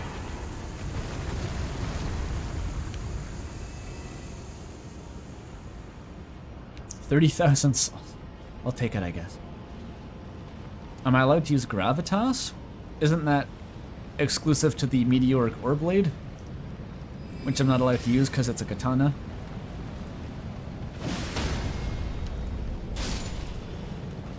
Okay, now I just have to not die to this part again.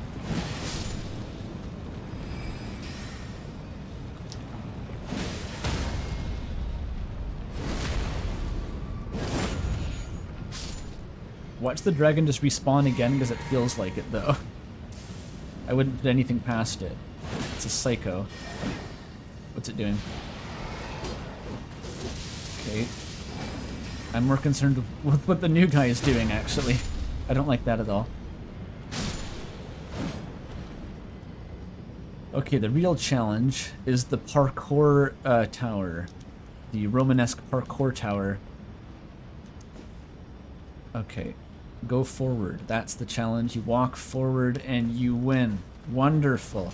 I did it. Who would have thought it was possible? World first. Okay, Placidusax is down there. I'm gonna get a Grace first, obviously, though. And probably fight Malakath first. Oh, this fucking room. We don't do this room. You skip this room.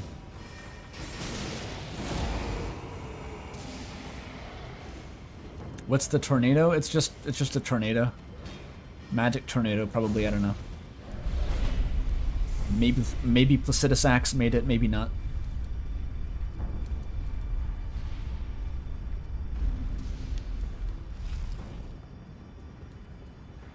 All right.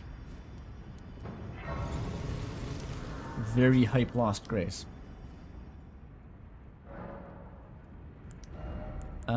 Still not enough runes to level up. Let me try this thing. That's a big one.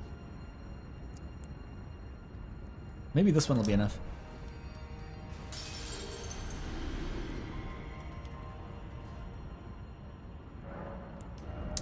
Yes, 93 int. I'm gonna pop all my runes, actually, the big ones. There's no point carrying them around. Can probably get another int.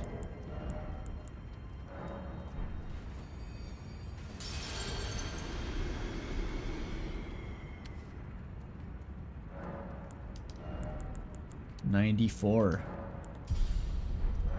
5 left.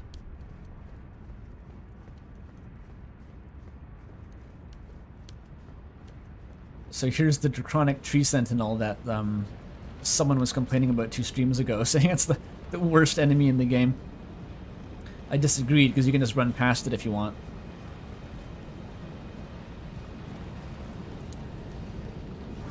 It doesn't really put up much of a fight.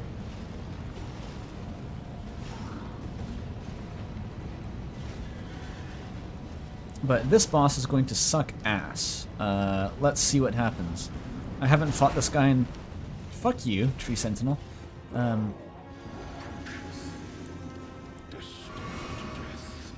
This boss it's bad. It's just bad. Pretty bad.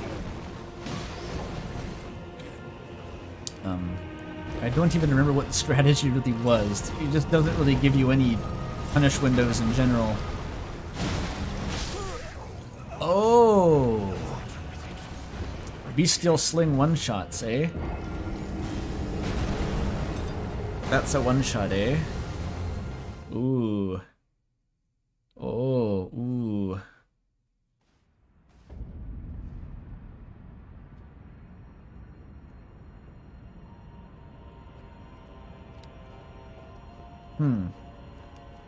I'll try one more time. And then I'll try something drastic.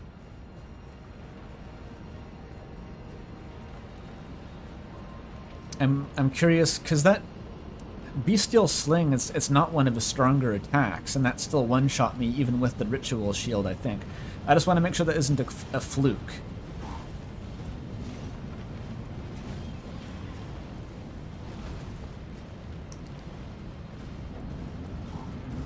Okay, there we go, you dodged that.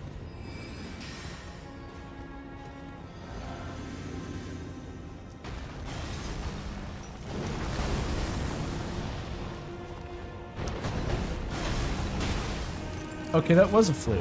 With the Ritual Shield, you can survive it. Interesting. That was the wrong flask, though. Unfortunate.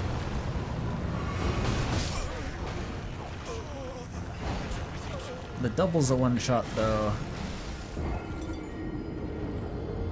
I may just go full glass cannon here. Like light rolls. I think it's time. It's time to try this bullshit. I'm doing it.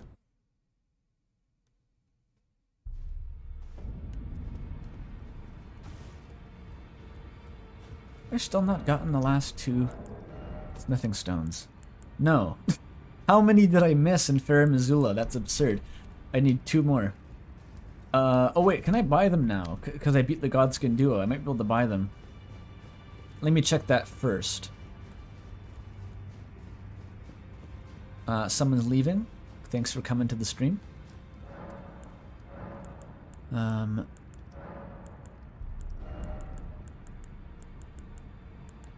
Smithing Stone 6.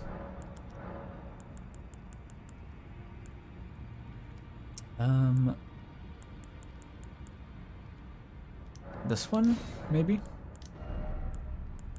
Yeah, alright. We're in business. I forgot the Godskin unlocked that. Can I not sell to these weirdos? I guess not.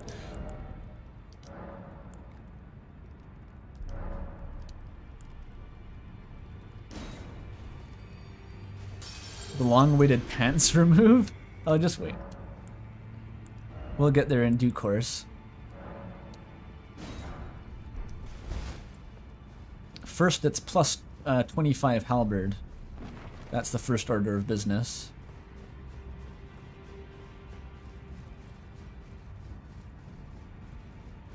Oh, Smith, as long as you like. Now, lay out your arms. Oh, I will. Boom. Plus 25. The halberd has achieved its ideal form. And I think Berdly will too. Alright, let's try this.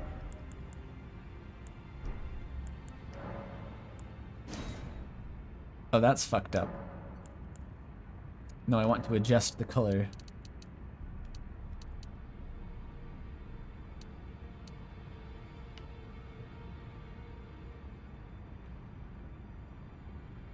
Finally, content. Yes, exactly.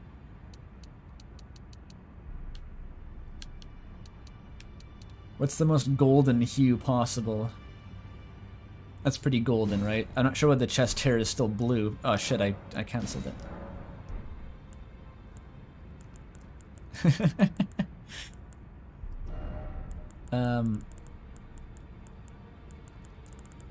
Where the fuck is the body hair option? That's really uncanny. Berdly's going Super Saiyan. He's becoming the golden god that he always was meant to be.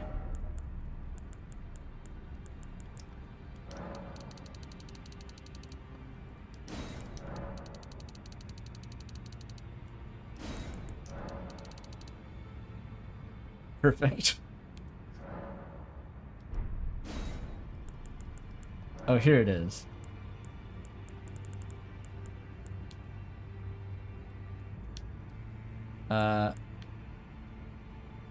Yeah, there we go. Big IQ energy.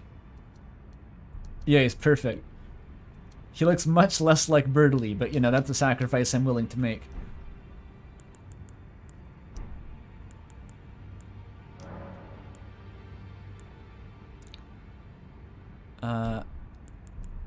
Yes, do it. Punch it in. Maybe his, I'll make his beak, more orange, so it at least still looks like it's a beak.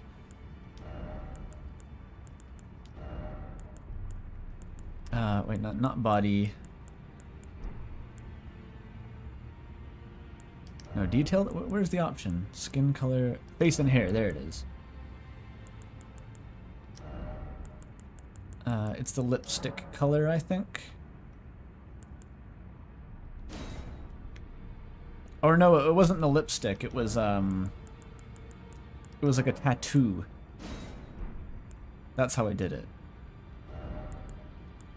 Here it is. We need a more exaggerated, like, Big Bird type color now.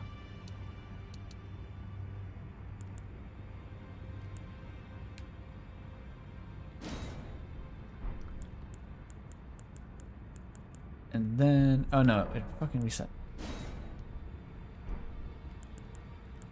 And then the lipstick has to match that perfectly.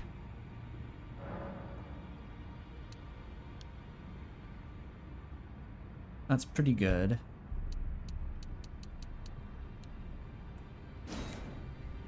There. Shit, don't reset.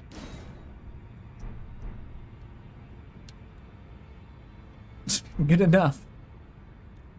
It really is a Marge. Oh dear. No, it's Super Saiyan Golden Berdly. Trust me.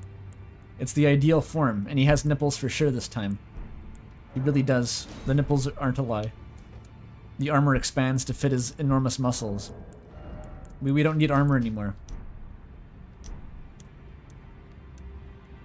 This is it. This is the ideal form. This is how we're gonna kill Malekith.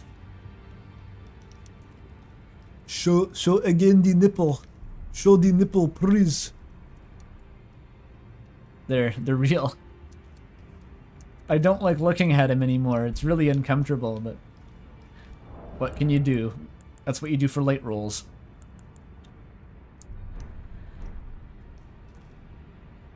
No way. Is that supposed to be golden? Yeah, it's the Berdly statue.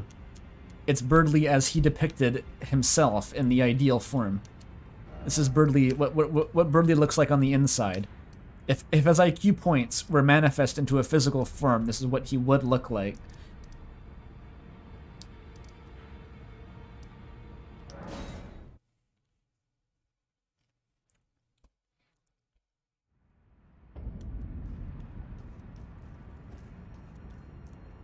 Alright. Real gamer time.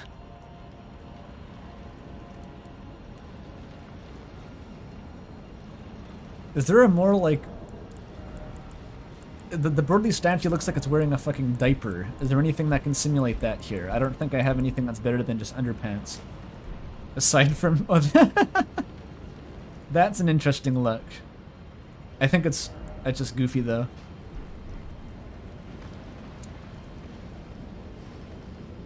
Where are the Crocs? Oh yeah, there's no Crocs in this game. That is too bad. Just pretend he's wearing barefoot shoes.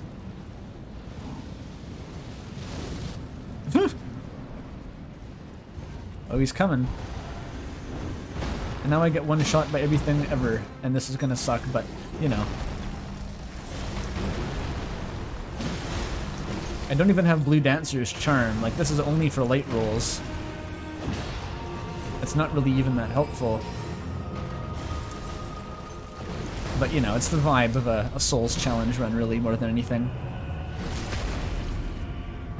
Malekith is a glass cannon boss, though, so I may be able to just fucking DPS the fuck out of him here.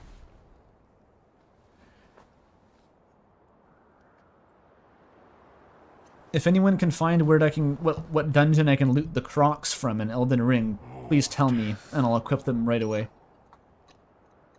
Become my blade once more. The only other underwear, like, you can get Fia's panties, but I don't think that'll look any better.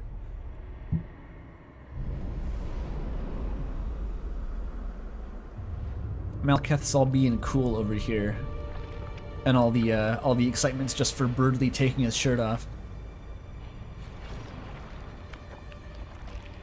Why is Berdly naked in yellow? He's assumed his ideal form, because all Malekith's attacks were one-shotting me with the armor, so, you know, there's no point in having the armor anymore.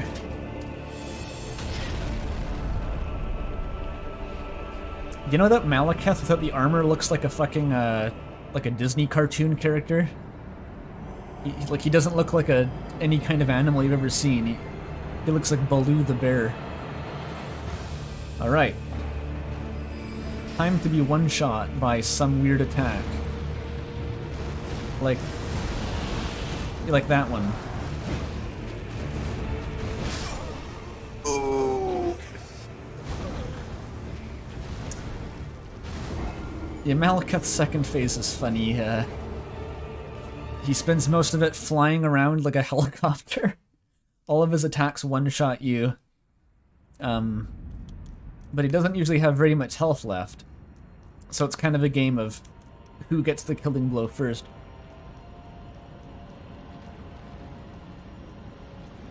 Clearly the hair should be yellow too. It does, but I didn't like the mono yellow. It's just not as interesting. You want the IKEA aesthetic, I think. I chose to keep the blue hair as like an artistic choice.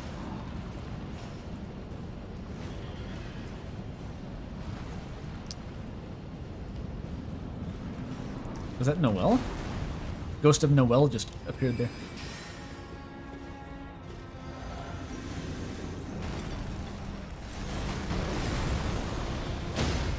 You get the stagger so easily on this guy. The stagger strats are so fucking strong.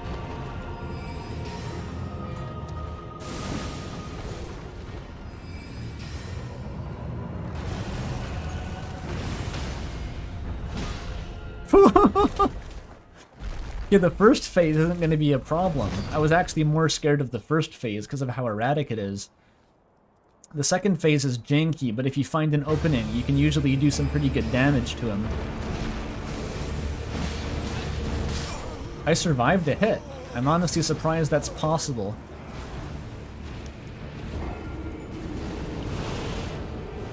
Like, I don't know his patterns at all yet, so I'm going to die a lot, but it's doable. I just have to remember where his windows are in the second phase.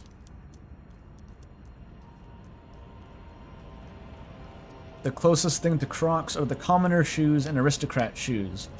Oh, I have the commoner shoes. Maybe this is the correct fashion then. Not the Nox. I guess this is the closest to the correct fashion. It just doesn't look as good though. It looks like he's wearing socks and like a funny kilt. Like, it's just not as good. I'm vetoing that.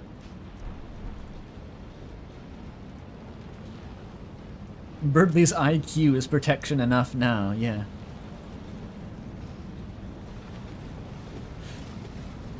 Ba ba da ba ba ba ba da ba ba ba ba ba ba ba. Goodbye, Tree Sentinel. I don't like when he just charges at you. Doesn't give you a chance to buff. Ow.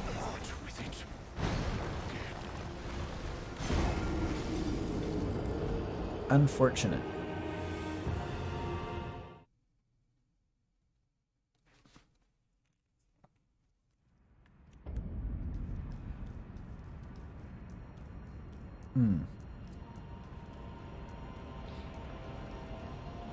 Elden Ring players find one weapon and stick with it to the end of the game.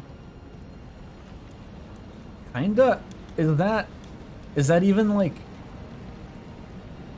I'm not sure what the point of, that's clearly supposed to be like some sort of critique of that playstyle, but it's also unclear what else you're supposed to do. It's very oddly designed in that way, where the game gives you an endless variety of options to try. But also, like, there are some weapons that are just better than other ones.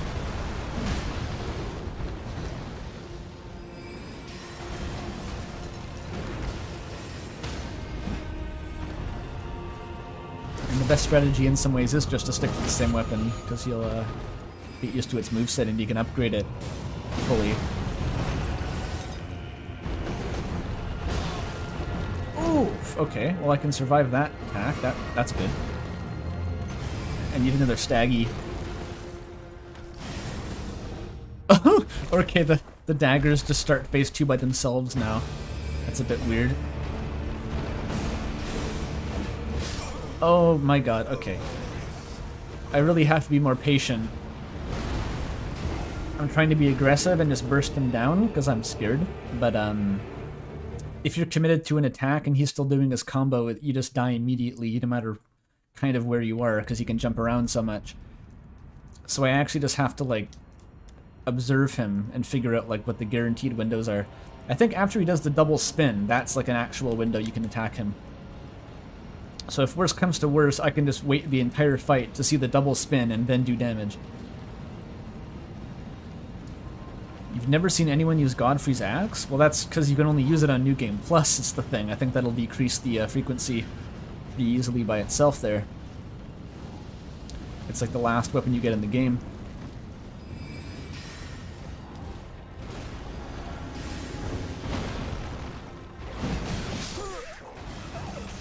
He dodged the attack that was supposed to stagger him. Oh well. Killed the Tree Sentinel. There's no point though.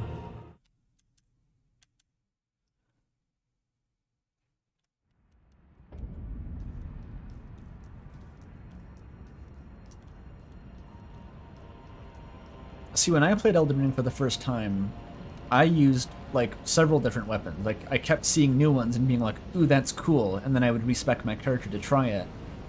Which still felt like I was doing it wrong, because it was like I wasn't deciding on an actual build to use. There was no roleplay, you know? So it's like, whichever way you do it, it partly feels bad.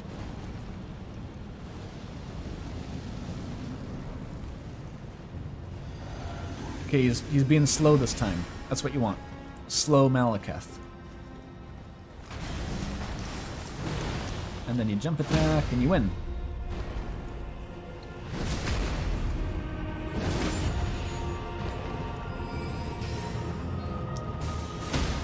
You just chain stagger him. Holy shit.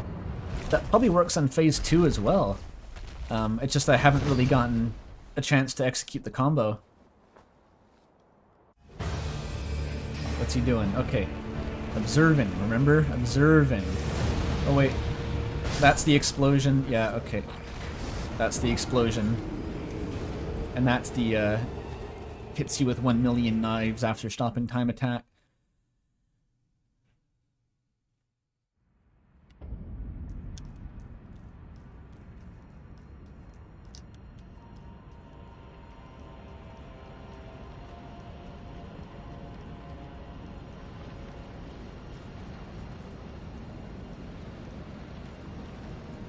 No game sense? What is a game sense?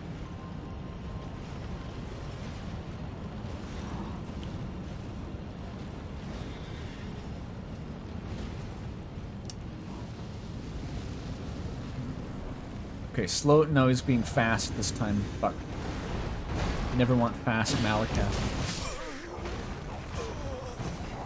It's become such a binary outcome. It's like either I combo him to death instantly or he combos me to death instantly. There's no in between. That's what you get with a glass cannon boss, though. Kind of weird. Weird design.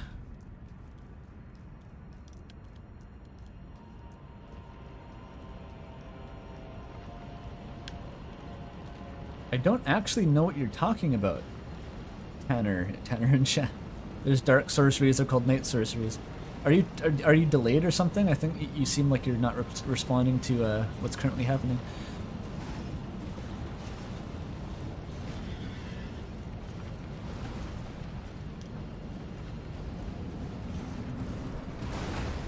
Fuck, you got me. Uh-oh.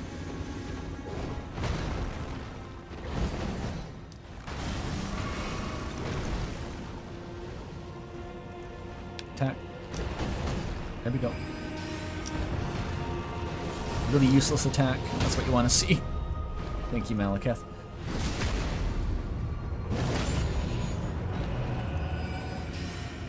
And then you just combo it. Okay, first phase is trivial. As long as he gives you a slow start where you can apply the buffs. But now he just goes fucking apeshit.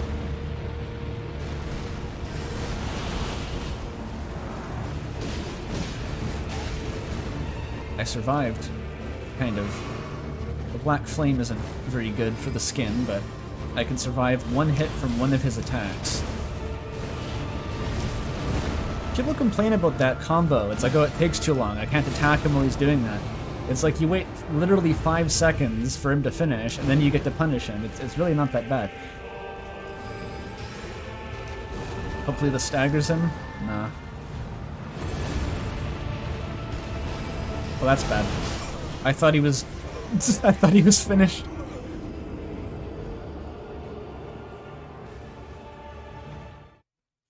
Can't tell if this guy's a rat or a dog. He's a weird wolf. He's a really dysmorphic wolf. The Berdly on screen is too distracting. It's distracting the gameplay. The protagonist is... yeah. You have a point. He's Blythe on steroids. Yeah, like, it's never really explained. Like, he's the same species thing as Blythe. He's just different. He's like a custom-made version with a V8 twin-turbo engine instead of some other engine that isn't that, I guess. Oh, he's coming. He's coming. He's coming. Fucking expertly countered. This is kind of what the Hellish Court gameplay is like, right? You approach each other, each one of you does a combo, and like one of you dies in one hit. He's the premium Blythe. Yeah, exactly. Aftermarket Rune of Death attachments.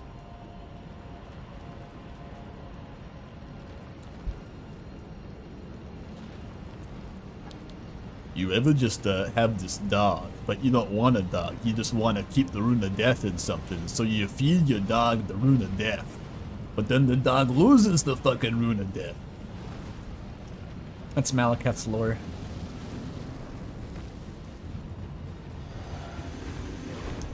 He's literally just a storage unit for a metaphysical force.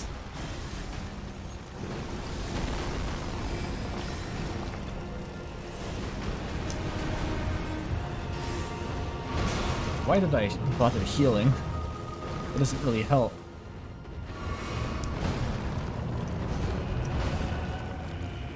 Okay, this has gone sideways. Ow.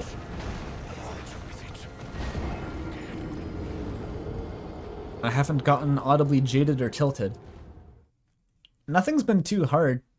I think that the fucking hell segment in Cave Story was harder than the Fire Giant. Like, nothing on this run is top beating Cave Story in terms of frustration.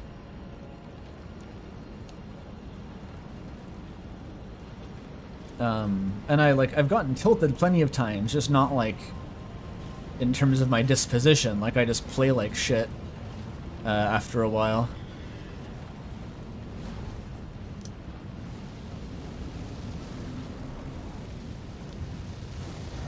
What if Asgore but an Elden Ring boss?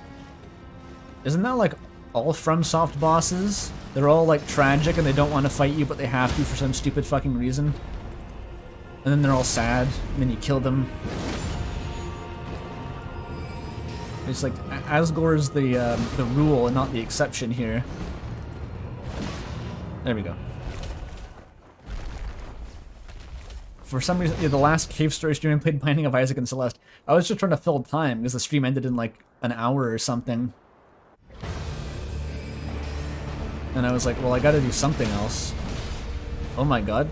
Okay, that's a different start. I think I didn't stagger him twice, so his poise damage carried over to the second phase, which is kind of nuts actually. Can I stunlock him again? Ah, okay. This guy, it's like a roulette. Any one of these runs, like if I just gotten a little bit more lucky with hitting him at the right time, like he could have staggered and I would have won. It's completely doable. It's just like I just have to keep trying until it happens. Roll better. I mean, as opposed to actually like learning to dodge all the attacks. I mean, even at this stage of like not really knowing the patterns, there's still a chance each time that I win just because his health is so low and I have so much like stagger potential, which is surprising.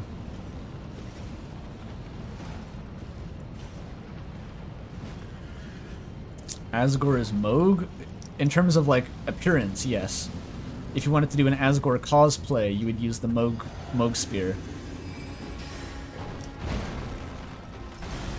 The Moog is actually pretty un-Asgore core in terms of his like lore and stuff.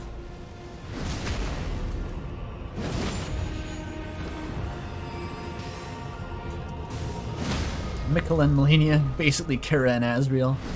Think about it. Makes too much sense! Oh, I'm all the way over here. Why does he always do that silly little attack and it like doesn't do anything? Bosh! What's he doing? That was weird. I didn't like it. Malekith, no!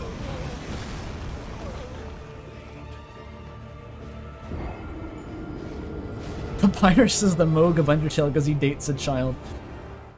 Yeah, sure. Let's go with that reading.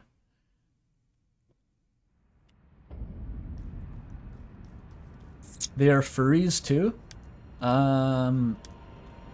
No. Hera wasn't a furry. Oh, you're talking about Moog still. Moog's kind of a furry.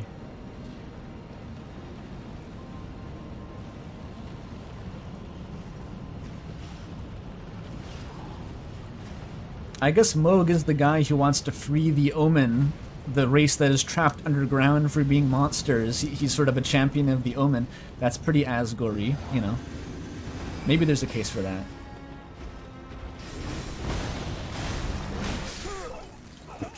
That fucking... He gets you like a frame before you can hit him in the face. He just can't win.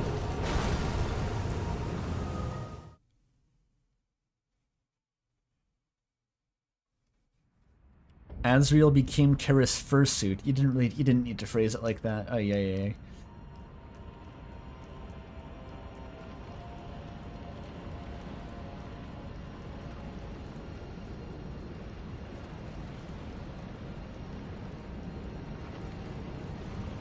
But the Mikola and Melania checkout. They're the two siblings who form a really weird and radical scheme to free the people from oppression by going against the current establishment in secret. Mikola and Melania's plan was a lot better, to be fair. They had some more resources, I think. He's gonna do the thing again. Yep. Maybe I should just be a bit more cautious. All I need to do is hit him once, and he staggers and I win the phase, but like sometimes he just kills me before I can cut off one attack.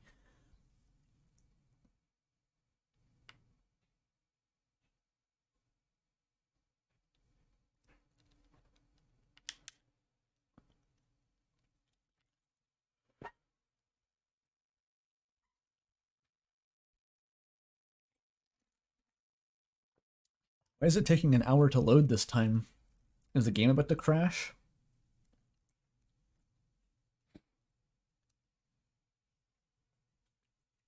Is it trying to download more? Oh my god, it crashed.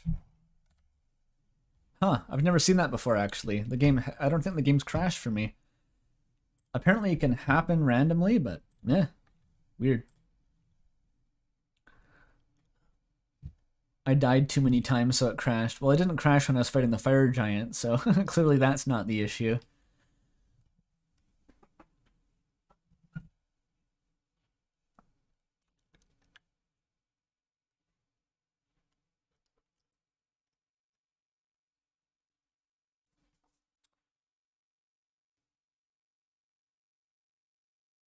It crashed because Berdly was too strong.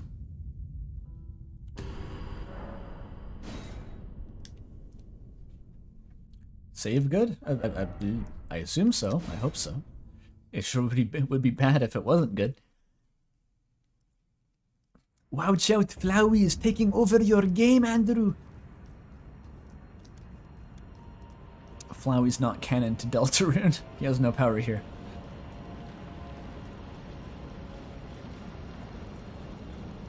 I love Berdly's passive aura of power. It's pretty good.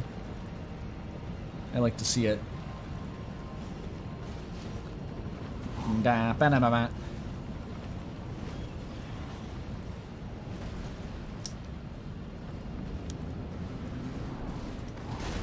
Flowey's not canon in any timeline? What do you mean by that? What does that mean? There you go. Be even more suicidally aggressive and then you win. I was trying too hard before. The trick is just attack him and he dies. He's like Pinwheel. Who killed Godfrey? Some guy off screen. It's never specified who finally kills Godfrey the first time.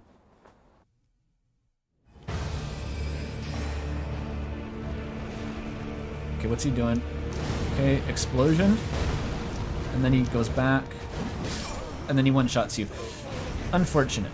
I did dodge one attack, though. Round of applause for me. I dodged an attack. Oh, you were referencing the Zelda Timeline Unraveled video. I forget. I must have watched that, but I forget. Oh well.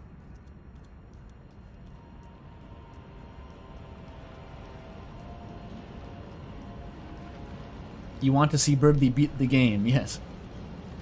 I do too. Believe me, I want to see Berdly's fucking terrible failed glass cannon build beat the game.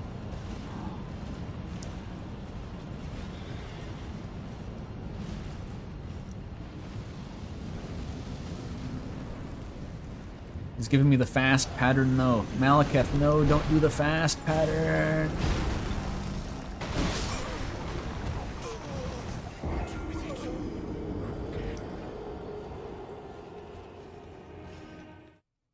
He won't part with it again. I wish Elden Ring had more game freezing bugs. That would be funny, I think. I have a friend who we always say that would be funny, I think. It's sort of like an inside joke, I guess. I think it comes from somewhere, but it's a very savage way of like shutting down a joke. If just saying that to someone, it's incredibly mean.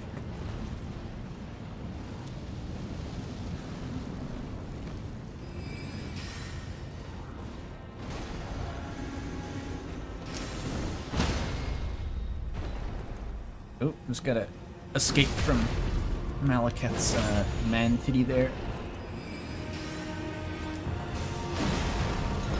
Come on, daggers, you have to shoot. Dagger, no shoot, please! Yeah, he became a Simpsons character.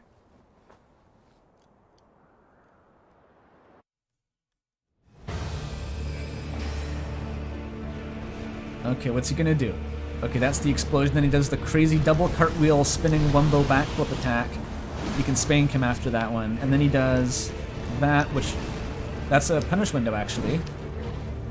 What's he doing? I'm dead. I panicked and spazzed out. But I read 2 attacks. That's better. I read 1 attack last time, and then this time I read 2 attacks.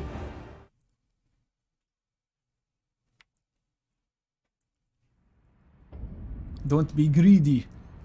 That's what I was saying though, like, this fight, the temptation is always going to be there to be greedy, because I'm convinced that it's possible to win like that, just because of how high my damage is. It's not necessarily how I want to win, but I think it would work eventually. Yeah, da-da-da-da. Yes, that's a 100% increase in attack reading. What you really just don't want to do is stand in front of him when he finishes the double spinning backflip wumbo cartwheel attack, because then he does the waterfowl. He does the waterfowl dance at home. I forgot to apply the buffs that time, which was pretty dumb. You're not gonna win without doing that.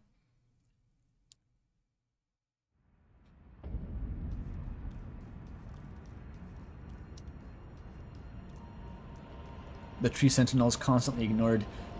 If he wants to be the tree sentinel and not get ignored, he has to use his fucking eyes and look for intruders and not stand there and wave his little stick in the air as they run past. Okay, that's what sentinels are. They look out for intruders. And this guy's not doing that.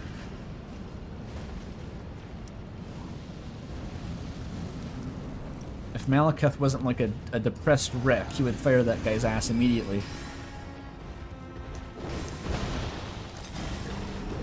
Oh. Okay, that was jank as fuck. I almost saved it, but I was I was running when I jumped, and that somehow, I think, messed it up.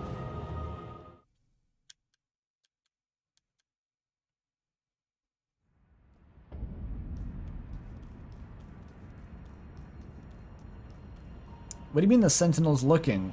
He can't see a bright, yellow, glowing muscle man charging down the path at him. Look at how close I have to get before he even notices I'm here. He's like, oh, there he is! And I've already walked past him. He's useless.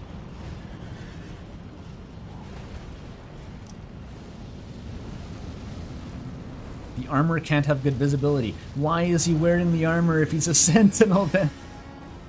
Someone made a mistake here and they will be held accountable, that's all I'm saying. Why, you gave the sentinels the armor that you can't see out of.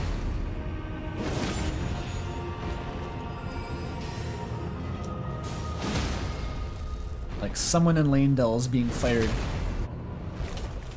The sentinel is just bad.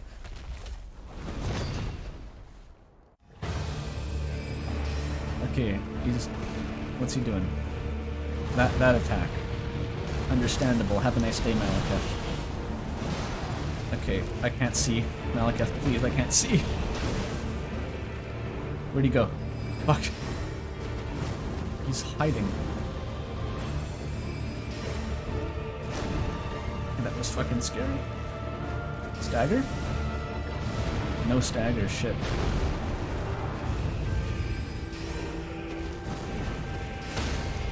There's the stagger. Holy shit. This has not been an elegant fight so far, but I'll take a win if I can get it.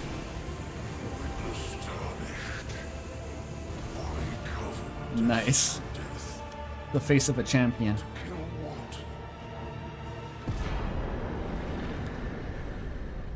To kill my own stupidity. Abstract metaphysical cutscene time. Woo! Let's all gather around and guess what the fuck is happening. 24th try. You're hanging out in the realm beyond time to guard the rune of death, and Berdly runs out in his underwear and beats your ass.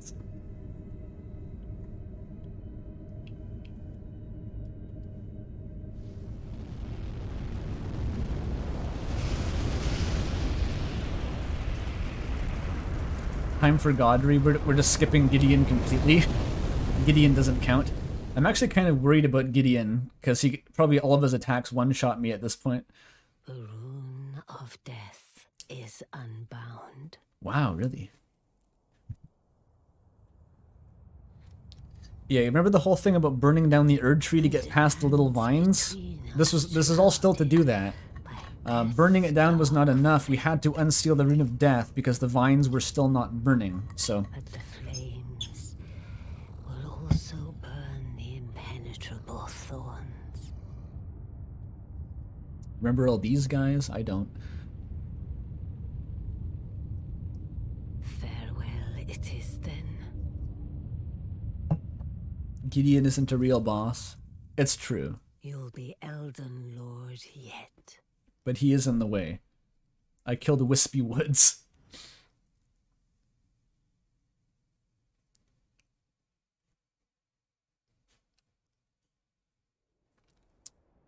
Toby says some of the perspectives look like Gaster is charging around the lands between the Gaster gif. There he is. Beautiful. So much hair.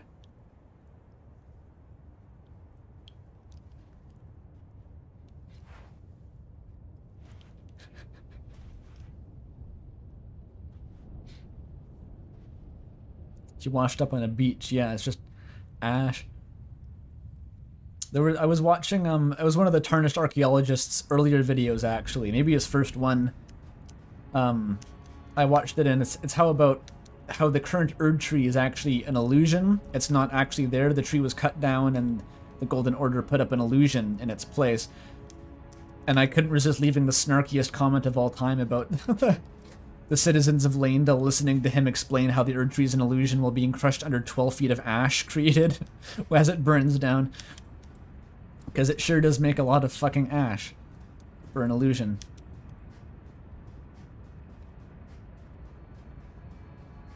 Alright, time to go bully Gideon, and or be bullied by Gideon, I'm not sure. Was there a Grace back there? Did I miss that?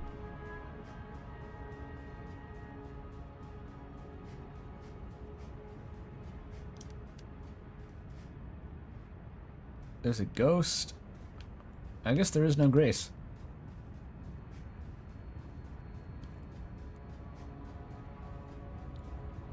The ash is also an illusion. It's just very convincing and can kill you and choke you to death. Nope.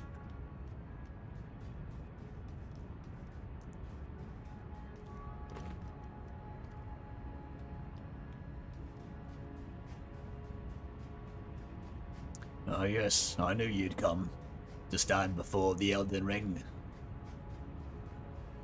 Alas, something, I forget the speech. America has high hopes for us that we continue to struggle into eternity. I really can't do the Gideon voice, can I? I watched the whole interview with the voice actor. He seemed like he was very professional and good at his job. He was like a 60-year-old Englishman. I can't match that kind of professionalism. There he is. Von the Abnoric woman. Something something cliffs jutting from the lakes of Liurnia. Why did I... Okay, this is fine.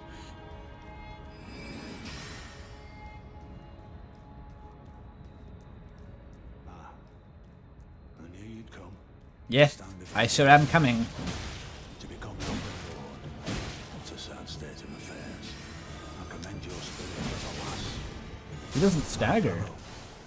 This fucker doesn't stagger. Until now. Well, you can see how these fights are gonna go.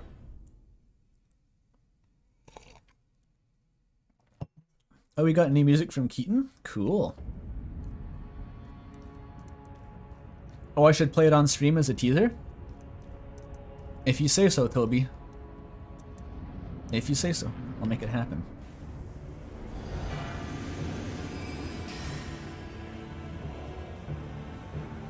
It's a lot different, but it's a vibe. Cool, I like vibes. Oh, I think I cancelled his spellcast. He has more fucking glint blades than me. That's bad.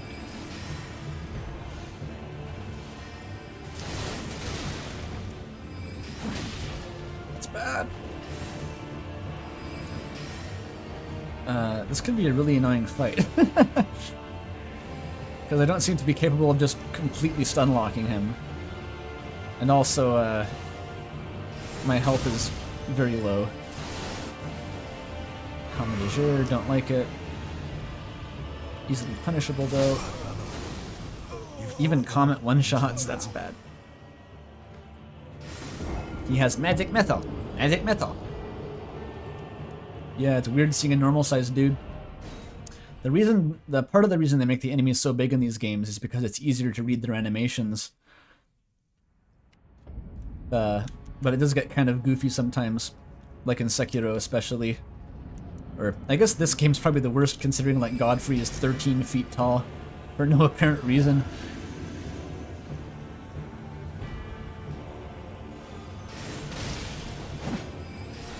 They come back, don't they? Ow. Ow. You fought well until now. I wish I'd killed him when he was still monologuing.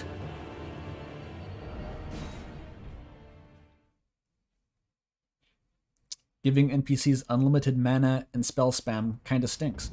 Well, he's the all-knowing after all. This should, by all rights, be my true rival here. This is the 99 int run, and I'm fighting Gideon Ofnir, the all-knowing. That's supposed to be me. Oh. Blunder. Immense blunder, Gideon. I think... Ow. You fought well until now. Okay, a lot of strategies work better if you don't get one shot by anything he does.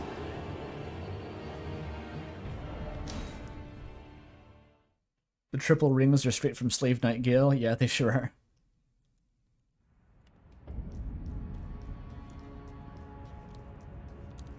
No, these don't go through the fog wall. I should use the flask before the fog wall, and then the glint blades. There you go. Okay, Comet de jour, come on. Uh-oh. I saw that coming about a second in advance.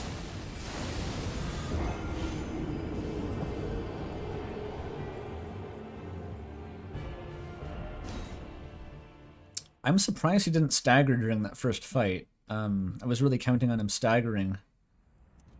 Because if he staggers, then the momentum will go completely in my favor, I think.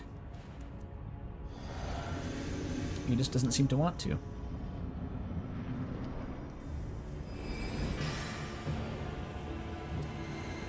Okay, do that again, please.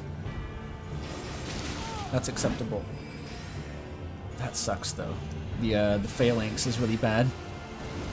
Makes him hard to approach. Come on, stun lock.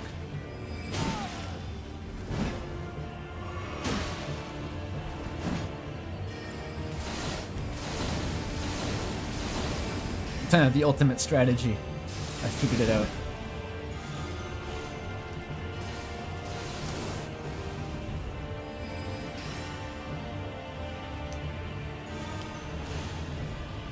Oh, I'm not approaching that. Fuck. Gideon, stop. It's not working, Gideon.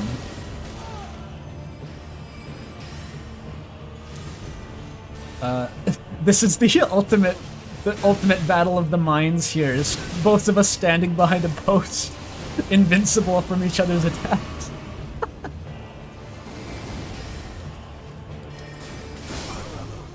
Fuck that. I think that's the meta. Stand behind the pole. Yeah, Melo's fighting the same boss in Toho, I think. Very similar bosses. Gideon Offner is supposed to be the all-knowing, but he doesn't know Berdly. And he doesn't know how Chapter 7 of Deltarune will conclude.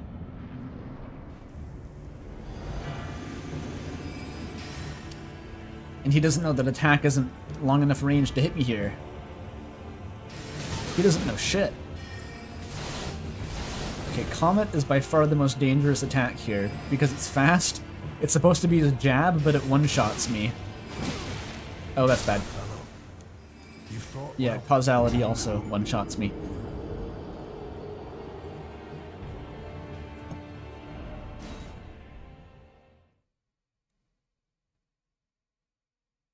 Gideon is a poser. He was fully on board with TV head Mike Fannin for Chapter 3.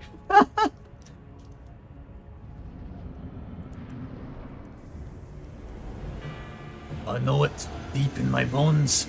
What? He became the heavy, apparently? I'm gonna stop trying to impersonate Gideon. It's not working. What the fuck? He dodged it? He's a ninja. What is he doing?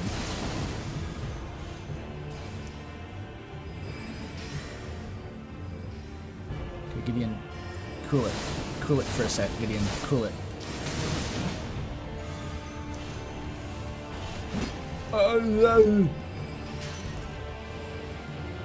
Comet is your nice. Ah, fuck this. Okay. Okay, good. Causality. You fought well. Okay, if I just don't overcommit to 2 attacks, causality is not an issue. That's easily preventable. This guy might actually be harder than Malakath, I'm realizing, due to the circumstance. This guy's normally like a joke boss. He's just for fun. But with no health, it's a bit different.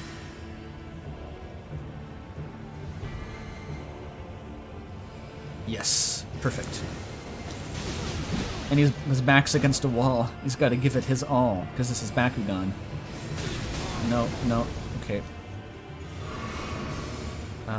The Phalanx is still a bit dangerous because, like, it can kind of go around the edges of the wall. Ow. The wall. That's what I was trying to say.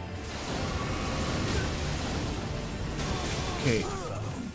You fought well until now. This is so stupid. Like, he gets countered by the pillar, but you still kind of die because of the collateral damage. Turtle Talisman, I could stunlock him. I'm... My pride prevents me from respeccing just to kill Gideon here. I think I can just kind of do it. He probably has high magic resistance too, which isn't helping, I have to guess. Oh, he just decided to do nothing that time instead of attacking. Or doing something. Which he usually does.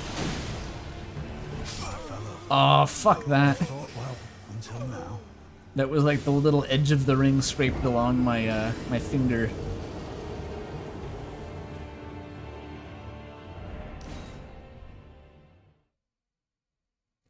He's the anime rival with the same power but stronger, yeah.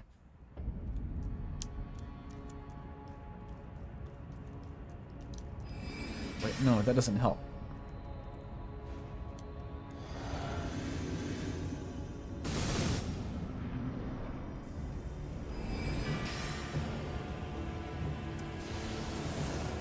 Okay. If I just strafe to the side, I can dodge those, kind of. He just does the same thing, but better. Okay. Pillar. Causality. I want to trigger that from a... Well, I think you have to deal a certain amount of damage to trigger it, period. Okay, there it goes. I dodged it this time. Fuck, I didn't go far enough away. You fought well until now. He's Dio, but Elden Ring. Sure, I don't know what that means, but yeah, that's right. He can stop time, and he put his finger inside his skull once, just for fun.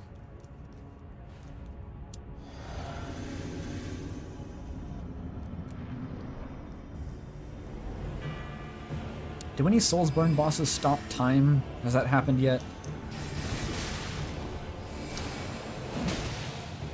Cut it out, you. He hit me there? That's when he hits me with Combat de Jour? Okay, whatever.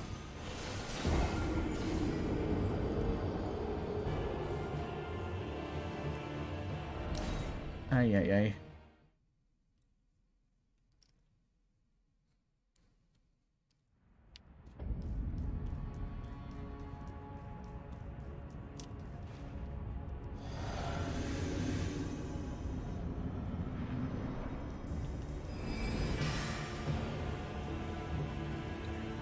I'm coming. Just... Fuck, stop. Okay, I got him before he could spawn the phalanx. That's a victory. The rings, dude. Very scary rings. Ah. You fought well until now.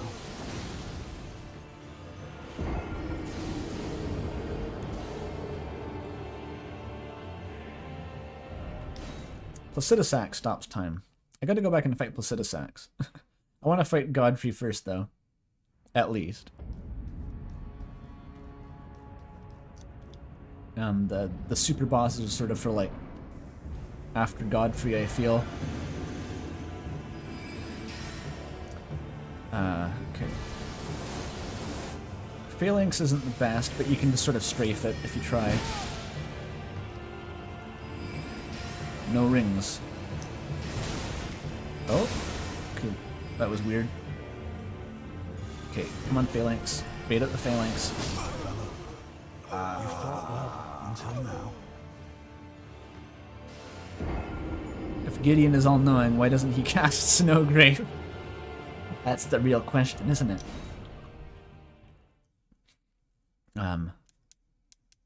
He actually knows, he gets attacks from bosses that you kill, basically. But, I don't think I've killed any of the bosses that he could take attacks from. But Snowgrave isn't on the list, I guess is what I was trying to say. It's not an option, unfortunately. Fuck. It's the comet every time. The rings are like an issue, but you can avoid them. It's the comet is just like he can spam it and it's a one-shot, so what do you do?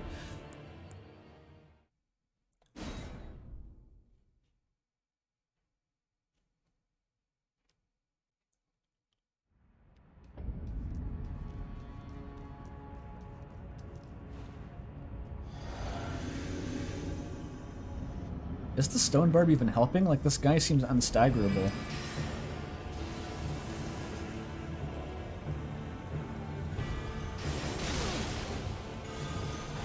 Don't do the rings there, Gideon. Please. No, no, no, no, no, no, no, bad.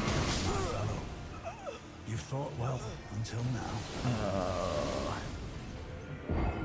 Those are the Elden Rings. No, they're unrelated. They're just rings. There is a boss who actually spanks you with the Elden Ring.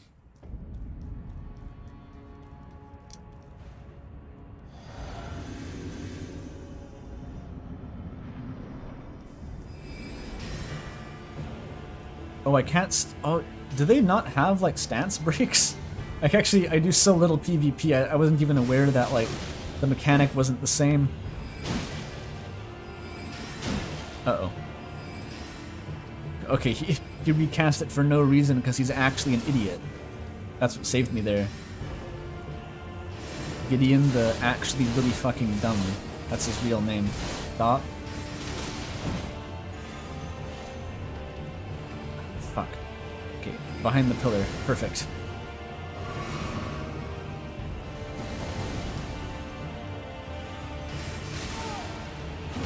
Roll.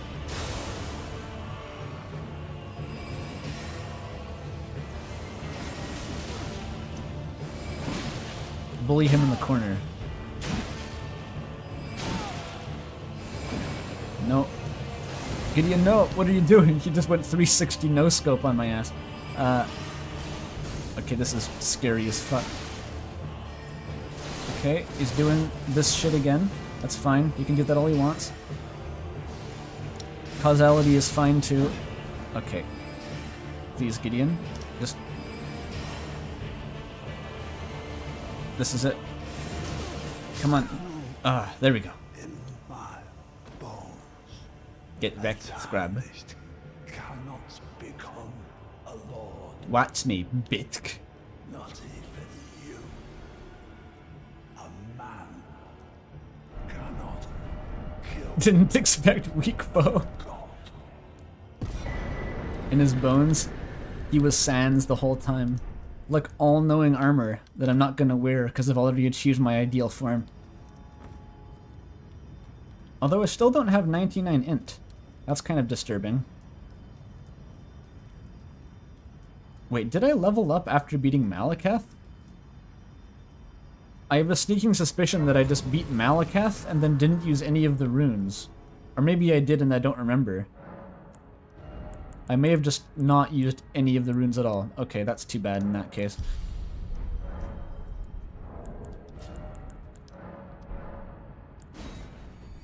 I just lost all the runes? I actually did. Ah, shit. Okay, well... I'll get to 99 after Godfrey, for sure. We're waiting for Umris to creep in? What would that mean? I have to get married to a purple lizard? I have to be an alcoholic architect?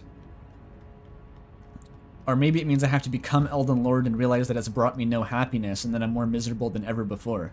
I think that would probably do it. You sit on the throne and then you realize that you killed every living thing. No one is even alive anymore. It's just insane vagrants and monsters. And you're like, yes, you're the president now. Good job.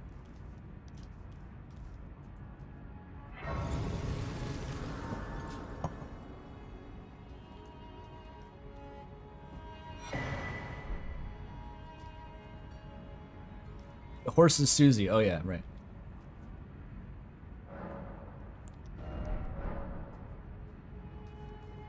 Alright, Godfrey time. The best boss. Maybe not the best. A good boss, though. Finally some good fucking food. Use the emergency runes? I used all the big ones, recently. If I really wanted to grind out runes, I could go do the mausoleums, but... why not just fight Godfrey?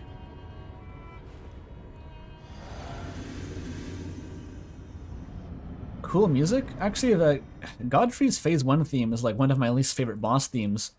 Just because of how repetitive it is. It kind of has one riff and just keeps doing it. I've come to usurp your kingdom, sir. I see you are cradling your dead child. A long while, Morgoth. Please hurry that up so I can beat you.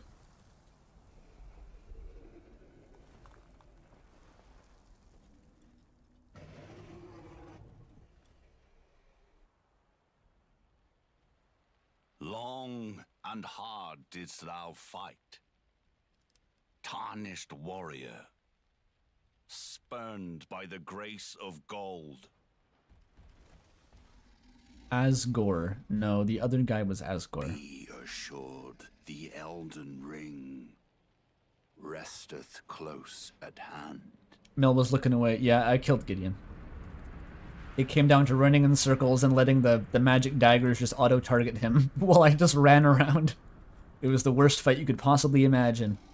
And it's exactly what Gideon deserves. Alas, I am returned. This guy's cool. He's got a lion growing out of his back.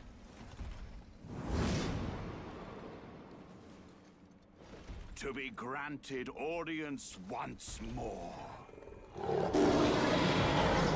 Godfrey's lore is that he's really strong and has a lion and has an axe and is really strong. Is it a JoJo reference? Probably. My name as Godfrey, the first Elden Lord.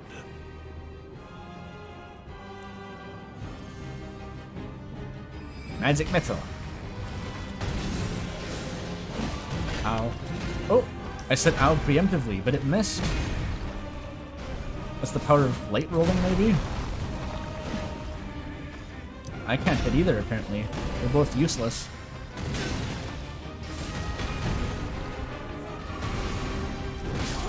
Oh! Okay. You can't dodge the stomp by jumping when you're underneath his foot.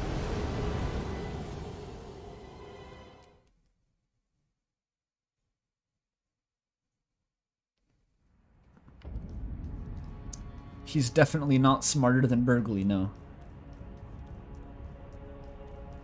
Godfrey was just like a guy that Marika married to kill all of her enemies, and then immediately divorced his ass when she wanted to do other things, and sent him to go, like, die in the Badlands. Once again, the daggers disintegrate, yep.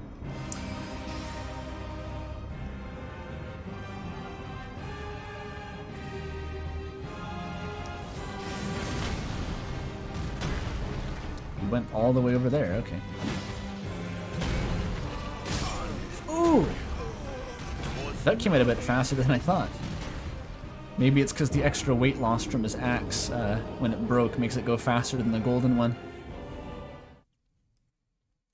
I gotta get back into the swing of this guy. But he's not nearly as janky as Malakath until the second phase at least. Elden Ring has more divorces than Undertale. Only one, as far as I know. Does anyone else even get married in this game? It's just Marika, like, once. Marika did this fucked up thing where she divorced him and then married an alter ego of herself, who is a different person. It was really strange, actually. Godfrey was reeling from that one for a while. Okay.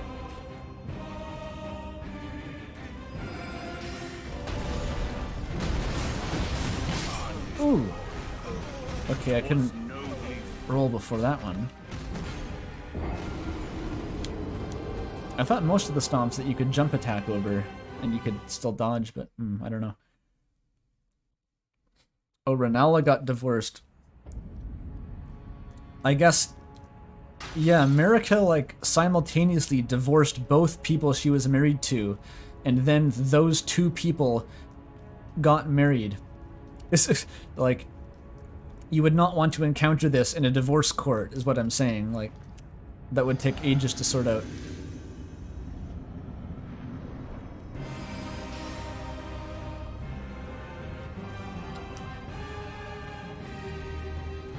Okay, do your cool jump attack.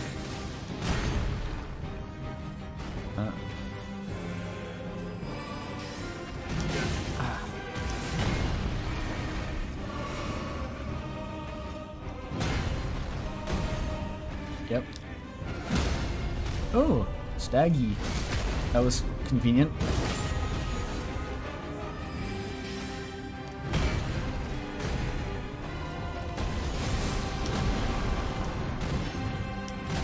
That's an easy punish. Oh, he does it multiple times. Forgot about that.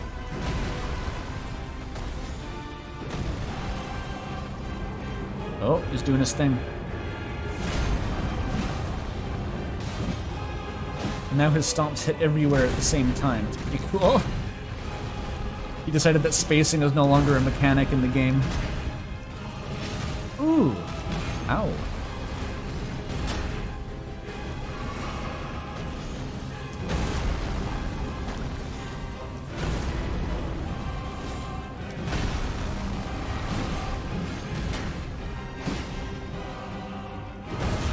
Oh, wait.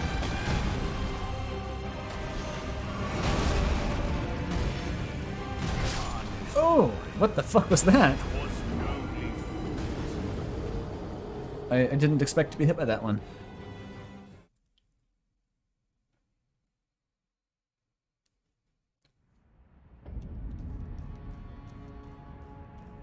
They should not have given Ranella custody. Probably not. Although America wouldn't have been any better, definitely. She's currently crucified in a tree.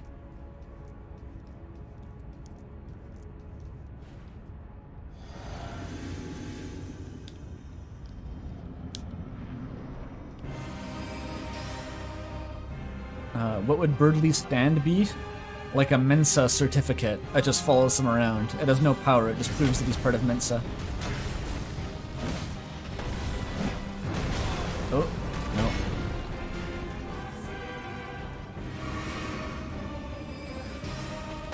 Really just kind of pauses and lets you do your attack. He's a nice guy. Unlike Malakas with that stinky doo-doo.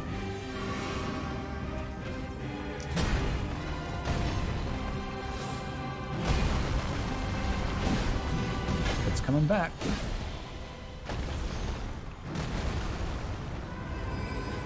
Oh, there's the big one.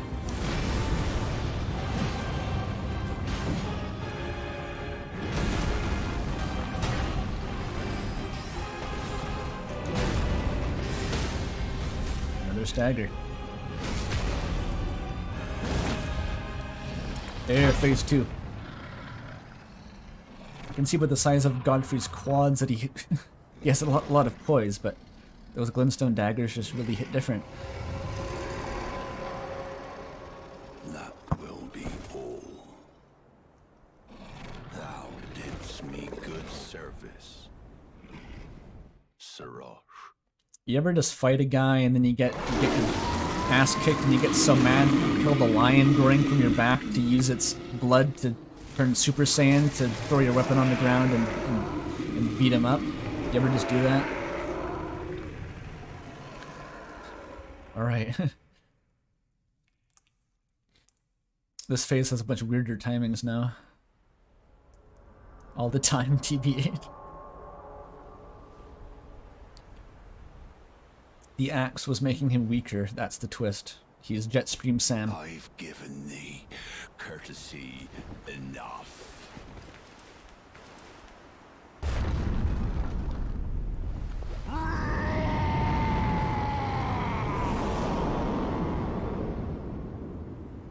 I was actually laughing my ass off at this boss when I first played the game, because the last game I'd played was Sekiro from FromSoft, and it's just Miyazaki patched back in the Chained Ogre.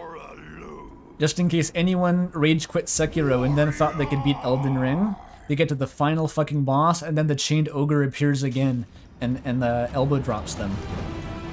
It's a hilarious prank. Game journalism ogre just appears. Uh-oh. Almost too close. He's coming. He's gonna do his thing. Stomp. Oh. He does it twice now. Oh! Who remembers that clip from the Undertale video?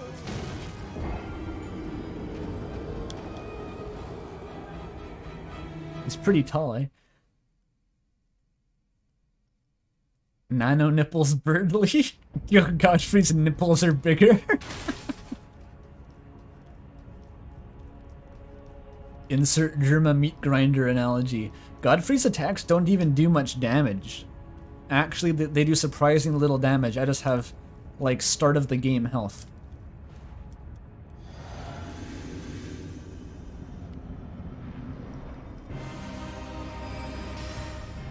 The cat came back to life, guys. It's okay. The lion didn't really die.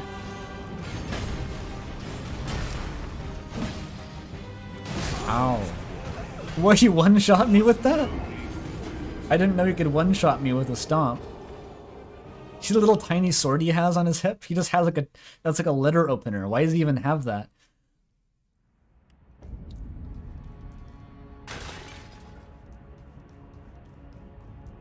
This fight is how Caddy's dad lost his arm. What does that even mean? Yeah, the cat dies each time, but you know, you can skip it.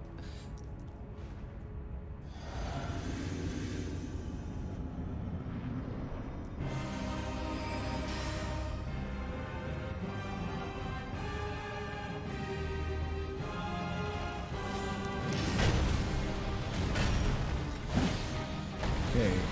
I got greedy last time. Just be less greedy.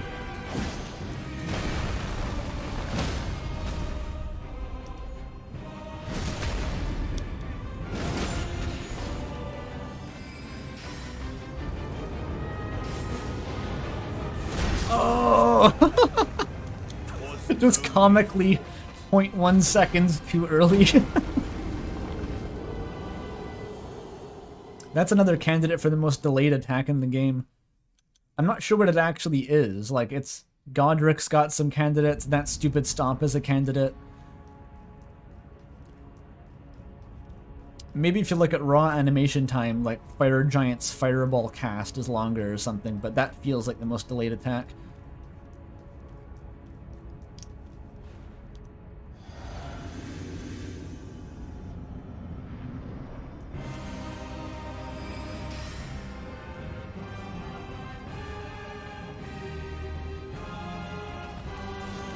As long as he does this opener, it's good for me, because it's completely useless. Nice. I'm wise to that one now, Godfrey. Ooh, okay, that was bad timing, but the stagger saved me.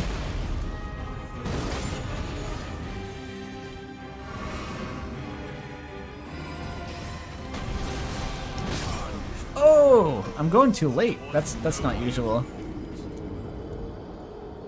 I'm actually waiting too long to dodge the stomps, huh?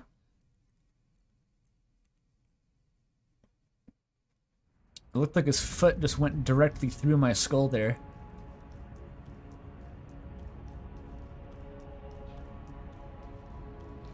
Mel's been trying to get through the first attack for 15 minutes. Yeah, sounds like, trying to get through phase 1 of the Fire Giant a bit. I will drink my gamer juice and rush you down. Oh. Unorthodox opening strategy. Those tactics are evolving in real time. Just like that one game, Hello Neighbor. Popular independent game, Hello Neighbor. Don't roll the spikes backward. You don't do it. Oh, he does it.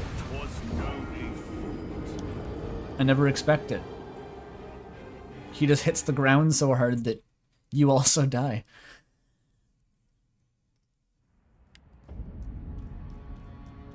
Getting stepped on by Godfrey. Yeah, that's basically Godfrey's thing. That's all he does. He steps on you over and over again until you die. If you're into that, he's #1 husbando of the game.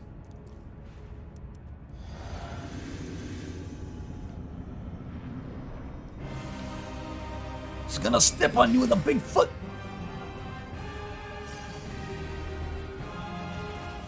Yeah, the stupid axe attack.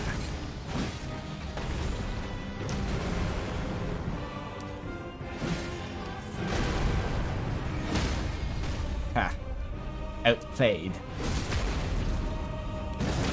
Good. Small Berdly is next to Godfrey though, he's just ridiculously large. Yeah, I pulled it off.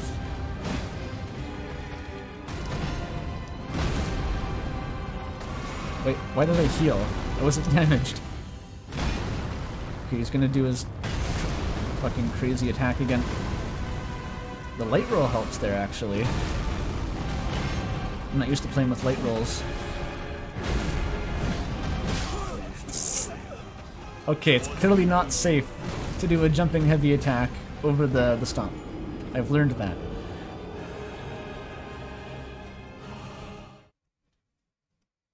I feel like he's actually a bit faster than the golden version. I'm not sure though. It could just be like me imagining it. Smash or pass Godfrey? I mean, if you're into guys, I mean, I don't know. Like, what is there to complain about? Very large muscles.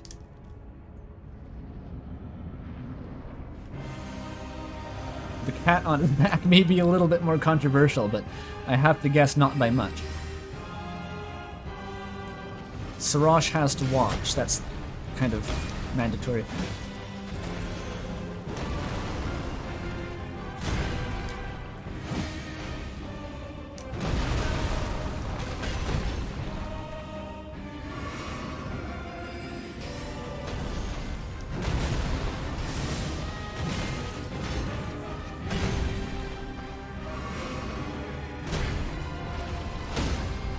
Ha ha.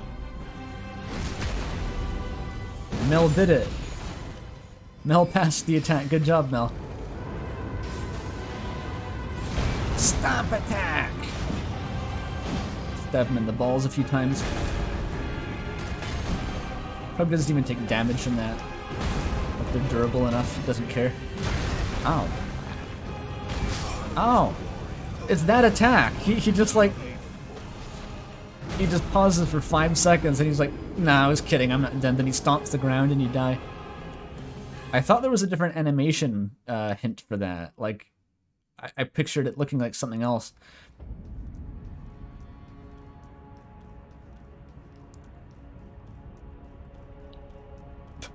Just watching his Berdly stumpy ass legs just stomping up the steps here. He's coming.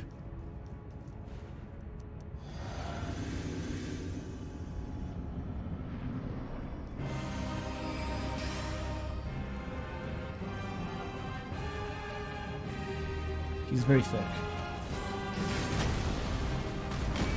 Oh, I fucked it up that time. Ow.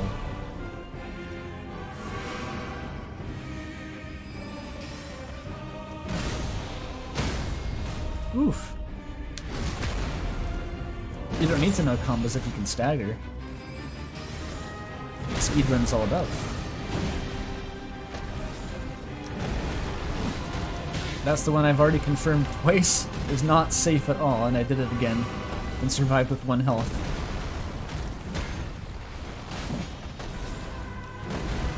What about a late attack? Okay, if he does the pointless delay, it's safe, obviously. He didn't have to do that, but he did. There we go. That's a Horaloo. We skipped the cat dying for the 2nd time. He gets the funny horns now.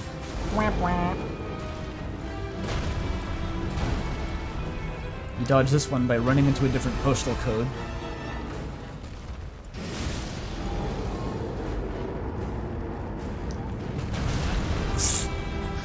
Mistiming that sucks so bad. Oh, no, I'm dead. Fuck. Oh, I dodged it because of his slow motion delay. Then he just steps on me. That was jank. He like physically slows down time while he does that lunge at you. It makes no sense, but it's pretty cool. He's using the Senator Armstrong moveset. Yeah, basically.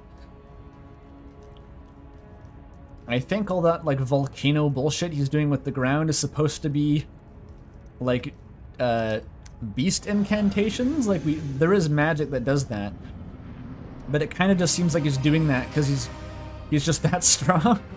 He can just like rip open a volcano just by trying really hard. Oh, oops. Magic metals.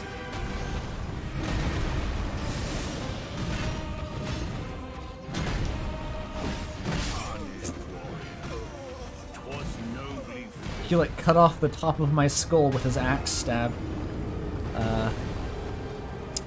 I think yeah, he can do 4 hits in that combo. I knew that.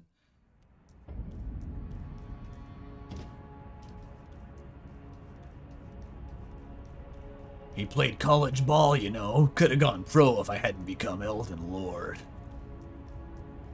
Probably. Wrong button. You got to imagine he'd be good at football. He's 13 feet tall. Want to talk about sumo wrestling?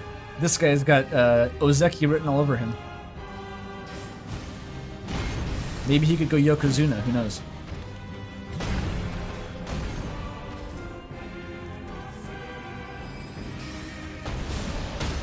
Oh, surprise stagger. I'll take it. We're making the mother of all Elden Rings, Jack.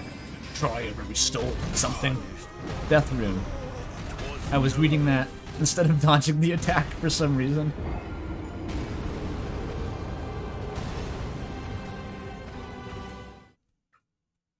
Godfrey's a lot harder than I thought he would be. I thought I was pretty comfortable with this guy's moveset, but I think I'm used to being able to tank more attacks because his damage isn't that high, so I'm kind of getting wrecked anyway.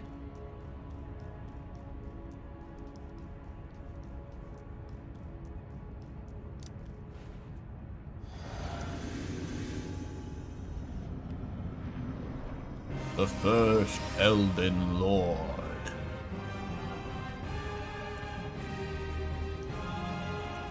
Do the attack, Godfrey. Do the attack, Godfrey.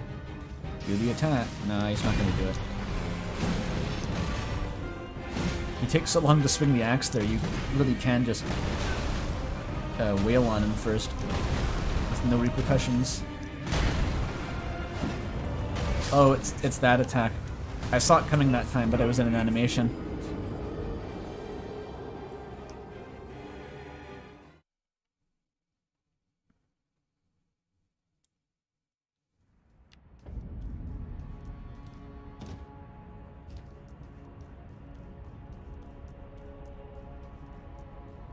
The herb tree is diseased and rotten to the core. There's no saving it.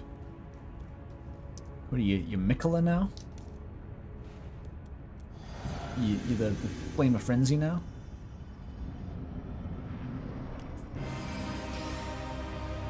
Any Senator Armstrong quote is already covered for in the many ideological factions of Elden Ring. Somehow I still missed. Come on.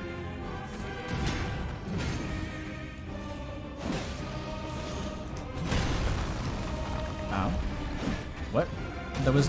Did that damage me? It was just stagger. How bizarre.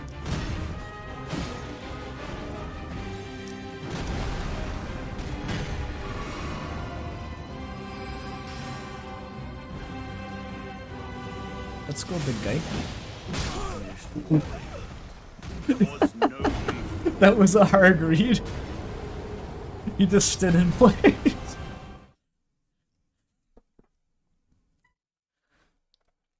Usually you don't want to attack the bosses from their neutral state. But it's funny though.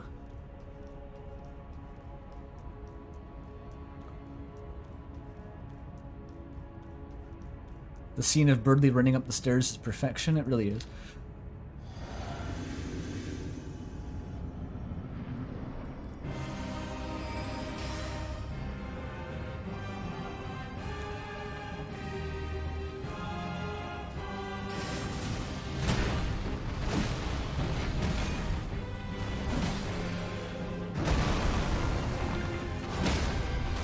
Nice.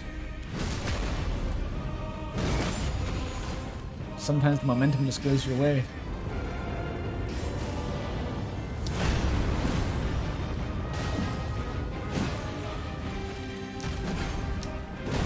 Ow. Heal? There we go. Oh, he did the shitty axe attack again. 3 damage.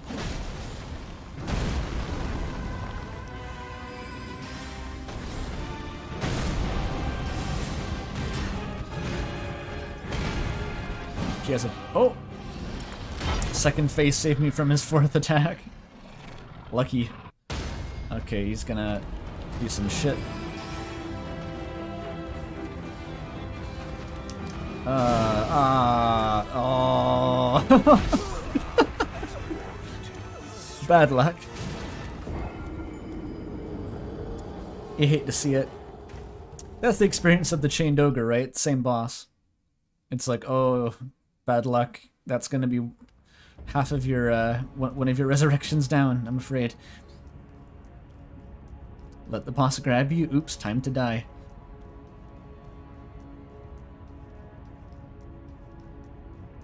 Dunked on. Not even dunked on. That's just getting dunked.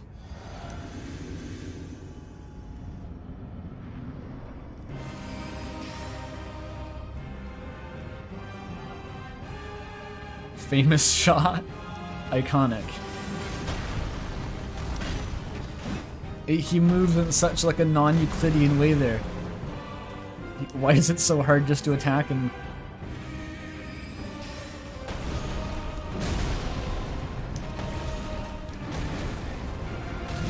Ow.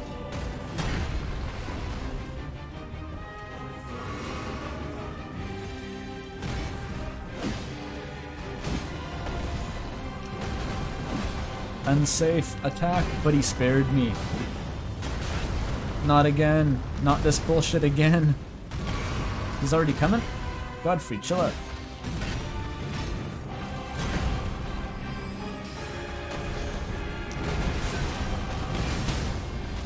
The stagger spared my life. Just like Sans, says Chan. Yes. This boss is Sans.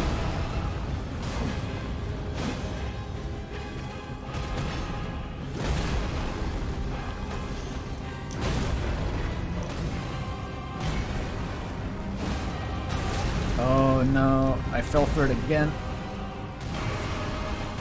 He has a follow-up out of that, eh? That's weird. Alright, let's go, Mr. Hora. His parents just named him Hora. That's deeply unfortunate. Okay, well this time it's working better. It's so variable once you introduce the stagger mechanics. Oh, he does it twice. He does it twice. There you go. Yeah! He survived. Fuck. Run. I might be dead. Oh, the light roll saved me. Rip. There we go.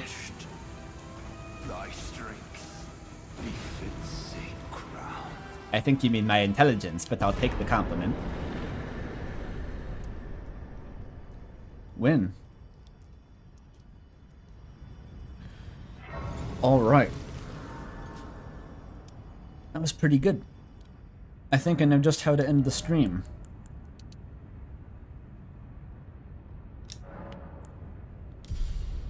Bazinga. Actually, there's still more, but 99 int. We finally made it. Oh, not vigor. There we go. Leveling the second most important stat. Yeah, that's the last boss I'll be beating on stream, but there's a few things to do before we go. So, Mooks, was there another piece of fan art? I saw someone mention that, but I wasn't paying perfect attention. I'm not sure if that's still a thing. But also, Toby has informed me that we have a new piece of music where we have a musician working with us for the RAM soundtrack. So I'm going to show off a sneak peek of the RAM, a work in progress sneak peek, I should say. This is a work in progress song, but of the RAM original soundtrack, which I haven't even heard myself. So.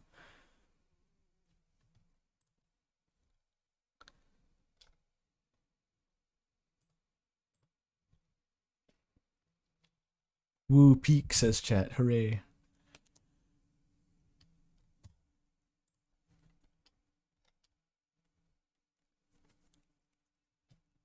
All right, well, let's have a listen. I'm excited. Watch you hate it? I'm if I hate it, I'm not going to admit it on stream.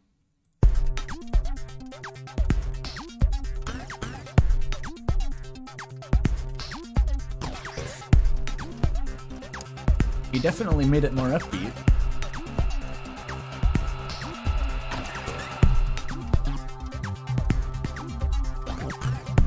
It's quite different, yeah. Does the piano even come in this sample?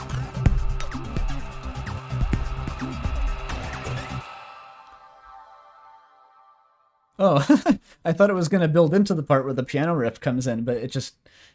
Interesting. I mean, it's only a 30-second sample. That's kind of neat, actually. It's very funky, yes. It's funkier than I was thinking it would be. This is an updated version of a previous work in progress that was anything but funky, actually. So that's a big change. And it's interesting, though. I wish it was more than 30 seconds. It's like it's just getting started and then it ends when it's just like a 30-second sample. That's pretty cool, though. It'll have a drop and then the piano will come in. Yeah, okay. I can picture it. I can picture how it'll work.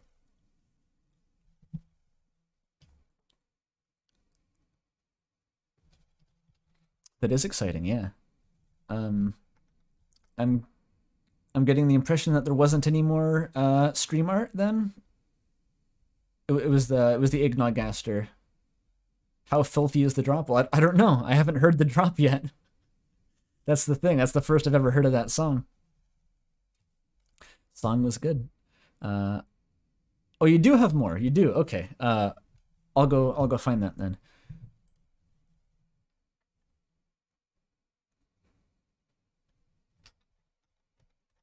There's even more. Is it... It doesn't seem to be in arts and crafts currently. Are you about to post it? Or is it somewhere else?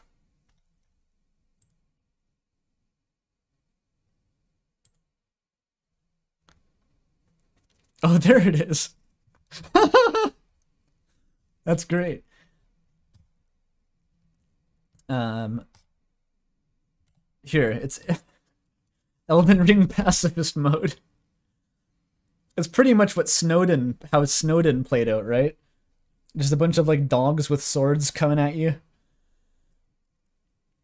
That's really funny, actually. Wait, guys, don't attack. I can throw the stick and pet you, maybe. And each of them in unison are recreating the "I'm killing you. I'm killing you. I don't give a fuck if you're running away. I am killing you right now. I want that guy dead." Flirt with the Beastmen, yeah. That's excellent. All right, great art to end off on. And next Sunday, everyone tune in. It will not be Elden Ring. It will be the Umris writing contest. I'll be reading all the entries on stream, and we'll be rating them communally. Everyone will vote on which ones excel the best. I'll explain our complex and nuanced grading rubric. There was a lot of thought put into that, a lot of data science behind our categories. And it'll be more Umris. Just everyone just come and listen to Umris. It'll be great. Elden Ring is 2 weeks from now. Yes, and until next time, thank you all for coming, and I'll see you later.